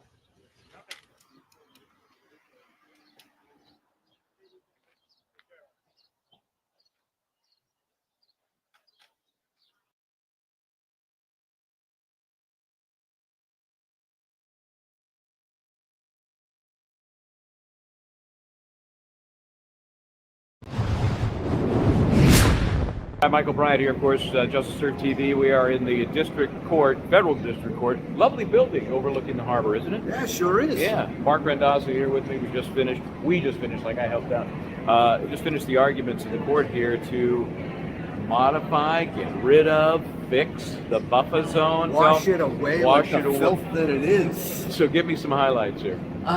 Well, you know, like I was telling the I've got an intern here from Mr. Michele's office. Like I was telling him, my method of argumentation is usually I say it, I hear it, and then I think about it. So, Okay. you know, I just, but look, I don't feel like I feel like I left it all out on the field today. You know, I tried to get it through to him, the responsibility he has here. Tried to get it through to him, the fact that he leaves, you know, he's been really patient. The courts have been super patient with Judge Canales, super patient with Norfolk County, super patient with everybody involved in a way that I've never seen a court be patient before. And this judge, let's give the judge's name so people. Judge June. Judge June, G-O-U-N. J-O. Something. J-O-U-N. Yes, J-O-U-N, just in case you want to do some research. You know, often we learn a lot in these things from what the judge asks you. What do those questions tell you today? Well, the fact that he was asking me how he should narrow the buffer zone, I mean, look, you never know, right? Trying to figure out what a judge is thinking, that's like, you know, that's like trying to figure out what your girlfriend's thinking when she says everything's fine. Right? Yeah. So, I thought it's when she says we need to talk. No, well, so then she's going to tell you, That's right? bad. Okay. But no, when she says everything's fine or do what you want, you know, that's kind of like reading a judge is very difficult. But those questions did suggest to me that he is out of patience, and I think he's not about to leave. I don't know. You know, I really don't know. All I know is, look, we may win, we may lose. I don't take cases because they're easy. I take them because they're hard. And usually I'm the last resort for everybody because nobody else wants to do it. And I'm willing to take the hit. But no one outworked me on this. You know, worked hard. My team worked hard. You know, I'm here alone today, but you know, my people back in Vegas, in Hartford, also helped work on this. You know, Jay Woolman, who's on the briefs. And the folks in Arizona, the organization. Well, the organization, you know, the National Press Photographers Association, the First Amendment Lawyers Association, and the Foundation for Individual Rights and Education. Those three organizations that is here today. You know, great organizations. The fact that they showed up as well, I think, is extremely helpful because it shows the judge that this isn't just about. You know, it's not just about Mr. Grant. I mean, Mr. Grant's a symbol. And by the way, Mr. Grant and this guy. Yeah, Mr. DeRozier here. You know, he's the journalist that was, you know, they used this buffer zone to attack him. Mr. Grant goes out there with a Bible verse. Yeah. Second How dare Corinthians you? 3:17. How dare you? And interestingly, this was a great point that you made, is that, you know, even when you went and complained, right? It's like, oh, here's your day pass. Yeah, you know, here it is. Enjoy that. Today, you know. And for the judge to say, you know, the judge in the state court proceeding to have said, since it's got the word freedom in it, that's a close call. Sure, I'm sorry, you can't film. Oh, I asked the folks right there, and the guy said, sure, go ahead. Okay. Oh, look out, you ain't get thrown around like a rag doll. Is Hard been here somewhere? That's how it starts. That's how it starts. Wait a minute. That's what happened to you. They said you could do it over here, but then you can't do it over here. However, you know, that would not be a First Amendment problem. This is a Exactly. courthouse. And that's why I asked. Yes. I actually assumed we need to go outside, and I was told no. So here we are. But yes. So, how are you guys doing? How do you feel about what happened? All right. Today, Mark did awesome in there. Yeah, Judge, I think it's looking good. He has a good blend of knowing what the hell he's talking about and presenting it in a way that doesn't sound like you're getting beat over the head by the attorney who knows what the hell he's talking about. But not just that, but he also gave the judge an alternative. So he had the problem, but he also offered him a solution that I think he's going to take. And I mean, he asked a lot of questions for Mark, but he wasn't too keen on the other guy. Yeah. Well, what's the other guy's name? You know? Johnny. Because you're buddies, apparently. Because he said my friend at least 7 times. Well, that's something we say whether we mean it or not. I've never done that in court. I never said my friend. I might say, you know, Steve, colleague or something. Never said my friend. That's very informal. Well, you know, there's two prongs to that. We will say that as a matter of courtesy. We'll say my brother or my friend. But I sincerely do like Mr. Kenney. He's not a bad guy. He's not an asshole. But what a he's not horrible bad guy. position. I'd hate to be standing up. I mean, you got to do your job. He's got a job. He's representing his client. I get it. But man, what a shit position. He's done it. Arguing. Yeah, he's done it on. you know, man, I think he made a few mistakes, just misquoting me, but I don't think those were in bad faith. No, he's a good guy. I enjoy working with him. He's never been a dick to me, you know. And you know, sometimes government, the lawyers will get a little emotionally involved.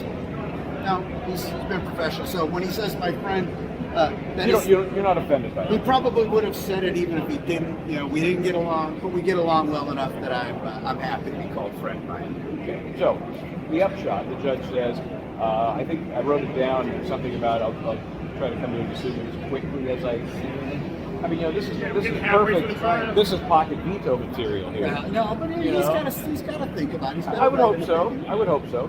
But he's, you know, also it does have to happen. It Relative does, to or it's moot. But when he gave us the opportunity to do this hearing, he did offer to have it next week. And he said, he did say, you know, it's kind of funny. He said, look, I can have this next Tuesday and ruin your weekends, or I can have it on Thursday and ruin my own weekend. Of course, the government said, oh, next week's fine. Hell, we're doing 6 months. Of course. I am teaching a freedom of expression course in Italy next week. So, you know, I said, Your Honor, I'm really sorry. I already got plane tickets booked. I'm on my way out. So it is a good sign. It was heard timely. And now, you know, if we would make a decision before next week. One thing about Judge Joe, man, he holds hearings fast. Like, you know, his decisions, I don't know when it's going to come out. That guy does not work slow. So whatever he's going to do. We have a long weekend coming up. Hopefully it's Think about it. He could write it tonight. Exactly. And I mean, let's face it, most judges have some sense of where they're going long before they sit in the chair. They've read all the briefs, they've heard all the arguments. You guys synthesize the points you need to make. You know, the worst thing I ever see is an attorney gets up and basically regurgitates everything that's in the briefs. It's a losing proposition, and judges hate it. I'm here to walk you into the situation. Exactly. Let me give you what you need to decide in my favor. You know? And so he's looked at all that stuff. So he could come to a decision by the end of the week. I can cite every case in my brief to him before if he's read it. I believe him when he says he's read it. There are judges I know don't read it when they've done it. Okay, I've read everything, and then they ask a really stupid question that's answered on page 2 of my brief, and I'm like, yeah, you didn't read it. Exactly. No way, man. This guy, when he says he's read it, he's read it. So it was time to show him. You know, I really wanted him to see how what he does fits into the greater context of what's happening out there. Because this matters. You know, it really matters. And for me to say we want the streets back, I'm glad the government said there was something wrong with that. Yes. Because then he got to hear it 3 times. Yeah, I mean, that's just a weird position to take. I think. And the point that we're so close to where that little issue was decided so long ago, that little Boston Tea Party, a fight in the government, taxation without representation. I mean, we're in the middle of it right here. If I can't wear an anti-government sweatshirt across the street from the courthouse, what country am I in? Yeah. Well, we appreciate the work, you know, all of us plaintiffs. All right. That's right. That's right. And yeah, hopefully it'll end the way it should. Yeah, hopefully.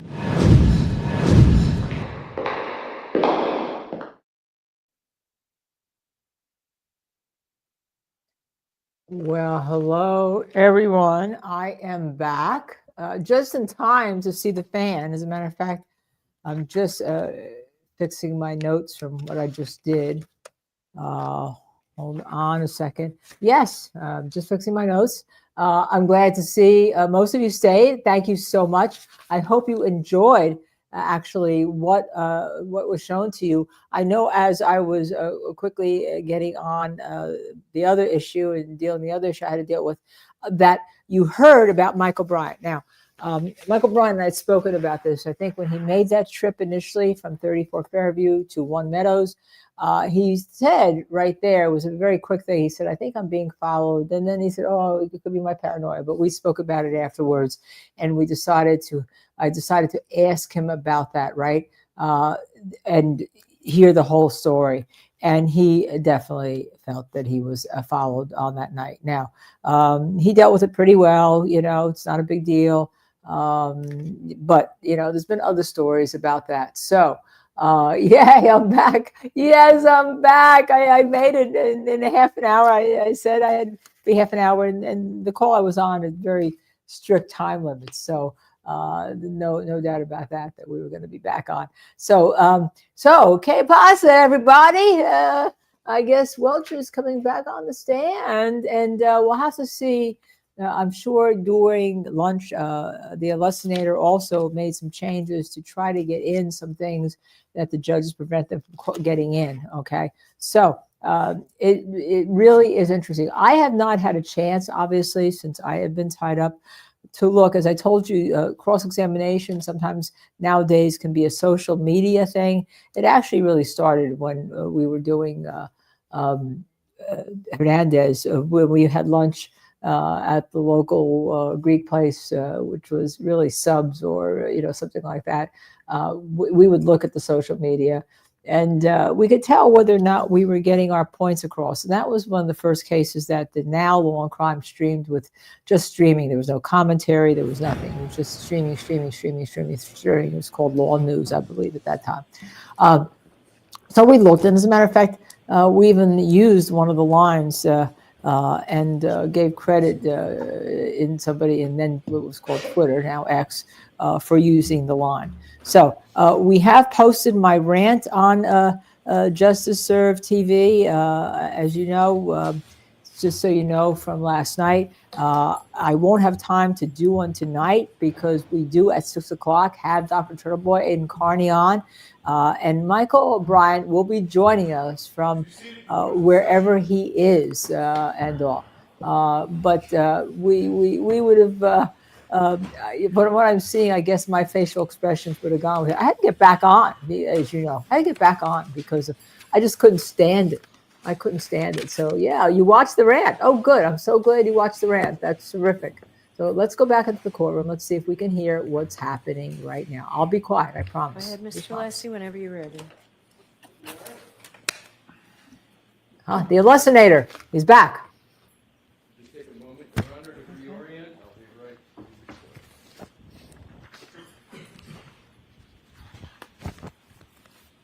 Are we hearing sound in the courtroom? Good afternoon, Dr. Welcher. Good afternoon. Nice to see you again. Same. We had left off talking about some examples of Maybe it's me. Newton's second law and the application of Yeah. it and the parlance of force equals mass times acceleration. And I now want to continue on with that discussion. It is correct that you can conduct a force analysis on any part of the body, correct? I mean, it's more difficult on internal with live people. Like if you wanted like my appendix, I really necessarily couldn't. Let's talk about the musculoskeletal system, the outside bones. You can conduct a force analysis So your on any bones are bone. on the inside. Sir, if I could finish my question, please. Okay. You can conduct a force analysis on any bone in the body, correct? More or less, yes. So the force analysis I use as a synonym with Newton's second law is not exclusive to the head, correct? You can do it on other bones in the body, correct? Correct. On direct examination, your direct examination here, you did not present a force calculation representing what you allege to be contact between the vehicle and Mr. O'Keefe's right arm, did you? Correct. And nowhere in your report do you present a force calculation for Mr. O'Keefe's right arm, do you? Correct. We didn't have enough information to do it. We're going to get to that. Okay. Not Now- enough information. Write that down. Given that you stated that, quote, determining the effects of physical forces on the human anatomy, end quote, is the job of a biomechanical engineer, you must have conducted several force calculations related to accidents involving humans in your career, correct? Hundreds. Hundreds. Now, you didn't present a force calculation in your materials, as you've stated on direct, with regard to the arm, and I'll include in the right arm going from the shoulder all the way to the tip of the hand, okay? So that's my definition of a right arm. You didn't present any force calculation on that part of the body of Mr. O'Keefe, did you? Correct. Assume, and we're going to apply Newton's second law. Assume Mr. O'Keefe's hand weighed 7 pounds. So that's the M in the F equals MA. That's not a good assumption. Well, what number would you like to apply for an M for the hand of Mr. O'Keefe? I'll take any number you got. Just the hand? Just the hand. Oh, the whole arm of Mr. O'Keefe weighs approximately 12 pounds. Okay, fair enough. So the whole arm is either from the shoulder down to the tip of the fingers is about 12 pounds, right? Correct. Okay. So assume that the Lexus SUV was traveling at 20 miles an hour. All right? Under your theory going backwards, 20 miles an hour. And the third variable I'd like to give you is to assume an impact window of 10 milliseconds. Okay. Can you calculate the G's of force from that data? You need more information. Well, let me ask you this. What more information would you need? So we talked about the glancing impact. I'm talking about a force calculation of an impact, not as to whether it's glancing or not. So you want a direct head-on impact in the arm, not a glancing hit to where the Lexus comes in, hits the arm, and they continue off together? I'd like to start with that, but just so we can hopefully expedite it for the jury, I'm going to want to get to what you have depicted in your diagram of holding the arm out. And that's not a glancing impact. Is that, sir, with the right arm in parallel with the back of the Lexus? Yes, it is. So really I'm sorry, let me finish, please. What you're concerned about is where the center of mass is. With the center of mass out towards the corner of the car, that becomes a glancing contact. So you don't have a center of mass contact, you have a glancing contact. Okay, fair enough. Well, so let's start the first force calculation. I need my calculator. I'm going to let him use his calculator. Sure. Okay, Tell me when you're ready, sir. go ahead. So let's take a scenario where it's a center of impact, Center of mass. center of mass impact, right? Okay. Impact to the right arm. Okay. Let's start with that one. Okay. And you want me to use like a 10 millisecond? Yeah, be conservative. Yeah, let's use a 10 millisecond for Okay. the impact window.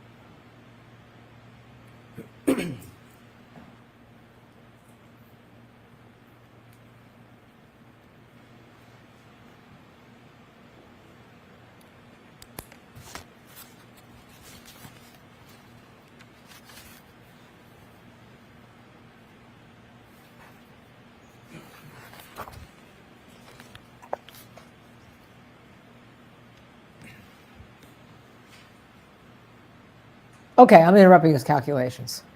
All right, he's having to calculate with his pen. I couldn't withhold myself because, let's see.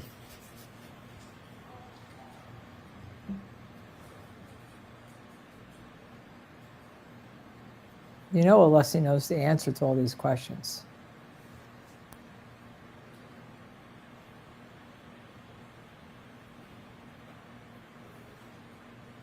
Silence is exciting.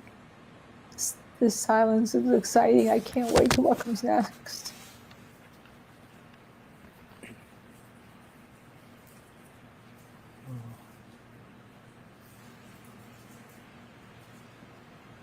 I wonder if Alessi's going to have him mark that piece of paper as a demonstrative exhibit Okay, or a court question. exhibit.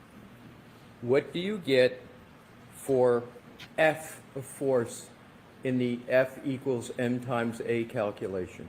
About 2,188 pounds. I made a triangular crash pulse assumption. Right, and if you took the milliseconds in half, become less conservative, would you end up doubling the 2188 number? If you cut it in half, you would double, yes. Exactly, through a simple mathematical, semi-algebraic application. I think the jury's all learning like we are. We're doing a little simplification in terms of the crash Yeah. pulse shape, but generally, yes. Right. So, but let's take the conservative number, the lower number, 2188 that you came up with. Do you know from the literature, as you did with the head, you went to the literature and said, this is how much pounds of force, you would get to have to cause a break at the occipital bone. Do you know from the literature how much force it would take to break an arm bone? I have an idea, yes. What is your idea? So for a distributed load, such as this, not a concentrated load, you're going to need somewhere between, I've seen, and this is for cadaver tests, a low of like 2,500, maybe a little lower, to a high of 7,000. Sir, you Cadaver have switched, tests are haven't you? different. We're talking about center mass impact. Did you in your calculation just switch to a side swipe impact to No. do your calculation? No. I'm asking about a center of mass impact.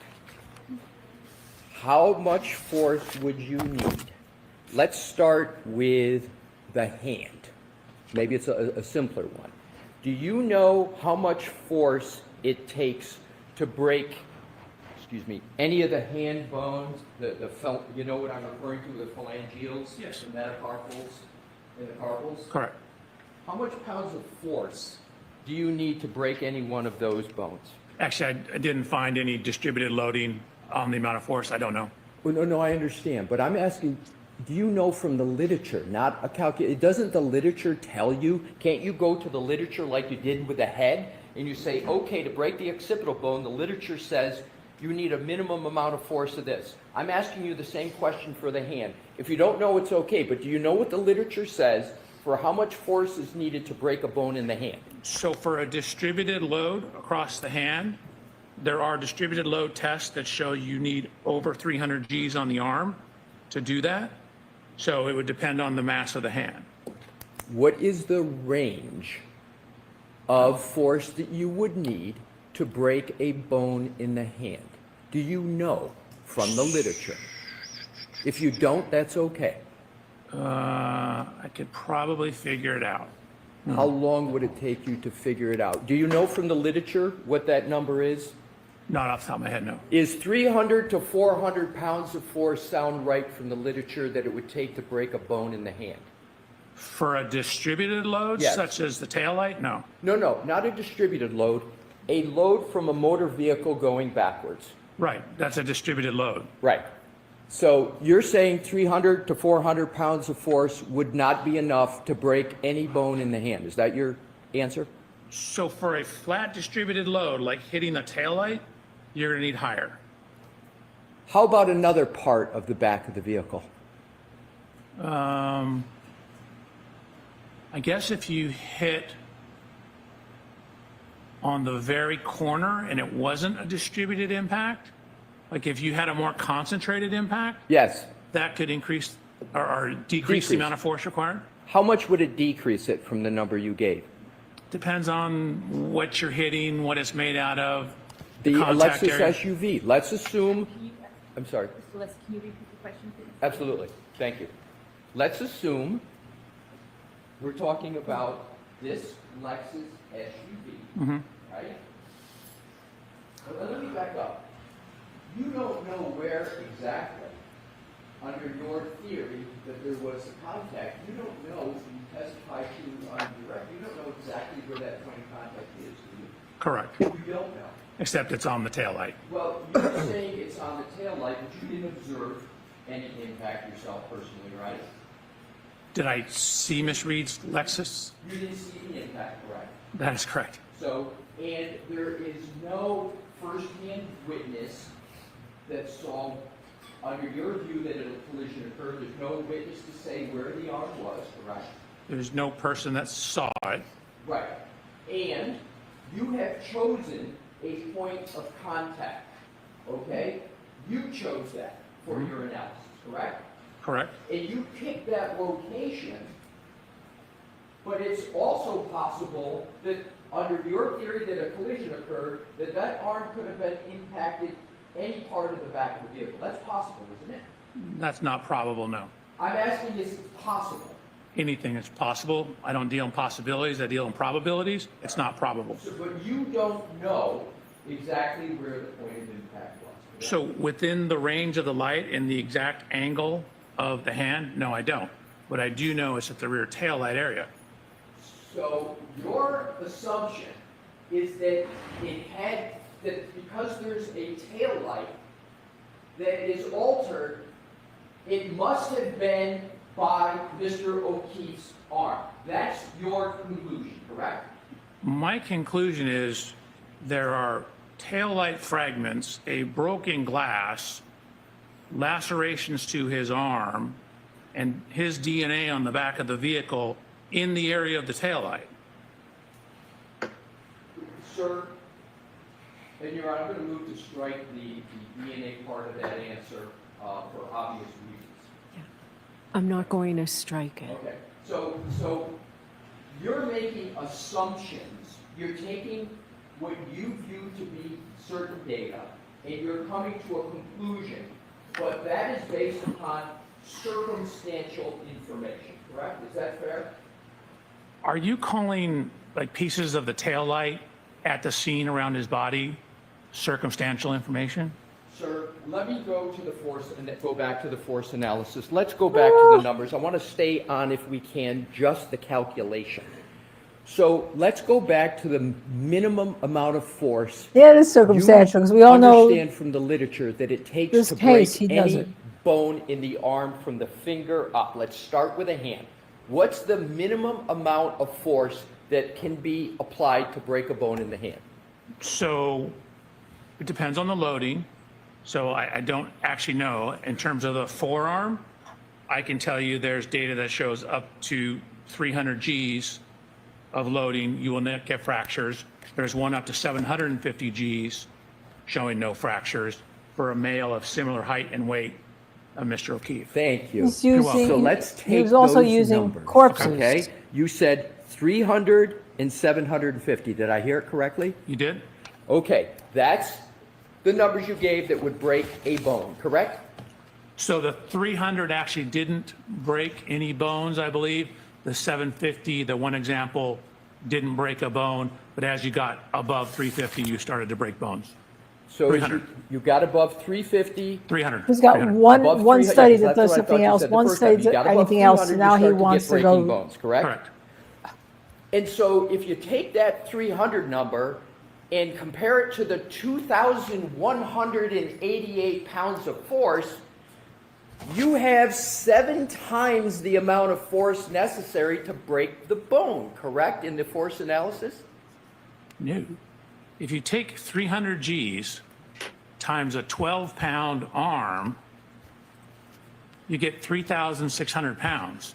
The calculation you asked me to run earlier gave you 2,188 pounds. Right. So you are 1,412 pounds above the force required. Like the tolerance is 1,412 pounds above That's the force you point. would say get in a 20-mile-an-hour impact in terms of the fracture forces. Let's do it this way. I'm sorry? Let's do it this way. Okay. The force that you calculated from my hypothetical of this Lexus SUV going backwards, you came up with the F number of 2,188, correct? I'm sorry, I didn't, what was the, you said, no, you said 2,180 dyslexic? Or did you say Lexus? I didn't understand what you said. The Lexus My apologies. SUV that you've been talking about. Gotcha. Okay? I didn't hear You it. came up with a number for F for force of 2,188. Are you changing that number? Nope. Okay, absolutely so not. let's go with your number of force from this vehicle of 2,188. I'm just simply asking, how much force does it take to break a bone in the right arm of a human being? How much force, not Make it a living human acceleration, being. how much force does it take to break a bone in the right arm? Sure. So somewhere between 2,500, the one cadaver tested the distributed load of someone of similar size and weight, and actually close in age to Mr. O'Keefe, showed One cadaver test. So the cadaver is not a about living human 7,000 being. pounds of force to break it. Let's go to the hand. Do you disagree that the literature shows it only takes 300 to 400 pounds of force to break a bone in the hand? Do you disagree with that? Your question's too general. I can't answer your question. It depends on the loading. If I take my pencil, which has a very fine point, and jam it through my hand, I can jam it right through my hand because it's a very small point. But if I distribute the load and a broader load, such as hitting a taillight, it takes much more force because the load's distributed across it. It's like if I sit on the corner of my bed. I might sink in this far when I sit on the corner of my bed, but what happens when I spread my load out, when I lay on my bed like this? I don't sink in as far. Has my weight changed? And weight is basically force. No, but I've distributed it over a larger area, so for a given force, you get less sinking into the mattress. So if you hit a broad surface like a taillight or a wall like this, it takes much more force than if I were to take a singular small round object and jam it into the hand. That hurts. This does not. Okay, if you can hear my question, if it's unclear, you tell me. For not a pen, not your bed, but for a Lexus SUV of 6,000 pounds, is there any part of the back of the Lexus in any manner where you can get a break to the hand from 300 to 400 pounds of force? Any part on the back of the Lexus? Yes. Probably. Okay. So probably, your words, you can get a break to the hand from just between 300 to 400 pounds of force. That's what you just said, correct? So you're taking the totality of the back of it, like if you got it stuck in the bumper,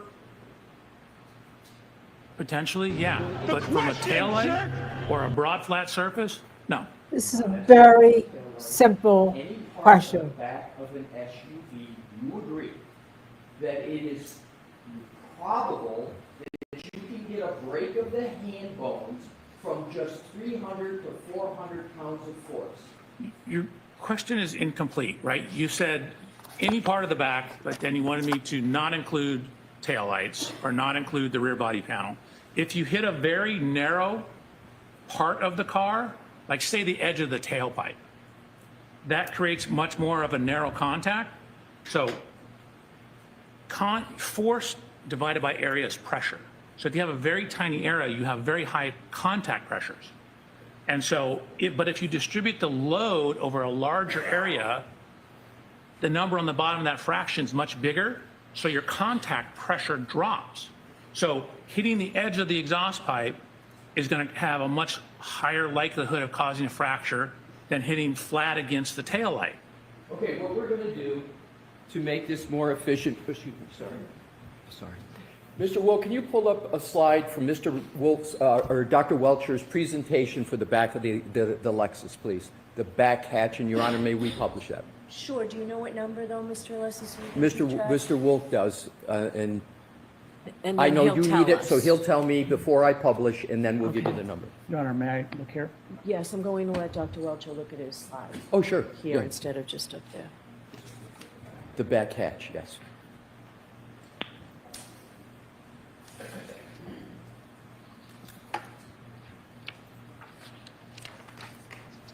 Do you have one of just the rear gate?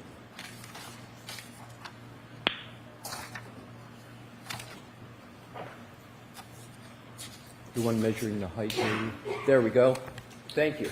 Okay, this is your slide presentation. Is there any part of the back of the Lexus SUV that has that more concentrated area where if the hand hit it, 300 to 400 pounds of force could break it? Is there any part, for example, the edge of the license plates, above the license plates, the L symbol that sticks out that would be concentrated? Anything you see there, could 300 to 400 pounds of force contacting at any of those points cause a fracture of any of the bones of the hand? So, I don't know how to show this because in the middle photograph, right where the 2 is on the license plate, Yes. there's a vertical edge. That area is recessed in. So if you hit right on that vertical edge, that could potentially do it. That could do it. How about the L of for the Lexus symbol if the hand is there? No, it's not deep enough. The compliance of the hand is just going to sink into the car. Is there any other part other than the license plate that the force applied, you would only need 300 to 400 pounds of force to break the hand? Maybe the exhaust pipe, and potentially if you hand your hand up near the spoiler. Right, so now let's go from 300 to 400. Let's go to the 2188, which is your number. Use 2188. Is there any place where in 2188 force you could have a fracture of the hand on that back gate? Just to be clear, 2188 is the number I calculated for you. It's not, quote, my number. I understand, but we did. So- I understand, but we did the calculation. Is there anywhere on the back of the vehicle where 2188 could cause a fracture of the hand? So that was a forearm fracture tolerance I thought we were talking about, because we used the Let's weight ask of you the about whole the arm hand. for that. We did. And my question is there anywhere in the back of the vehicle, in your opinion, that could cause a fracture with that?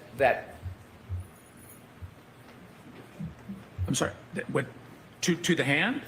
To, Just the hand or the whole arm? I'll take any part of the right arm. You call it the hand, the forearm. Is there any part that could cause a fracture? So probably similarly, if you got your forearm down near that transition, like, I don't know if you can see the little dot. I'm talking about this area. Yes. Yes. Right here. Yep. So that transition between the 2 body panels. Yes. That could potentially do it. That's back where the reverse lights are. I'd have to look at whether, that would take it before breaking the plastic. And then, again, maybe if you hit the exhaust pipe as well. It's a much more narrow loading condition. How about the corner of the tail? The corner of the tail lamp. I suppose if you had just your hand on the very, very corner, potentially. Potentially. But you didn't do any of that force analysis for this case, did you? For the hand, no.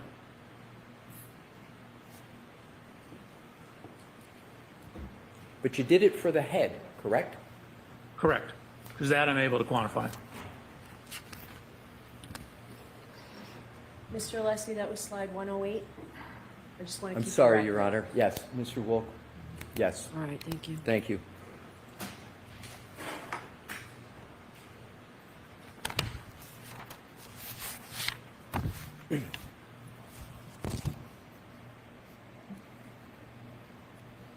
You are aware, Dr. Welcher, He's playing with his thing Mr. again. O'Keefe suffered no fractures of any kind in his hand, correct? So there were no fractures noted in the autopsy report, but they didn't actually x-ray, from the records I've seen, either his hand or his arm. So there was, at least according to the autopsy report, no overt fractures, but the x-rays I saw, none of them were the arm, and the autopsy report said no sternum, spine, I think it said torso. They didn't say that there were no fractures there. Oh my Was God. there any evidence in the medical records that you reviewed of any indication whatsoever of a fracture in Mr. O'Keefe's hand? No.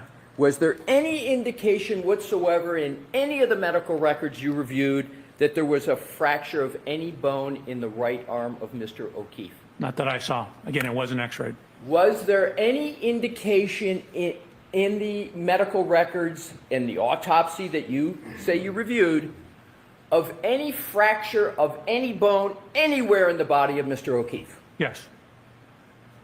Other than the occipital bone or the skull? There's a couple bones in the skull that were fractured, but other than the skull, no. Correct. So,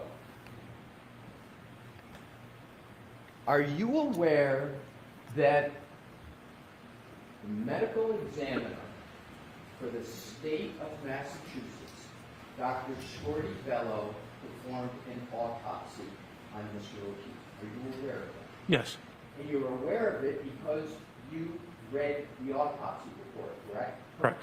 Are you implying, and it's a question, that Dr. Shorty Bello missed a fracture or didn't look properly for a fracture on Mr. O'Keefe? No.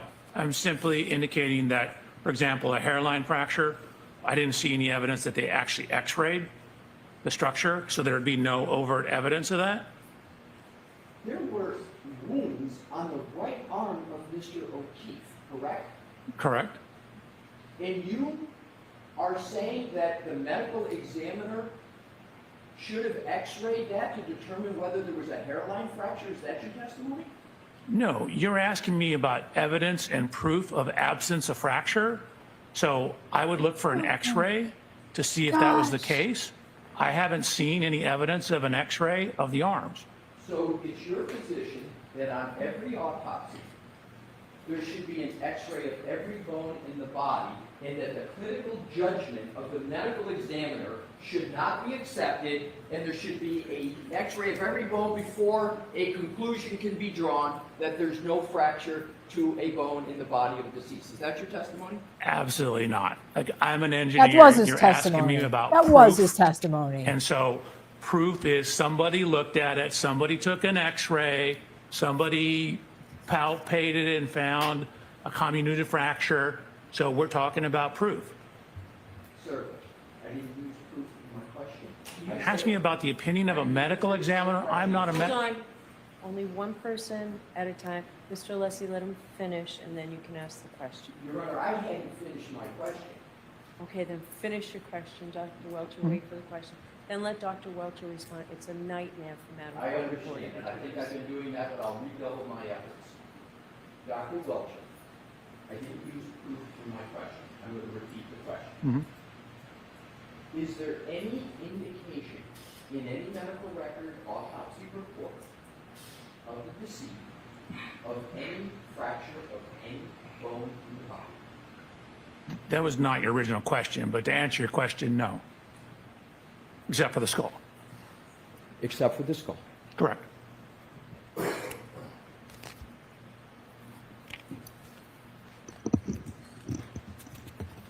No, when you're an expert, the jury has to like you.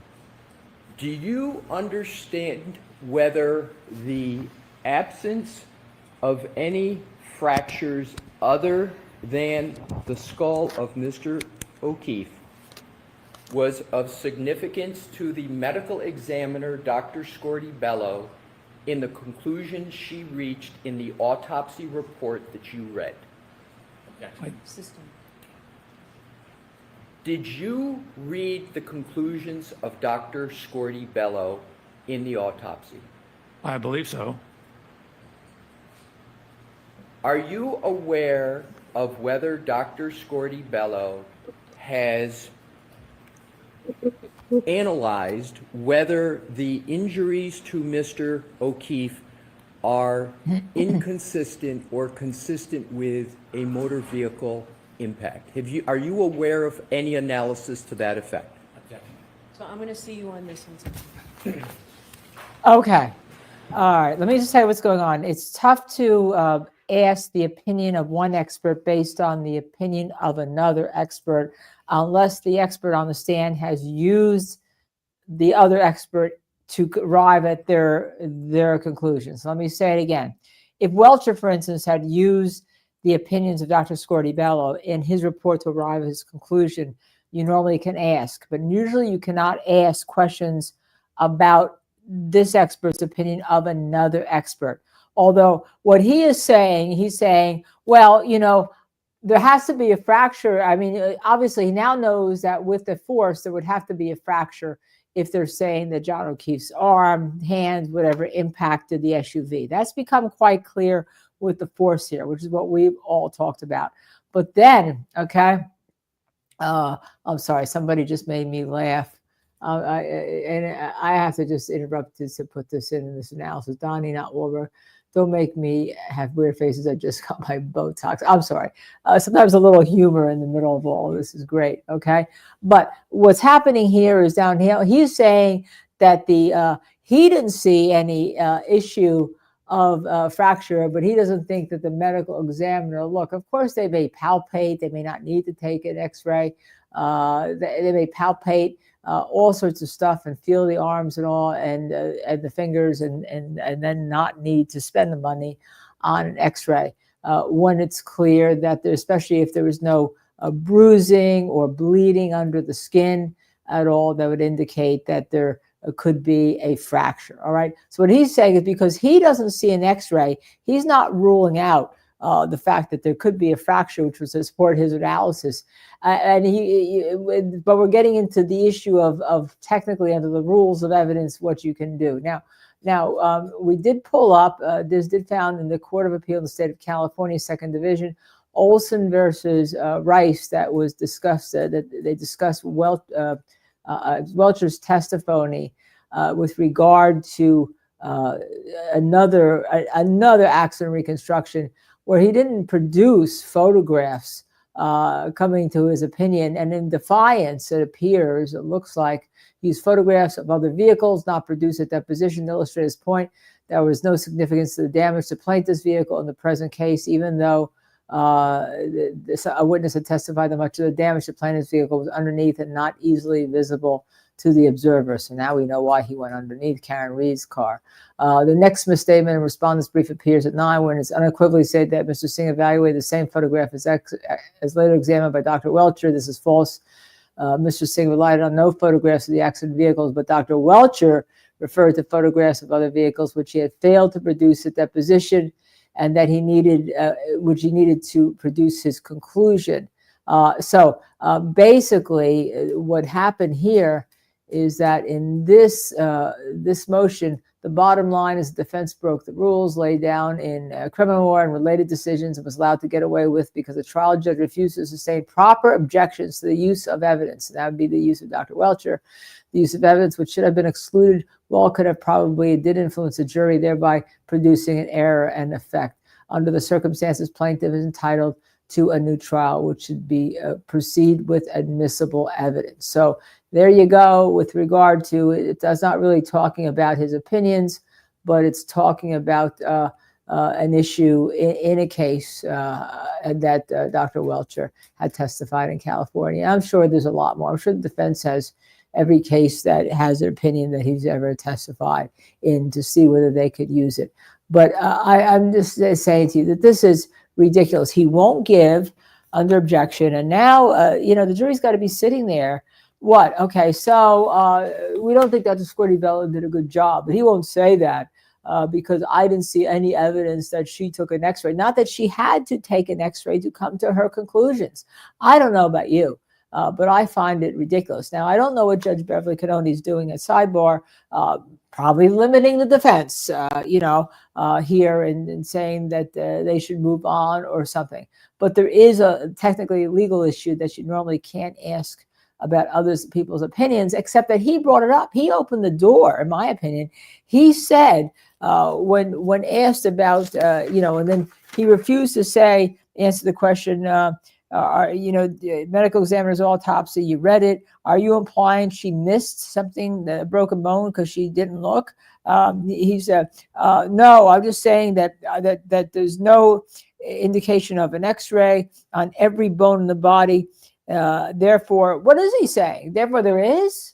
What is he saying? Therefore, there is? I mean, this is ridiculous.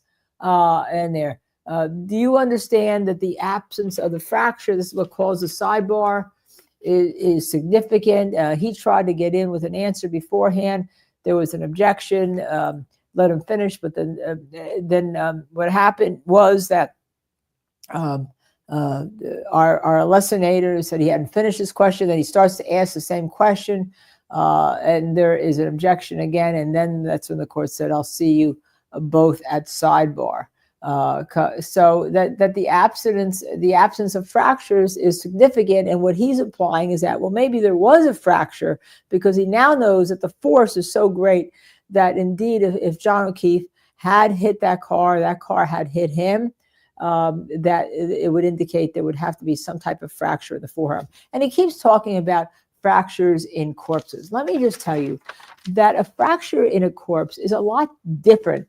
I'm sure they weren't throwing like newly minted corpses like they did in England when they were stealing bodies out of graves. Maybe there's maybe a study in Germany or some other country, maybe use corpses that were dead, defleshed. I don't know. We don't even know the circumstances around. I know it sounds grisly and cruel, but people used to do stuff like that.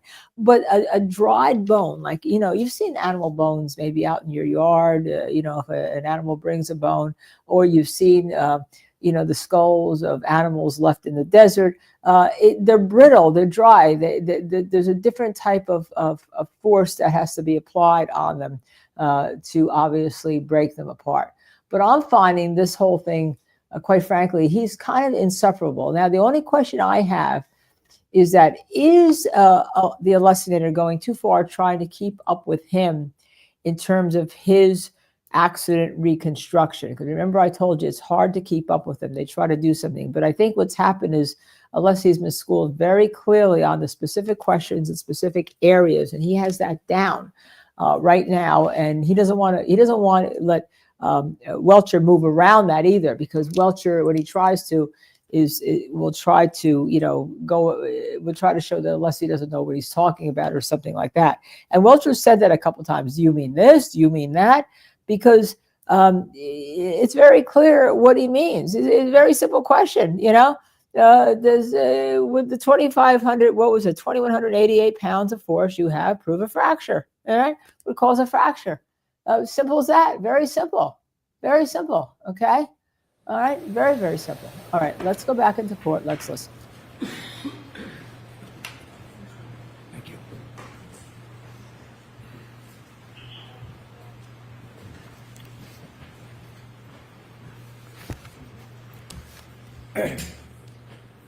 May I, Your Honor? Yes. Thank you. Dr. Welcher, I would like to talk now about your paint exercise.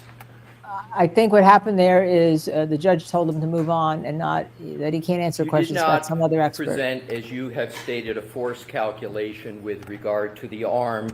You did a paint exercise, and what I want to do is to reference, and if we need to bring it up, sir, to refresh you, slides 103 to 120 of your PowerPoint presentation in this trial. I'll just call it the blue paint exercise. Is that descriptive enough for you to know what I'm talking about? No, it's not an exercise, it's a test. Okay, you want to call it a blue paint test? test. Okay, let's call it blue paint test. Oh my I just God. want to try to expedite things and use parlance that we can agree on. So your blue paint test involved painting the right rear tail light blue, correct? Correct. Positioning the test subject behind the tail light, correct? Correct. With the arm held out, correct? Correct. And at a right angle, correct? Correct. And then the vehicle, the Lexus SUV, is backed into the test subject, correct? So I ran 3 different tests. I know, well, let's just do each one at a time, okay? Okay, so you're starting with the last one. I'll start with whatever one you want. Okay. How about if we start with the one at 1 mile per hour? None of them were at 1 mile an hour. 2 miles per hour? 2 miles an hour. Let's do 2 miles per hour. Let's start with that one, Okay. okay? Now, did you conduct that test in an attempt to show that the injury patterns on Mr. O'Keefe's right arm are consistent with being struck by the Lexus tail light on that arm? So generally, I wanted to show that the location, Yes or no? area, and span over which that headlight covers matches the location and area of the lacerations on his arm. That's what I want to get to. So you discussed data that you say shows that that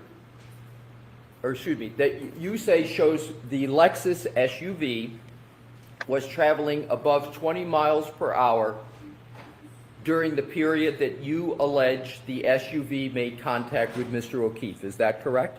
No. Where'd you get that from? Hold on. Okay. The answer is no. So did you do a test Boy, is involving he 20 miles rude. per hour? I did some other backing tests. Yes. I was looking at how the rear pedestrian system and what warnings you got from the rear pre-collision system, the PCS system. Let me ask you this. Mm-hmm. Would you agree that you did a blue paint test with the vehicle going at 2 miles per hour? Did you Of course. do that? Okay. You didn't do a blue paint test with the vehicle going at 20 miles per hour, correct? That is correct. I was not going to hit myself with a Lexus at 20 miles an hour. You could have done other tests where the vehicle was going at 20 miles per hour if you used a crash test dummy, correct? You If could have you- done that. If you use the right crash test dummy, and then to set up the test, because generally you only get 1 or 2 shots at it, because you damage the car, you have to know everything about the parameters. And so again, pedestrian impacts are so very sensitive to initial angles. If I were to do a test and it was off a tiny, tiny bit, and we got some different results, If you were I would be in here having to independent, defend it. Well, your own testing didn't show it. Point is we don't have enough information to be able to conduct that testing. Your assumption, as I understand it, is that the Lexus was going 24 miles per hour in reverse and made contact with Mr. O'Keefe. That's your analysis, sir? No, there is not one single slide I have that says this is the speed he was hit at 24 miles an hour. Do you know, do you have a hypothesis at what speed you believe there was impact? Do you have the point of impact speed? I do not know the exact speed. We don't know the initial point of contact. We don't know where Wait, exactly what? he was on the road. We don't have enough information to determine that. Let's talk about the other information you don't have. Okay? You don't have the information as to from your alleged point of contact to where Mr. O'Keefe landed. You don't have that information, do you, sir?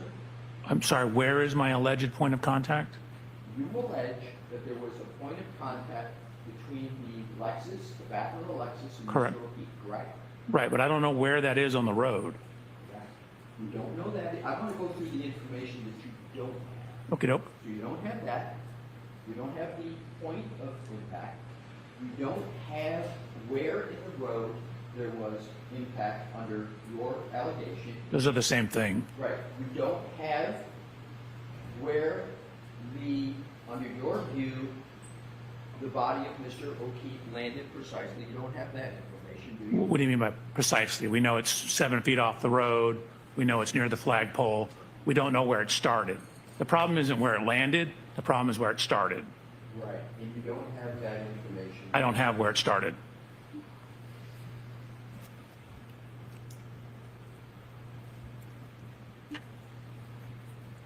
The paint tests that you used, aren't those used, if they're used at all, as an element of physical impact reconstruction, an element, not as the focal point of the test itself? So that was the focal point of that test. The focal point of the purpose of that test was to show the contact width and location of how someone of Mr. O'Keefe's height, which happens to be me, contacts and where it would contact where the broken taillight was. So no, that was the focal point of the testing. That's why I did the testing. That's why we're calling it paint transfer testing. Right, but my question, sir, I understand you use paint tests as the focal point, but aren't paint tests in accurate accident reconstruction not used as focal points? They're used as supplements to other tests to get more accurate information. Do you agree or disagree with that? You didn't give me enough information. I can't agree nor disagree. It depends on what you're trying to do. Let's go to, on direct examination, you testified that after the 1162-2 trigger event, Ms. Reed's vehicle traveled a distance of 87 feet. Do you recall that? You are mixing up two things. Remember, the trigger is in the middle of the event. Give me the chart, please. Your Honor, I'll give you the, as soon as Mr. Woke gives it, the slide 23, I believe it is. I'm sorry, what slide? Well, I want Mr. Wolt to go through it to check. Let me ask it this way, see if we can get to it quicker. Do you remember talking on direct about a calculation of 87 feet where you added, there was like a 30-something number and a 50 number and you came to 87? Do you remember that in your slide presentation, sir? Slide 37, yes. Right. So if we could bring up that slide, please, Your Honor, with your permission. Okay. That's 36, but okay.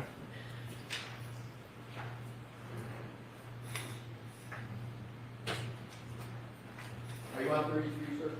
No, I'm on 36. Mr. Woke, do you have 33? If you could go to 33, sir. Oh, sorry. Yeah, because that's where your 87 number is, not on the other. It's on a bunch of slides. Yep. Go ahead. All righty. So if you could zoom in, Mr. Woke, so Dr. Welcher can see the numbers in the column.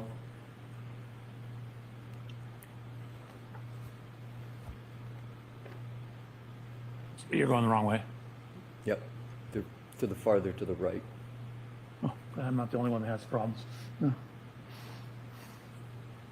No, you've got a lot of problems. Yeah. Still Sir, do don't you have it. remember testifying about this? To the farther to the right? Farther to the right. Yep. Keep going. Keep going. A Is little that more. 53 number down there?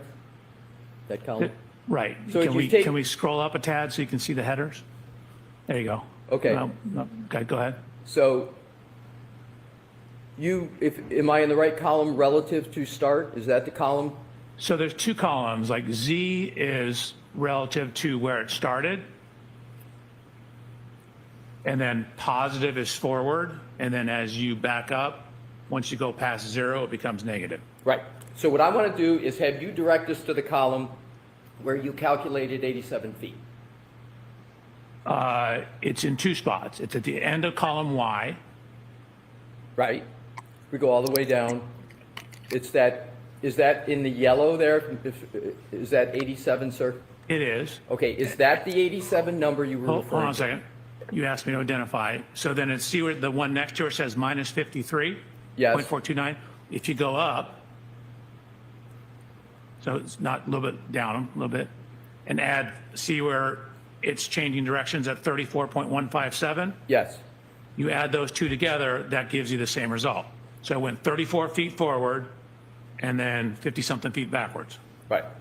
And what is the 87 feet traveled, is that what you're indicating is the distance traveled during the trigger? Is that what the 87 represents to you?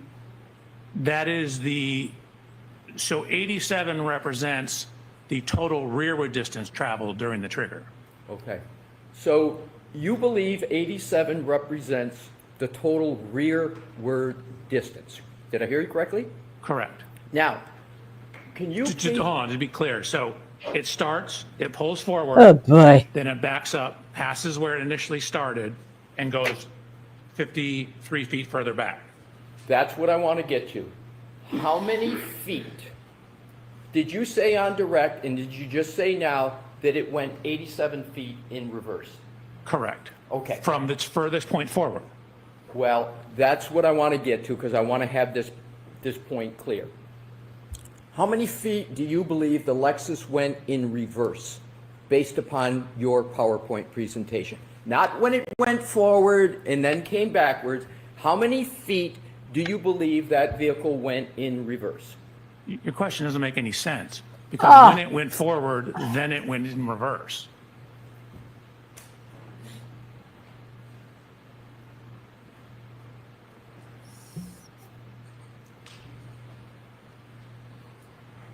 How many feet do you believe the Lexus went during the trigger? To all the rest of us, it makes So perfect sense. It went a total of 80, it went 34 feet forward, then it came back 80, or another 53 feet past where it went. Or 87 feet. So, you've testified that the 1162-2 trigger event represents a backwards maneuver, correct? So again, that was clear. So funny, It initially isn't it? pulls forward and then backs up.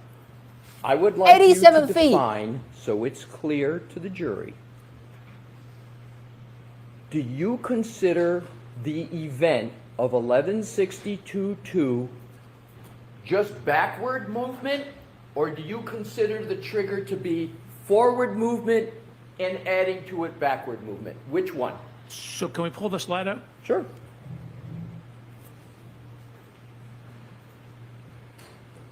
Could you zoom in?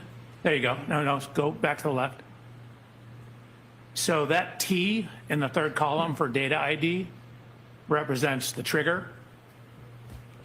If you scroll over a little bit to the right, where the Just answer the highlighted question. yellow It's a blocks simple are, question. you can see 1 is a forward drive gear, 0 is neutral, 2 is reverse.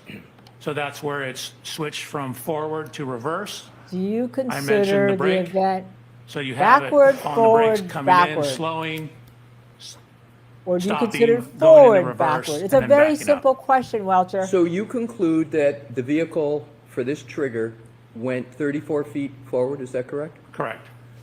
How do you know the vehicle didn't go 150 feet forward? How do you know it just went 30 feet, 4 feet forward? How do you know that?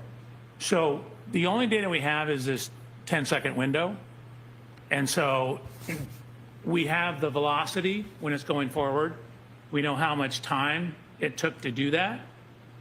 So that tells us how far it would travel. Velocity times time is distance. So are you saying that it is a certainty that it went forward 34 feet and there's no other number of feet it could have gone forward? You're absolutely certain of the 34 number? No. Again, if you look, see where it says vehicle speed? I see it. So at the start of this event, which is the trigger -5, so the trigger is actually where it's triggered, and it takes 5 seconds before, 5 seconds after. But when the trigger happens, it's actually stopped. But the 5 seconds before, it's going 13.6 miles an hour forward. So at the start of the data, it's still going 13.6 miles an hour forward, but it's slowing down. You can see you have the brake where it says brake SW, which is short for switch. The brake switch is a 1, which means it's on. So when this event data started, it's going 13 miles an hour. I'll ask the question a different way. Cross-examination, thank you for the nation. Are you Q, Ralph certain- Mean, I'm in danger. That the distance Thank you. traveled forward during this trigger event was 34 feet. Are you certain? Yeah, I'm pretty certain during this trigger event. Pretty certain or certain? Well, I've checked the math. I've had people check my math. So I try to be as accurate as possible. I would say I'm certain. Okay. But I'm an engineer. Okay. So there's no absolutes. There's no 100% in my job. So you're certain of the 34 feet, and is it correct that you're certain of 53 feet going backwards? Are you certain of that, sir? So backwards from its initial starting position. Yes. Correct. Okay. And therefore you are certain of a total of 87 feet traveled that you have at the bottom in that yellow-orange. You're certain of that as well? 87 feet of backing, correct. Okay. Now, you also testified on direct, as I understand it, in slide 23, that different numbers represent different gear states of the vehicle, correct? Correct. And a 0 represents neutral, I think it's either neutral or park, but I'm pretty sure it's neutral. a 1 represents drive, Correct. a 2 represents reverse, Correct. or a 2 can represent slowing down. Is that correct? Not for a gear shift number. So you didn't say on direct that 2 could represent reverse or slowing down? God, I hope not. It doesn't. So those numbers simply I represent. hope not. Is the transmission in drive? Is it in neutral? Is it in reverse? It doesn't tell you anything about whether it's slowing down or not. But the brake switch and the brake pressure and the longitudinal accelerometer data gives you some information on that. Okay, so if Your Honor, we could go to slide 30, Excuse please. me. Mr. Wolk?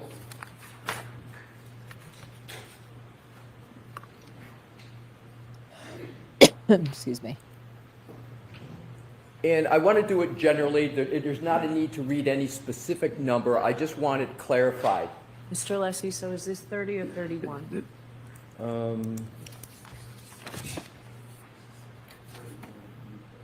Yeah, I'm sorry, Your Honor, you are correct. It's 31 in the most up-to-date presentation. Thank you. You see all the numbers in blue font on that slide, sir? I do? Those are all numbers that you have placed on that slide. Did I have that correct in your direct presentation? You do? Okay. So this Excel spreadsheet, there's also numbers in black, correct? Correct. So all the ones that are in blue, those are numbers that you have placed into the spreadsheet, correct? Correct. The one exception is column N, where it says shift position. Yes. I changed green to forward and red to reverse. So the data in the columns in blue are not from the original data that was downloaded from the vehicle, correct? Like, for example, if you look at column H, I simply did a unit conversion. So it's the same number, it's just in different units. But the black numbers represent exactly as it comes out of the vehicle, but it's the same number. All right, that's what I wanted to get to. So for clarity for this slide, when you download this data from the vehicle, what is in black, those numbers just come right out, correct? Correct. As they're stated. But the blue numbers, they don't come out like the numbers in blue. You have to do something, some calculation, some application to get to the blue, correct? Correct. Okay, thank you. You're welcome. Now, no, we're going to keep that up, Mr. Wolk, please. Thank you. And when we need to get to the specific numbers, we'll be fair and make sure you can see them. Now, in these columns, do I understand it correctly that you attempted to account for wheel slippage in the revolutions per minute speed values produced by the car? Not here. You're looking, this is 1162-1. The wheel slippage occurred in 1162-2. Okay, and so if we go to a slide with 1162.2, we will then go to the slide you believe represents wheel slippage, is that correct? There are data points in that represent slippage. That's my question. In which slide, sir, would you like to pick? 35. Thank you. So we will go to slide 35.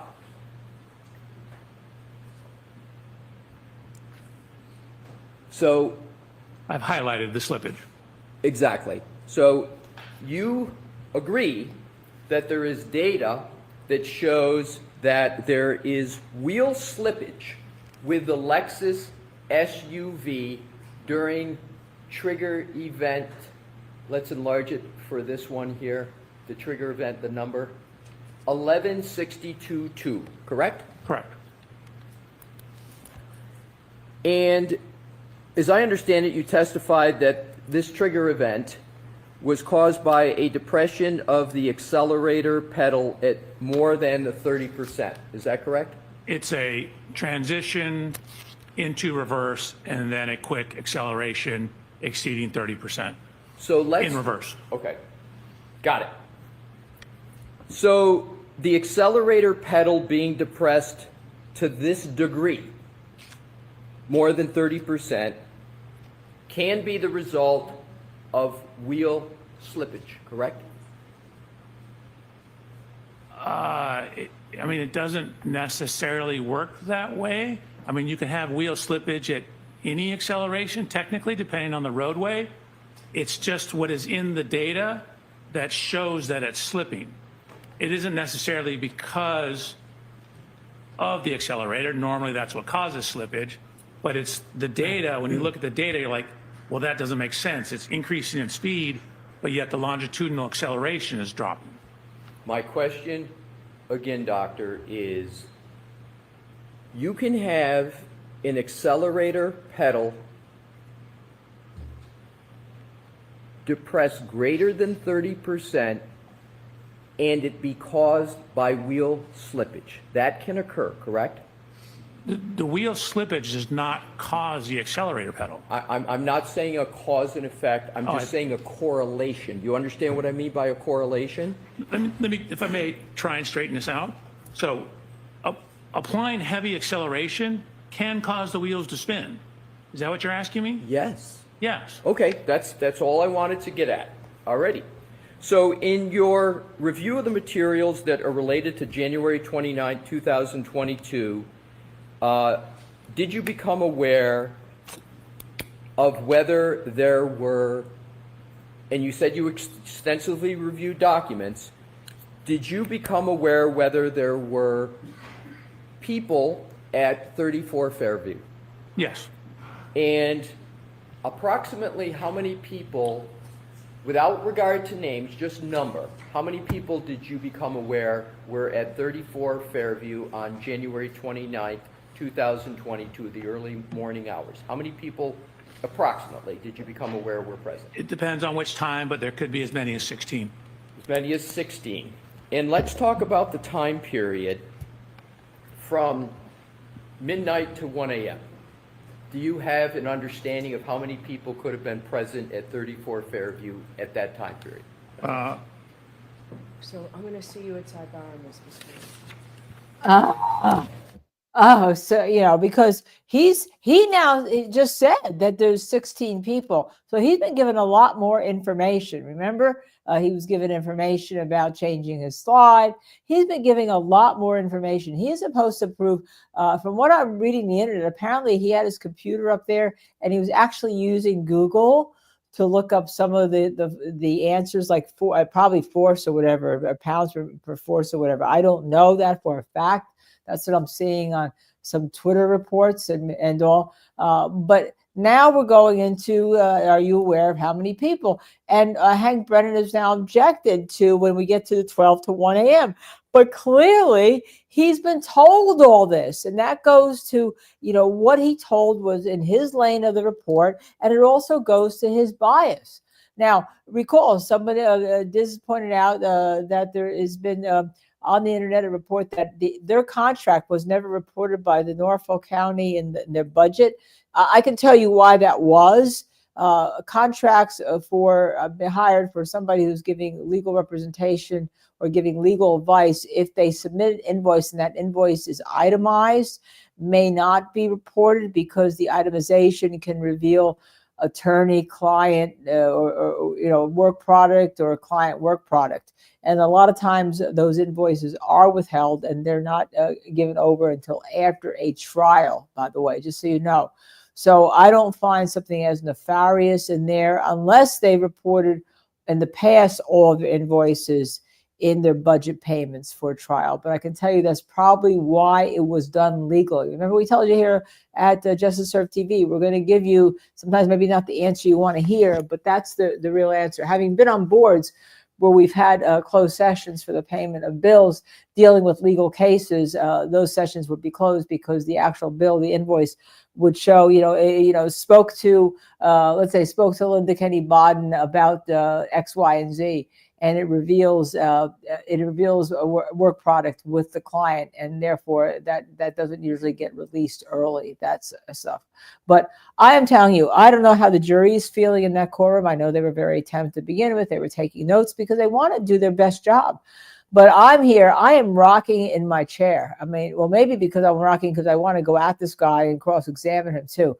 My style would be a little bit different. As you know, you all gotten to know me a little bit with regard to witnesses. I can have a great conversation with the witnesses as I back and forth, as I did with Tyrone Camper. We come to some truth. And then other times I can cross-examine a witness like, as a matter of fact, it was a Massachusetts State Police officer. He and I got into it a little bit. Okay. All right, let's go back into court and let's see if Judge Kenney cut the defense off the pass on this area of questioning. May I, Your Honor? Yes. Thank you. Dr. Welcher, am I correct in my understanding that you believe under your theory, the Lexus The defense lost this because unless he's on a different area. 53 feet. Just so you know. No, it backed up a total of 87 feet. Okay, let's take your 87. It backed up a total of 87, okay? Correct. He wants to, oh my God, he wants to your answer the forward and the back and then the back. I give up. Theory is that it did so and reached 24 miles per hour, correct? Correct.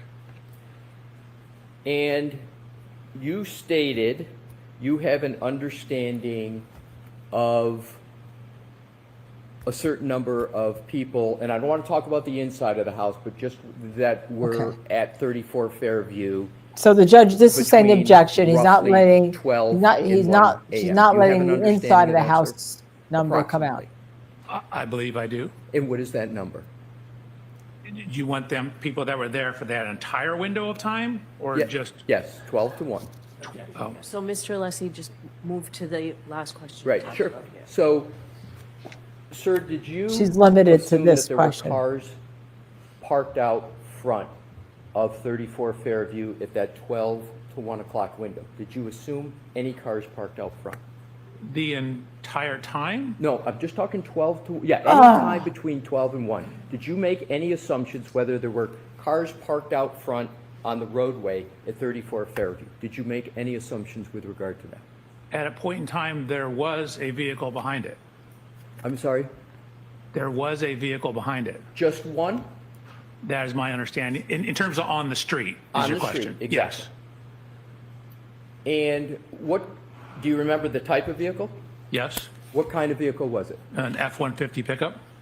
Did you have any understanding as to whether there was a Jeep vehicle on the road at that 12 to 1 time period? I had seen testimony somewhere to that effect, but the majority of the testimony was there were no other vehicles. But you did see testimony that there was also a Jeep type vehicle on the front, out the front of 34 Fairview between 12 and 1. Is that what you're recalling? Yeah. So I'm going to let that answer stand, what he's just testified to. Just go ahead and. Okay, so Dr. Welcher, what I want to do is to have you using your data, you say 87 feet for the backup, correct? Correct. 1162.2, up to 24 miles per hour. Isn't there a likelihood, if there is at least one vehicle out in front of 34 Fairview, that there would be a collision of the Lexus SUV with the vehicle out front? No, the vehicle had left prior to the end or prior to event 1162-2. What information do you have with regard to how many vehicles are in front of 34 Fairview? He just made a big assumption. So I have Miss Reed's interview statements. I have statements of a number of witnesses. I don't know if I'm allowed to say the names. I'm just going to say, let's not just number of vehicles. Okay, so I have a number of witness statements at multiple statements from the same witnesses at different times. This is wrong not to let her go The into path and following what the witnesses he's Lexus saying he to the relied on house. at that time. And then leaving before the event. Assume that there were vehicles, at least one vehicle parked out front of 34 Fairview. Is there a likelihood that given 24 miles per hour over 87 feet, is there a likelihood that there would be a collision given the weather conditions as you knew them to be at that time? Well, the weather I don't think necessarily plays into whether there would be a collision or not, but we know it backed up 87 feet. So again, it goes forward like 35-ish and then back like 60 something. And so if something is within 65 feet of the rear of it, or whatever the numbers are, I would need my slides. It was 50. 50, okay. Yeah, go ahead. 57. If something is within that window, then it would hit it. All right, good. So now let's look at another scenario. If it's going as you describe it, is there a likelihood that the Lexus would also go upon the lawn in front of 34 Fairview? It depends on where it starts. You have an opinion, don't you, as to where it starts? No, I do not. That's actually why I have that diagram showing it off to the side. That's I'm right. simply showing how far it moved forward, how far it moved back. Exactly. We don't know where on the roadway it started. Exactly. You don't know where on the roadway it started. And therefore, all you have is the distance covered, correct? Correct. So, but you're saying the distance is 87 feet, correct? 87 feet backwards, yes. So backwards, 24 miles an hour. Have you ever driven a vehicle backwards 24 miles an hour, sir? Yes, I think I've driven this Lexus backwards 24 miles an hour. Right. So if anybody who's driven a vehicle back, have you ever driven any vehicle back 24 miles an hour at 1 o'clock, 12 o'clock in the morning? Probably not since I got out of high school. Have you ever done it when there's a storm that is beginning? No. Have you ever done it when there is less than clear visibility? No and no. And have you ever done it when there's low lighting? Oh, maybe when I've been up skiing in the snow, I've done it. But again, that's been decades. Right. So 87 feet, 24 miles an hour. Are you saying that in every instance that vehicle will stay on the road and for 34 Fairview, it wouldn't go up on the lawn? When you mean every instance, mean like every possible location on the road it starts from? Correct. No, there's some spots, if you start here, it's going to go up on the road, on the yard. If you start too far on the other side, you're going to go over into the neighbor's yard. So it depends on where you start. Right. And so given the conditions that we've just described, right? Conditions the weather, have nothing to do with I where need you to start. finish my question, sir. Wait, let him ask the question, jerk. Given the conditions that you've described, Excuse it me, is he's not a jerk. reasonable He's a doctor. to conclude that that vehicle, under your parameters, would have gone up on the lawn. Is that a reasonable conclusion? No. So you don't think there's any possibility that could occur, a vehicle going 24 miles an hour at this location, 87 feet backwards, in the dark, with wet pavement at a minimum, and low lighting, you don't believe it's possible for the vehicle to, under your scenario, to have gone up on the lawn? That's not So possible. your first question was reasonable, and I said no. Now you're asking possible. It, of course, is possible.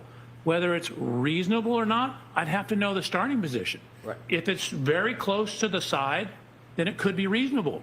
If it's further towards the middle of the road because snow is building up on the side of the road, then it's probably not as reasonable. I would need more information to be able to determine whether it's reasonable or not. It's certainly possible. It's possible it could have shot off into space as an engineer, but not probable. Oh, you think it's possible that it could have been shot off into space, sir? As an engineer, it's a possibility. It's a possibility that Absolutely. this Lexus could have been shot off into space? Yeah. Highly, highly unlikely. But All right. again, you're asking an engineer about possibilities and probabilities. Let's get back to reality. So in terms of the Lexus itself, because you, under your method of analysis, don't have the starting point, you can't rule out that under your scenario, the vehicle would have gone up on the lawn. You can't rule that out, can you, sir? I cannot. No, it could have. Okay.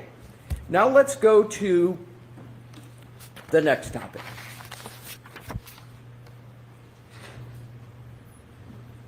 If we could, Your Honor, have Exhibit 168 published in evidence, which is now under the 167.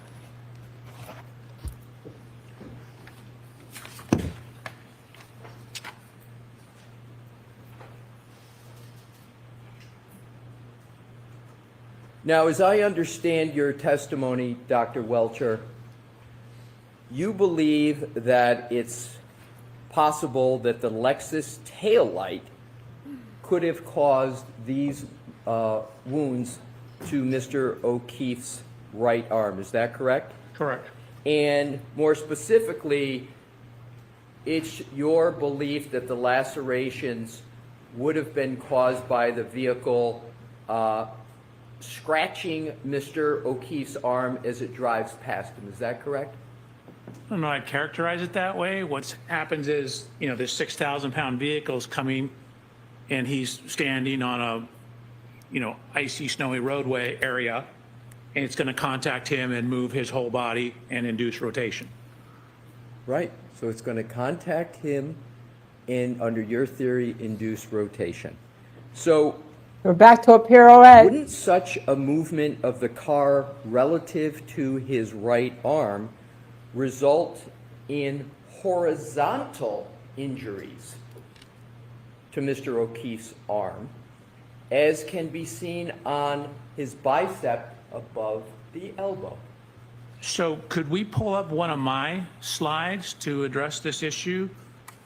Sir, I'd like to I'd like to answer your question with a slide that I have that addresses this exact point. I'd like to stay with this slide, Dr. Welcher, and see if you can answer my questions off of this slide. So I'll repeat it. Sure. Do you agree that the injuries up at the upper part, where you're familiar with the bicep brachialis? I am. And aren't those two up at the top, right over the bicep brachialis? They're actually about midway between the biceps and the triceps. Right.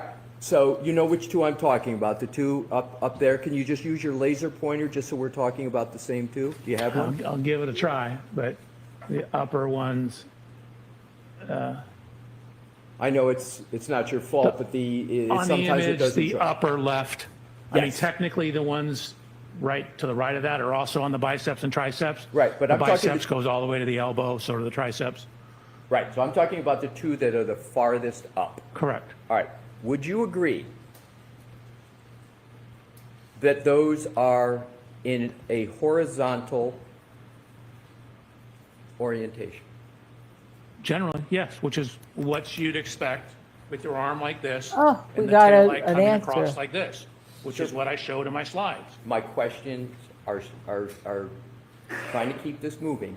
I just asked if those are in a horizontal orientation. Yeah, Yes more or or no? less. They're angled down slightly, but more or less horizontal. Okay. Isn't it true that if Mr. O'Keefe's arm were to be flexed like it was with the test subject in your blue paint test, the lacerations on Mr. O'Keefe's forearm would be oriented in a vertical direction? Absolutely not. If you pull up my slide 117, it'll show exactly that it is like perfectly horizontal. When you're standing like this, and this is the tail light, the laceration, when it comes across here and pushes my body, it's going to make a horizontal laceration because the 6,000-pound vehicle is going to push me out of the way. As this pushes me out of the way, it's going to drag and create a horizontal laceration across my arm. This is exactly what you'd expect. So let's talk about the forearm, sir. We may have miscommunicated. I'm talking about the lacerations on Mr. O'Keefe's forearm now. So we're switching from the arm to the forearm. Correct. Gotcha. Wouldn't those be oriented in a vertical You're the one direction? who said No. forearm was different Again, than you arm. have the vehicle, if this is me and this is the car, it's pushing and pushing across like this. And with your arm bent like this, it's going to cause laceration as it pushes my arm away. It pushes like that. Okay, I And got it's, my slide shows this quite clearly. So you disagree, you do not agree that the injuries to Mr. O'Keefe's forearm under your theory would be oriented in a vertical. You disagree with that. It's just want to get that on the record. I disagree with that. Okay. Now, also, do you understand that under your theory of injury here, that there would be injuries caused in two different directions by the same movement of the car? Agree or disagree? I'm going to say I disagree. You need to give me a little more. You're going to have, again, this is a glancing or a clipping type impact. And so it's going to be it's going to sweep across the arm, which is what causes the horizontal lacerations. We're talking about a flat surface, right, sir? Approximately, yes. And therefore, you would have to maintain contact with the arm as the car moves. Am I correct about that? Maintain contact with the arm? I'm unclear what you mean. What I'm trying to do, sir, is to get under your theory, right, given the contact that you've described, He what won't would you answer expect a to be the question. orientation of the wounds to the upper part of the arm and to the lower part of the arm? Just like it's shown in this photograph. Okay.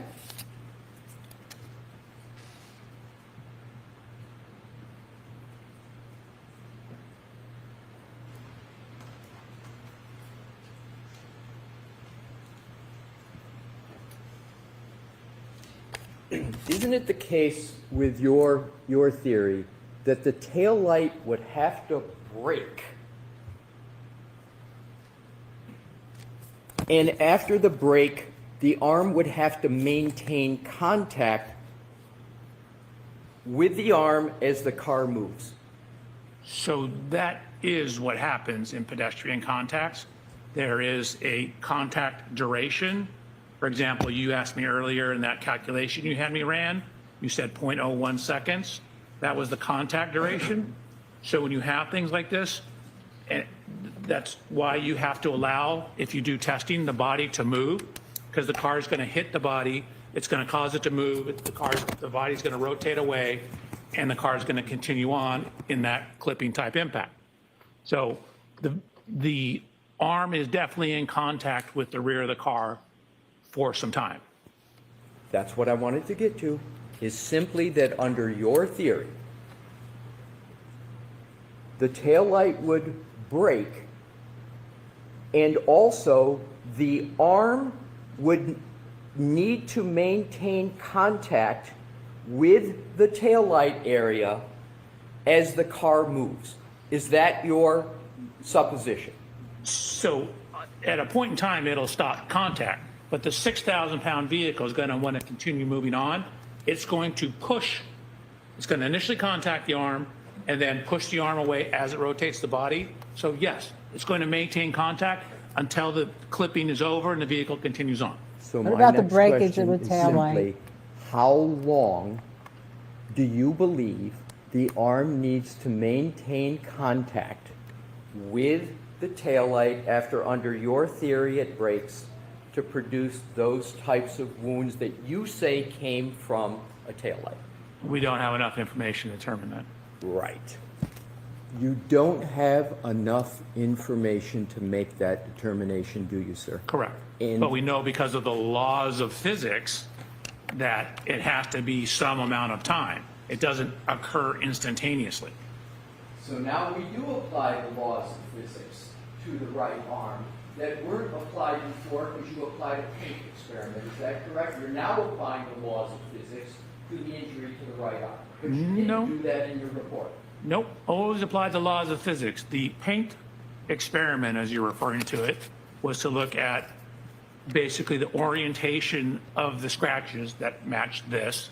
So that was an engineering experiment to correlate height, position of the tail Now lights he admits relative it to was an height, engineering orientation of experiment. the Okay. lacerations on Mr. O'Keefe's arm.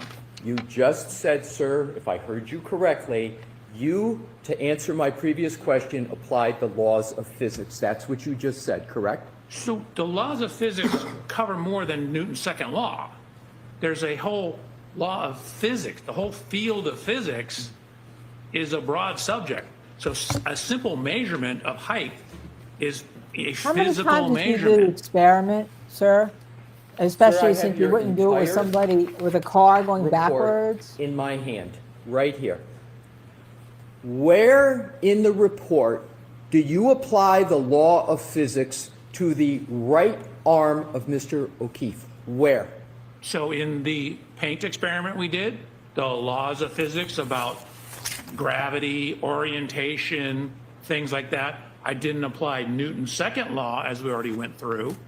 But again, those simple positions, arm angles, the possible I physical don't know arm why angles, Leslie doesn't those go are on the all generally experiment governed by aspect. the laws of physics. Experiment The laws of is not physics are Dauber. very broad. Sir, I'll ask it this way. Where in your 14-page report do you even mention the laws of physics related to the right arm of Mr. O'Keefe? So in terms of applying the laws of physics. I'm not asking applying, just where in the report is it mentioned law of physics relative to the right arm? Can you point me I to don't know where? that I would write a report that said these are the laws of physics. I would say these are the numbers, but for example, the timing in GPS, how a clock times, the concept of a That's not the second. law of physics. What does that mean? Those are all concepts of physics. So Not the in this timing, the case. GPS, the mileage, how we calculate the mileage, those are all based on the laws of physics. I'm talking about injuries to the right arm. That's not what you asked. You asked me about my whole report. Sir, if you could, please, I just need to finish my question. Where in your report do you use any laws of physics in connection with injuries to the right arm of Mr. O'Keefe? Can you point me to a word or a page in your report? Yes. Where? 2A, 2A Roman numeral 1, 2A Roman numeral 2, 2A Roman numeral 3, 2A Roman numeral number 4, 2A Roman numeral number 5. Sir, I followed all of it, but what I'm asking about is where in all of what you just mentioned is the word right arm? I'll take what you just said. Where in 2A and all of those is the word right arm? Where is it? Oh, sorry, it's in number 3. So let's go to 3. You state the location and orientation of the laceration on John O'Keefe's right forearm and right arm are consistent with the geometry and orientation of the right tail light of the Reed 2021 Lexus LX 570. Remember I told you Where- consistence, not Can a you read the next scientific sentence? I'm term. sorry, is it see PowerPoint slides 102, 120, correct? Correct. All right. I want to just start with the report. Did you apply any force analysis to support 3? So in terms of the force analysis, I did not do an F equal MA analysis, but in terms of, say, the contact pattern, I obviously had to apply some force, even at 2 miles an hour, to do that. So the answer is, what you cited, number 3, you did not use a force analysis, correct? So force was applied to my arm in the paint test. I didn't do an F equals You're MA right. I mean, I force remember analysis. Thank him you. rolling You're his arm like that. So now let's go to the horizontal movement we were talking about with regard to I wish the Leslie would car. have gone off the experiment on the blue And you can experiment. agree or That to me disagree. was crucial. Sorry, the picture's on. I'm sorry, we'll take that down. Do you agree or disagree that given a horizontal movement of the car, vertical lacerations would be an inconsistent injury pattern? So horizontal motion generally will cause a horizontal laceration. You can get what are called stellate, which are blunt force, and it causes a splitting of the skin as well. But generally, when the vehicle is clipping or running horizontal across it, it will generally cause horizontal lacerations. But when you have a fractured taillight, you can get pieces going off in other directions. So it's not necessarily going to be perfectly horizontal. So my question is, not with clipping, you keep inserting clipping into my question. My question is this. If you're given a horizontal movement of the car, do you agree that it's more likely than not that vertical lacerations would be an inconsistent injury pattern? I'm trying to help you, but you gotta give me more. My So, God. like, is it a clipping contact or is it I'm not a clipping trying contact? to help Is it a you. direct in the center of the car impact? Okay, are there only 2 variables you need to No, answer the question? But this is a good start. All right, so let me do it this way.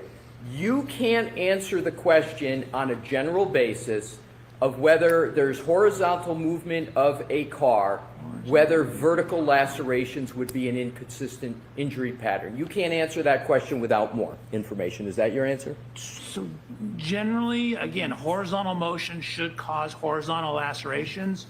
But again, it depends on what's being hit. Okay. So for example, if I have something that bends as a result of the impact, it could bend up and create a vertical laceration.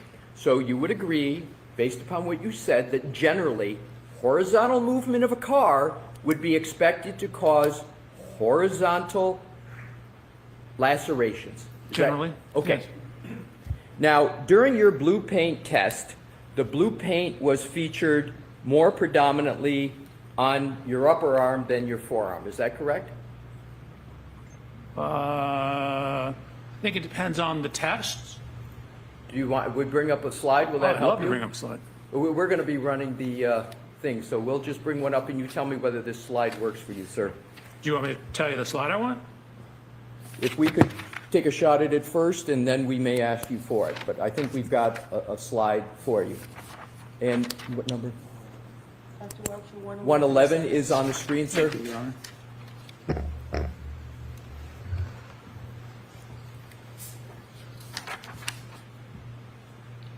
Is the blue paint more predominantly on your upper arm than your forearm? Is there more blue paint on your upper arm than your forearm? Probably. This is the one where I actually walked sideways into the back of the car. The one where the car is moving is probably a little better representation. Sir, I'm just asking you a question about this slide. If Okay, you could just focus on this slide here, and if you can't answer it, so be it. I just answered it. Is the blue paint featured more predominantly on your upper arm than your forearm? It sort of looks like it. I didn't actually measure the total area of it. All righty. So on direct, you stated that in order for the injuries on Mr. O'Keefe's forearm to have been caused by an impact with the taillight, his arm would have needed to be held outstretched as you did in your demonstration, correct? You would need some degree of outstretch, yes. Yes. So isn't that an example of confirmation bias? No, that's matching the contact pattern to the injuries. But don't you have to select among other choices this outstretching of the arm? You had to make that selection from among others, correct? So that was matching the physical evidence on his arm to the physical evidence on the car, and then running a test to see if dynamically those matched up. So it's, I didn't have it hit the exhaust pipe, for example, because there was no assertion it hit the exhaust pipe. There was no damage to the exhaust pipe.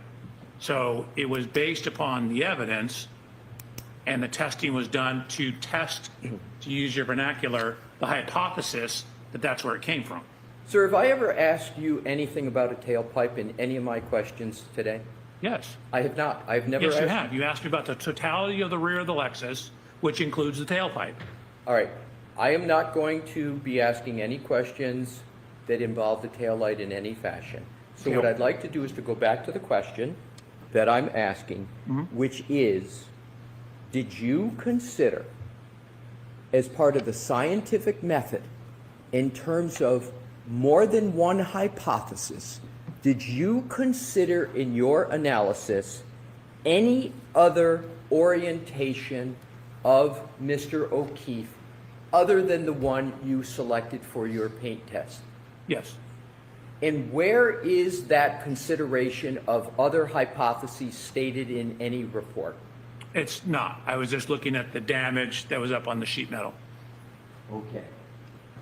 So, are you saying that you considered other orientations of Mr. O'Keefe relative to the vehicle as part of your analysis? In terms of where exactly the hand would be, some slight different angles in the forearm, which is from the elbow to the hand. I did consider that, but all the physical testing is done with the hand hitting the approximate center of the taillight. Do you have any notes that you took for these alternative orientations? No, I think I just included photographs of that damage. Do you have any proof at all that you considered those other orientations? Anything you write? No, I don't believe so. Did you consider any other locations of Mr. O'Keefe under your theory relative to the back of the SUV? Sure. In the beginning of this, I started about, hey, it's all over. It could be anywhere on the back of it. Then whittled it down based upon the evidence, started eliminating various hypotheses based upon the evidence, and came to this conclusion, eliminating hypotheses based upon the taillight fragments near his body, the lacerations, his height, the height of the taillight on the Lexus. So it was an iterative process. Did you mention any of these supposed hypotheses in your direct testimony? No, because I was able to reject them. I didn't come in here to tell these people what didn't happen. I came in here to tell them what I believe happened. Would you agree, sir, that the scientific method earlier has the scientists identify various hypotheses, go with the data that supports it, but you show your math as to why you're rejecting hypotheses. As you said, you rejected them. I'm asking for proof that you considered other hypotheses. Do you have anything in writing, any notes at all, any videos, any tests that you did, documentation of other hypotheses other than picking this one? Do you have any documentation of that? So I did a bunch of tests with the Lexus. I did backing tests. I looked at how the rear system worked to see if it would autonomously brake. I confirmed it did not, so I eliminated that as a hypothesis. I tested the steering. I tested the transmission, what 1, 2 represented. So I did a whole bunch of tests on the vehicle. I understand you say you did a bunch of tests on the vehicle. My question is, did you ever take the vehicle and position yourself or anybody else in various locations to determine whether or not your hypotheses could be properly rejected? I'm practicing Give me my rant. documentation that you did that. I mean, I did do 1 static and 2 dynamic tests. He started in out, very similar Alessi. Come on, positions, Alessi, though. Alessinator. So I He did started a out by total of 3 saying, tests relative to the arm. assuming that the damage was caused by the car. That's confirmation bias. It's That's in the when you file. should start. I gave Go it to back, you. Some of Alessi. the Please go slides are back. some of it. And go back to a paint So, experiment. Mr. Alessi, I think if we're going to, I am, and I'm going to move on, Your Honor. So okay, but Mr. Alessi, hold on, we're going to do that voir dire. Can I ask, I just have one other area, Your Honor. I can do it in short order if I Okay. could, please. I wasn't finished with my Go question. ahead, finish your answer. I'm So sorry. slides 109, 110, 111, actually through, I guess, 121 deal with the testing of the hypothesis. We'll come back to this at another time, Dr. Welcher. So what I want to do is to finish up on this point. So is it your testimony that no part of what you did in selecting this area, no part of it is confirmation bias? You say there's no confirmation bias at all in what you did. Is that your testimony? That's certainly my Selecting goal. The car. I try and eliminate all confirmational bias. I didn't start out at this particular location. This is where the physical evidence led me to. So I would say the conclusions are supported by the science. My question is, did you engage in any confirmation, and this will be my last question, did The you answer is no. engage in any confirmation bias in terms of how you approach the issue that you have testified about in written reports? The answer is still no. It's a good All right, predicament. so, okay, thank you. All right, so jurors, we're going to send you home because we still have work to do here and we don't need you waiting there while we do it inside. So tomorrow is a half day. We'll see when exactly that half day ends, but we won't be here until, we won't go until 4 tomorrow. Those 3 cautions: do not discuss this case with anyone, don't do any independent So the research or half day could be investigation 2 into hours. this case. If you tomorrow. happen to see, hear, Right. or read anything about this case, please. I want Alessi to go back to the fact that the blue paint were paint experience and engineering experience. Experiments. That's Dahlberg. Okay? 2 missed opportunities. And the confirmation bias is starting with the back of the car to assume that's where the injuries are from. That's confirmation bias. You didn't look at anything else. All right? Please, Robert Alessinator, go back there tomorrow. Get on your feet. I don't know. We're going to see what else is coming on. They're going to do a little voir dire here going on. I was practicing my rant, Dizzy, actually. I mean, I couldn't rant constantly because I'd be ranting over Alessi because I'm ranting. Yeah, I don't know about you, but I'm exhausted listening to him. I can't imagine how Alessi's feeling. All right. Okay, let's see what's going on Mr. here. Alessi, it's your voir dire. If I could have a moment, Your Honor, to switch. Of who?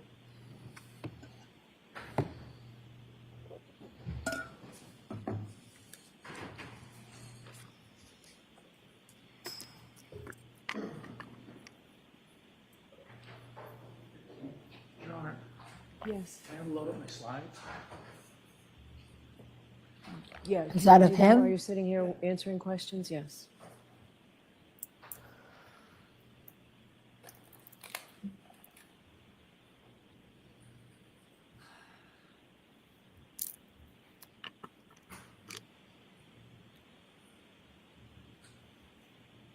By the way, I can't wait to talk to Aiden Carney tonight about this. Okay, I just can't wait. Now I know there's been one of our members one of our groups who's not happy with Aiden Carney, but I think we have to hear him out because if it wasn't for him, none of us would have this case. And now he's on to the other case, also talking about it, which hopefully we'll discuss a little bit at the end. But oh my gosh. I'm going to start, Your Honor, with regard to the truth ball. Okay. And we're on a very limited schedule here. Okay. Why is it whenever the defense has a voir dire, they're on a very limited schedule? This is of this. Mr. Wolk, with Your Honor's permission, if we could pull up the January 30th, 2025 PowerPoint of Dr. Welcher in slide 36.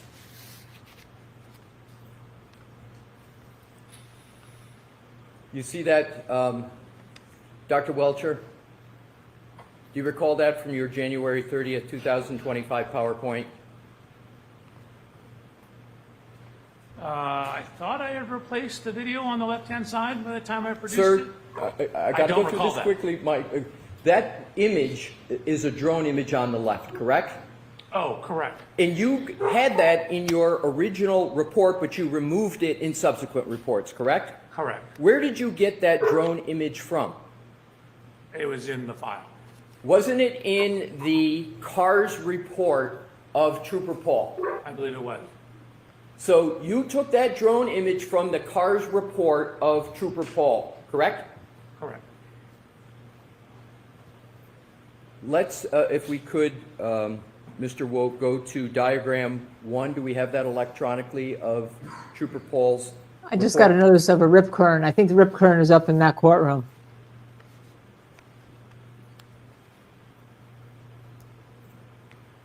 Remember when he wanted to go into Trooper Paul, questioning him about Trooper Paul, so the judge made him move on to another area? You recognize that is diagram 1 from Trooper Paul's report? Yes. So, and that's the diagram that you took that image and you put it in your January 30th, 2025 PowerPoint, correct? I'm pulling up my version of PowerPoint.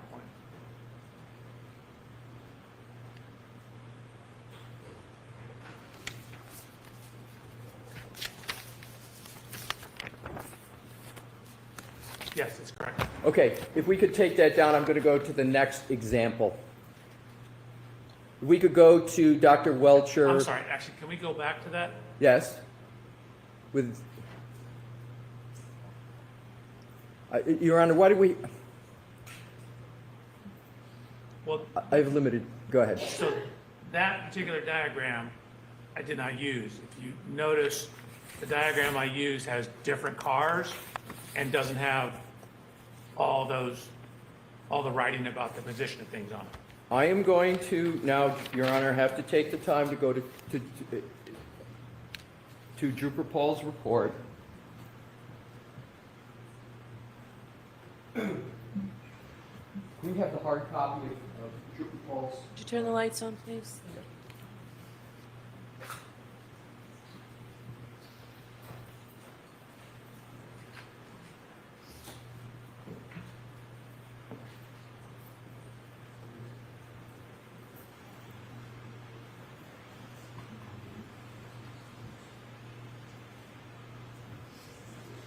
May I approach, Your Honor? Yes. I'm going to. Show Mr. Brennan. Yes, Mr. Brennan. This is. May I approach you, Your Honor? Excuse me, Dr. Welcher. You see this first page? Do you recognize this as the cover page for the Trooper Paul report that I was referring to? Something showing the signature. You want to look at the report, sir? I'm not so sure there is a signature on the report.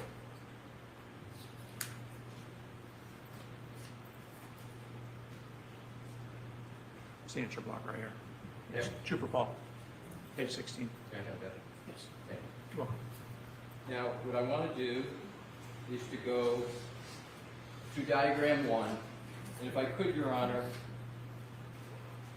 republish what was just up I'm showing you diagram 1, sir, and I'm asking you, is that the image from Trooper Paul's report that you then used to put into your January 30th slide presentation? No. See all the writing on here, the glass cup, all the dimensions here? Here's my January 30th one. None of that stuff's here. There's different, none of this stuff is here. Isn't it the case that this is cropped more and there's a larger picture of the same image or not? See this tree? Yes. See these trees? Yes. See all these measurements by the trees? All Yes. these? That's right here. Okay. Those do not show up on my image. Let me go to a different method then to do this. You have an image. Can we go, Mr. Wolf, to the January 30th presentation? Slide You realize 36. the AV person is Mr. Wolf, we have a Dr. Wolf, we have another Wolf, we have 3 Wolves in this trial. Where did you get that image from that's in your PowerPoint presentation on the left? I think it was from the file, a satellite image from the file. What part of the file, sir? I actually don't know at this time. How close is the image on diagram 1, the drone image, to the image that you can't now recall where you got it from for your slide presentation? Are they similar? So that one has a whole bunch of measurements and ID on it, but the underlying image is very similar. It's probably the same one. Right. Yes. You're welcome. Do you know of any other place you could have, let's put the presentation back up. This is what got into trouble in that on California the slide case, not presentation. producing Do you know photographs of and any other images. location other than when it was Trooper Paul's ordered report to that do you so. could have got that drone image from? No, I'm not sure I got it from the report. I recall getting it from the file. My question is, do you know of any other source other than Trooper Paul's report that you could have gotten that drone image from? So this image is not in that report. It's not Yes, it is. You asked me anything but the report. That image is not in that report. Did you get the drone image from any file from the Massachusetts State Police? Yes. Okay. Why don't they just say that? Did Trooper Paul work on any drone images to your knowledge with respect to 34 Fairview? I don't know. But you would agree that the drone images are from the Massachusetts State Police file, correct? Give me 1 second. Yeah, give me 1 second to see how I can work my way out of this. I'm sorry, guys. There's not enough Advil that's going to take away my headache from listening to this.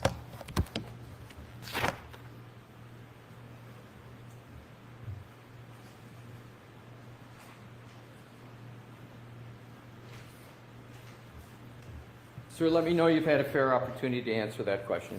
Yeah, give me a second.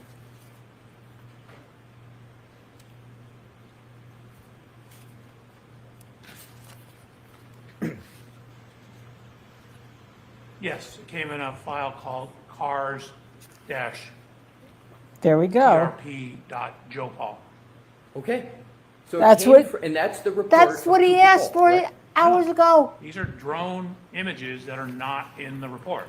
No, I'm saying what you just read. Can you repeat it again, what you just read, where it came from? I read you a folder Yes. that contains a bunch of things, including the report. Understood. That image Stop is not arguing! in his report. Can you I read am the getting file name upset. again that you just read? The folder name Yes. is cars-trp.jopal. Okay. And did you get the drone image from that file folder? I did. Okay, thank you. You're welcome. Now let's go on to the May 26, 2025 PowerPoint that you created. And I'd like to go to slides 25, 26, and 27.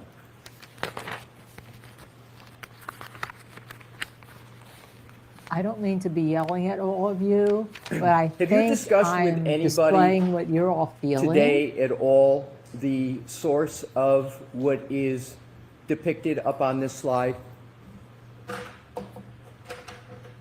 No. Okay, so let's now go to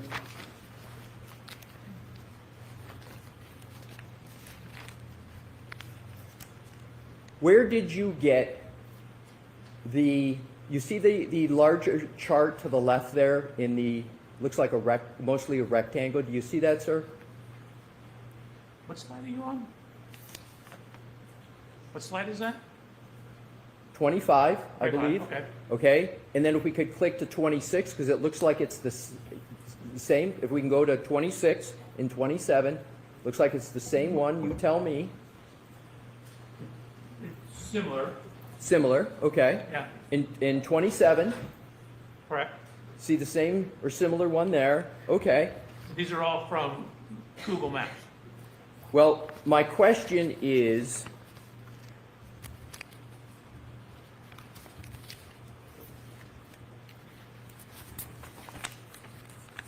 may I approach, Your Honor? Yes. Thank you. Let me ask you this so I don't have to keep going back and forth. Do you have access, sir, to the cars report of Trooper Paul on your computer? Think so? You remember the name of it? I don't. We'll do it with a hard copy. Mr. Weber, I'd like to show this one. Thank you. So, if I could approach, Your Honor? Yep. So, you see what I'm pointing to right here, which is page 10 of Trooper Paul's cars report. Do you see that? I do. Is this the same report? Is it dated 1/29/2022? I believe so, sir. Let me just take a peek. This is, you can just compare, this is the one I have in my hand. Take it and look for any identification that gives you, right? We got the same one. Yeah, mine's broken. Okay, So let's do paper. okay. So we have that report, and I now am referencing page 10 of that report, and I'm looking at the chart on page 10. Is that chart on page 10 the same or substantially the same as the chart that is up on your slide presentation right now? So it's not the same. I did not use this data at all, but we both use Google Maps. Okay. Alrighty. Now let's go to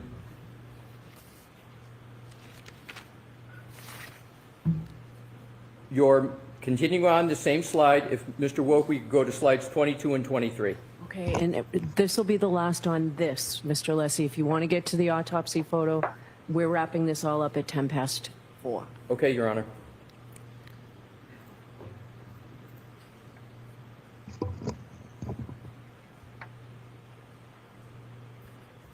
You see these photos? I'm sorry? You see the photos that are up on that? I do. Okay. Do you, in terms of those photos, do you recognize any aspect of those photos? Yes. What do you recognize in terms of the person in it? Oh. You want me to limit it to just these 3 photos? Any photo that would be, this photo or any photo similar to it. But let's start with just these 3. If I have to limit it to these 3, I don't know who that is. Okay, and if you don't limit it to those 3, who would you conclude it is in those photos? It appeared to be Trooper Paul from other photos. Okay, so you can tell from other photos that this is Trooper Paul in these photos, correct? I have photos of Trooper Paul in the car. I don't Right. know that someone else switched out. I have no reason to believe this isn't anybody but Trooper Paul. Okay. Would you have any understanding that there's any other trooper that would be doing this type of analysis other than Trooper Paul? Someone else took the photographs? No, I'm talking inside the vehicle. I'm sorry? Inside the vehicle doing what's depicted here. Someone is inside the vehicle taking the photograph. What's your best conclusion as to who that is? Trooper Paul. Thank you. Your Honor, that is, Okay, so next topic. yes, Go right thank you. ahead. And I just need to reload, if you will, with regard to that topic.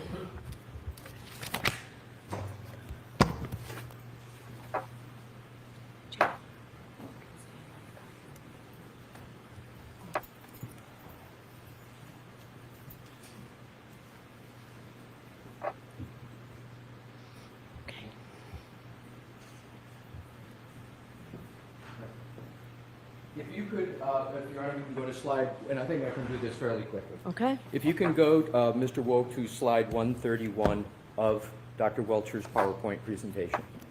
And it's now 132.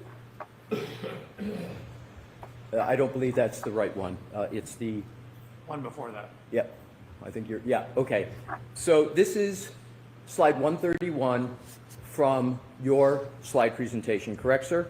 Correct. And if you look to the far right, I'm sorry, Mr. Wilk, you go to the other one. Yes, that one, and scroll down so we can see what's in green. For that depiction, that is from Dr. Scorti-Bello's autopsy report, page 3, correct? Is that where you got that from? It's from the report. Take your word for it on page 3.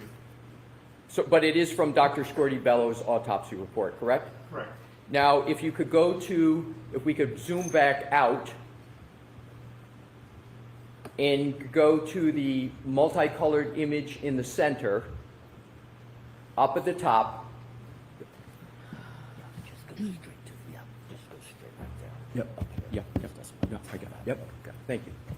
If you can go to the very top line, it says autopsy report performed by Irene Scorti-Bello, MD, PhD. If you could scroll back over, date of autopsy, January 31, 2022, and then you see final diagnoses.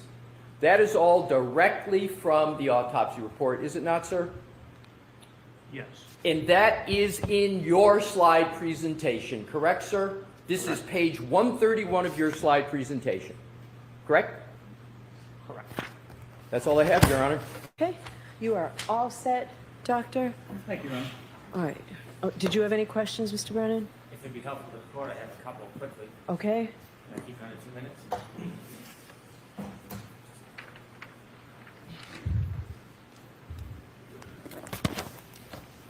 Dr. Welcher, you were shown a photograph of the street of Fairview Road. Did you know that didn't come from Trooper Paul? It came from the CERT report, and Trooper Paul then took it from the CERT report and put it in separately in his presentation. Did you know that?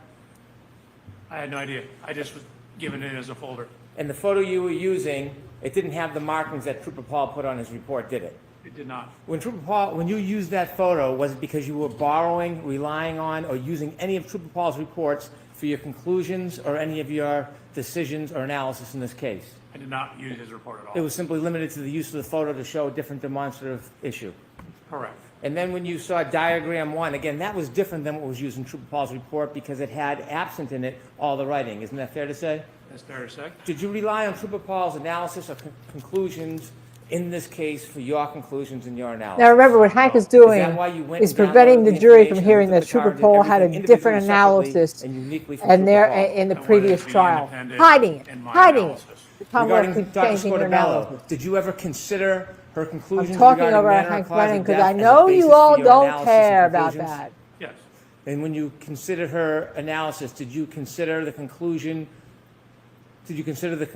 of undetermined cause of death? Was that part of your analysis? Oh, no. I was using like the skull fractures, the description of the injuries. So you were considering the information in her autopsy report? You're only Correct. considering How the about her information you conclusions? liked. Did you rely on her conclusions to do your studies or any analysis in this case as far as cause of death or manner of death?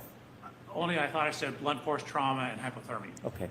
Regarding her conclusions about whether this was caused by a car accident or not, did you consider that as the basis of your opinion? No, I wouldn't take a person like that's opinion for that. Did you ever have a conversation with Dr. Scorti-Bello about her expertise And limitations? the judge is going to allow this to happen, not allow this, not to I would get want into to this. bottom I it. guarantee you, Was Judge your Beverly opinion Cannoni regarding won't allow the collision defense to in get this into case? this Does it have anything to because do he said he whatsoever didn't with Dr. consider her opinion. Scorti-Bello's I wouldn't conclusions consider regarding somebody cause of like death, that. whether it was accident, undetermined, or homicide? How outrageous.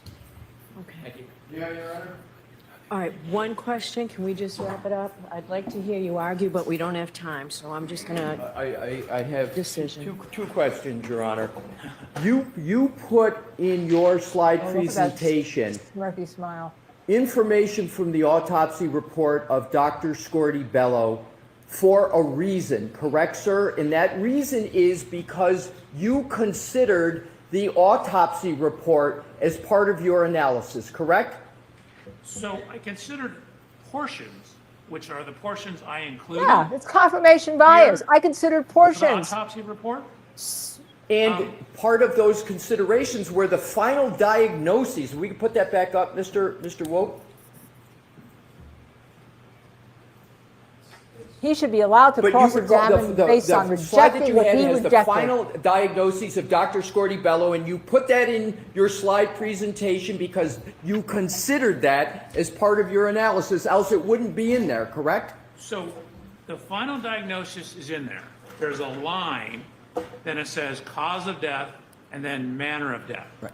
The things I highlighted are the things I thought were important. So the highlighting on And slide you rejected 130. the things, that's So look at- confirmation so bias. The Hello? final diagnosis, again, does not include cause of death. It does not include manner of death. There's that horizontal line demarcating those. The important things that I was looking at are the under or highlighted, which is why I highlighted them. Exactly. So the ones that you highlighted, you considered are from the autopsy report. That's why you're highlighting them, right, sir? You Correct. considered that. Correct. Thank you. No You're welcome. questions, Your Honor. I All right. appreciate that opportunity. So I'm not going to let you argue now. I'll hear you very briefly tomorrow before we stop. But Mr. Lessie, how much longer are you going to be tomorrow? If I could have a motion, Your Honor, I'll Yes. give you my best estimate.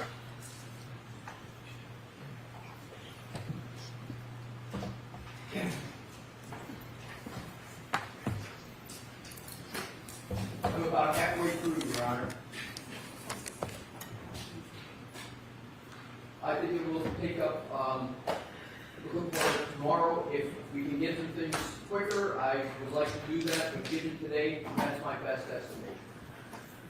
So That's in the reconstruction. we're half a day tomorrow. Oh, that's right.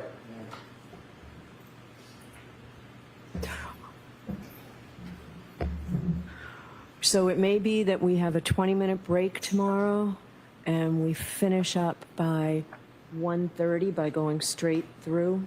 We've got a juror who has an appointment that we told her she'd be able to make. So I'd like to do everything we can so that Dr. Welcher doesn't have to come back or stay here another day. So let's just see what we can do, and we will do the same thing for your experts as well.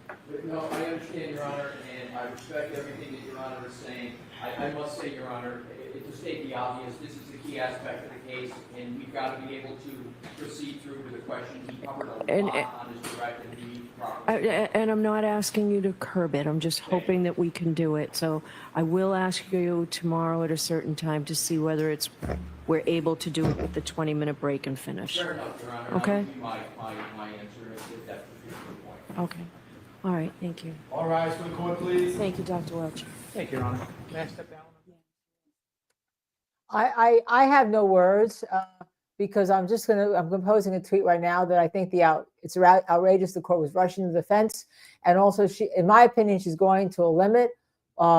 In my opinion, she's going to limit the inquiry into Trooper Paul, where the defense is trying to show the Commonwealth is changing their opinions and their theories about how this happened. I think she's going to limit it, and that. And also Welcher's confirmation bias, picking and choosing what facts from the ME's report he chose to believe to support. I think all those are absolutely relevant here if you're going to give Karen Reed a fair trial. And I see the other side coming. Why do I see it coming? Because that's been the rulings against the defense all the way through. It is outrageous. And what's happened is I started out this, and you're going to hear it tonight. I started out this being, okay, this is a regular DWE hit and run.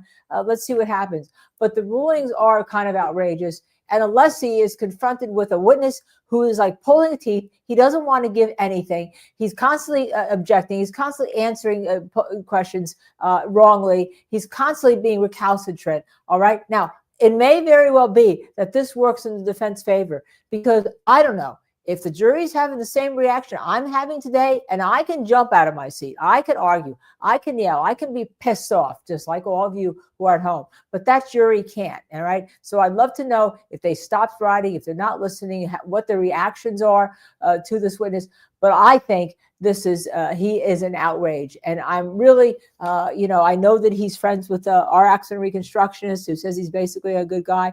Maybe he is. Maybe he's a great guy. Maybe he's a great accident reconstructionist. But on this case, when he starts out, and I think unless he has two missed opportunities here, and I'm going to say him again, Alessi, Bob Alessi, you have to go back for the fact that if he just picks the car as causing the injury, that itself is confirmation bias. That's confirmation bias because he's not looking elsewhere for any of the injuries. And number two, the whole idea of experimental paint, which at first he talked about a test, he made sure that it was a test. And then he went back to saying the blue paint experiment, the paint experiment, it's experimental. That's not Darburn. You have to have a reproducible thing that your people can monitor and follow, and you've got to do it over and over again. We don't even know how many times he did that car test. And the fact that he didn't do it going 24 miles an hour back because he didn't want to be hit by a car.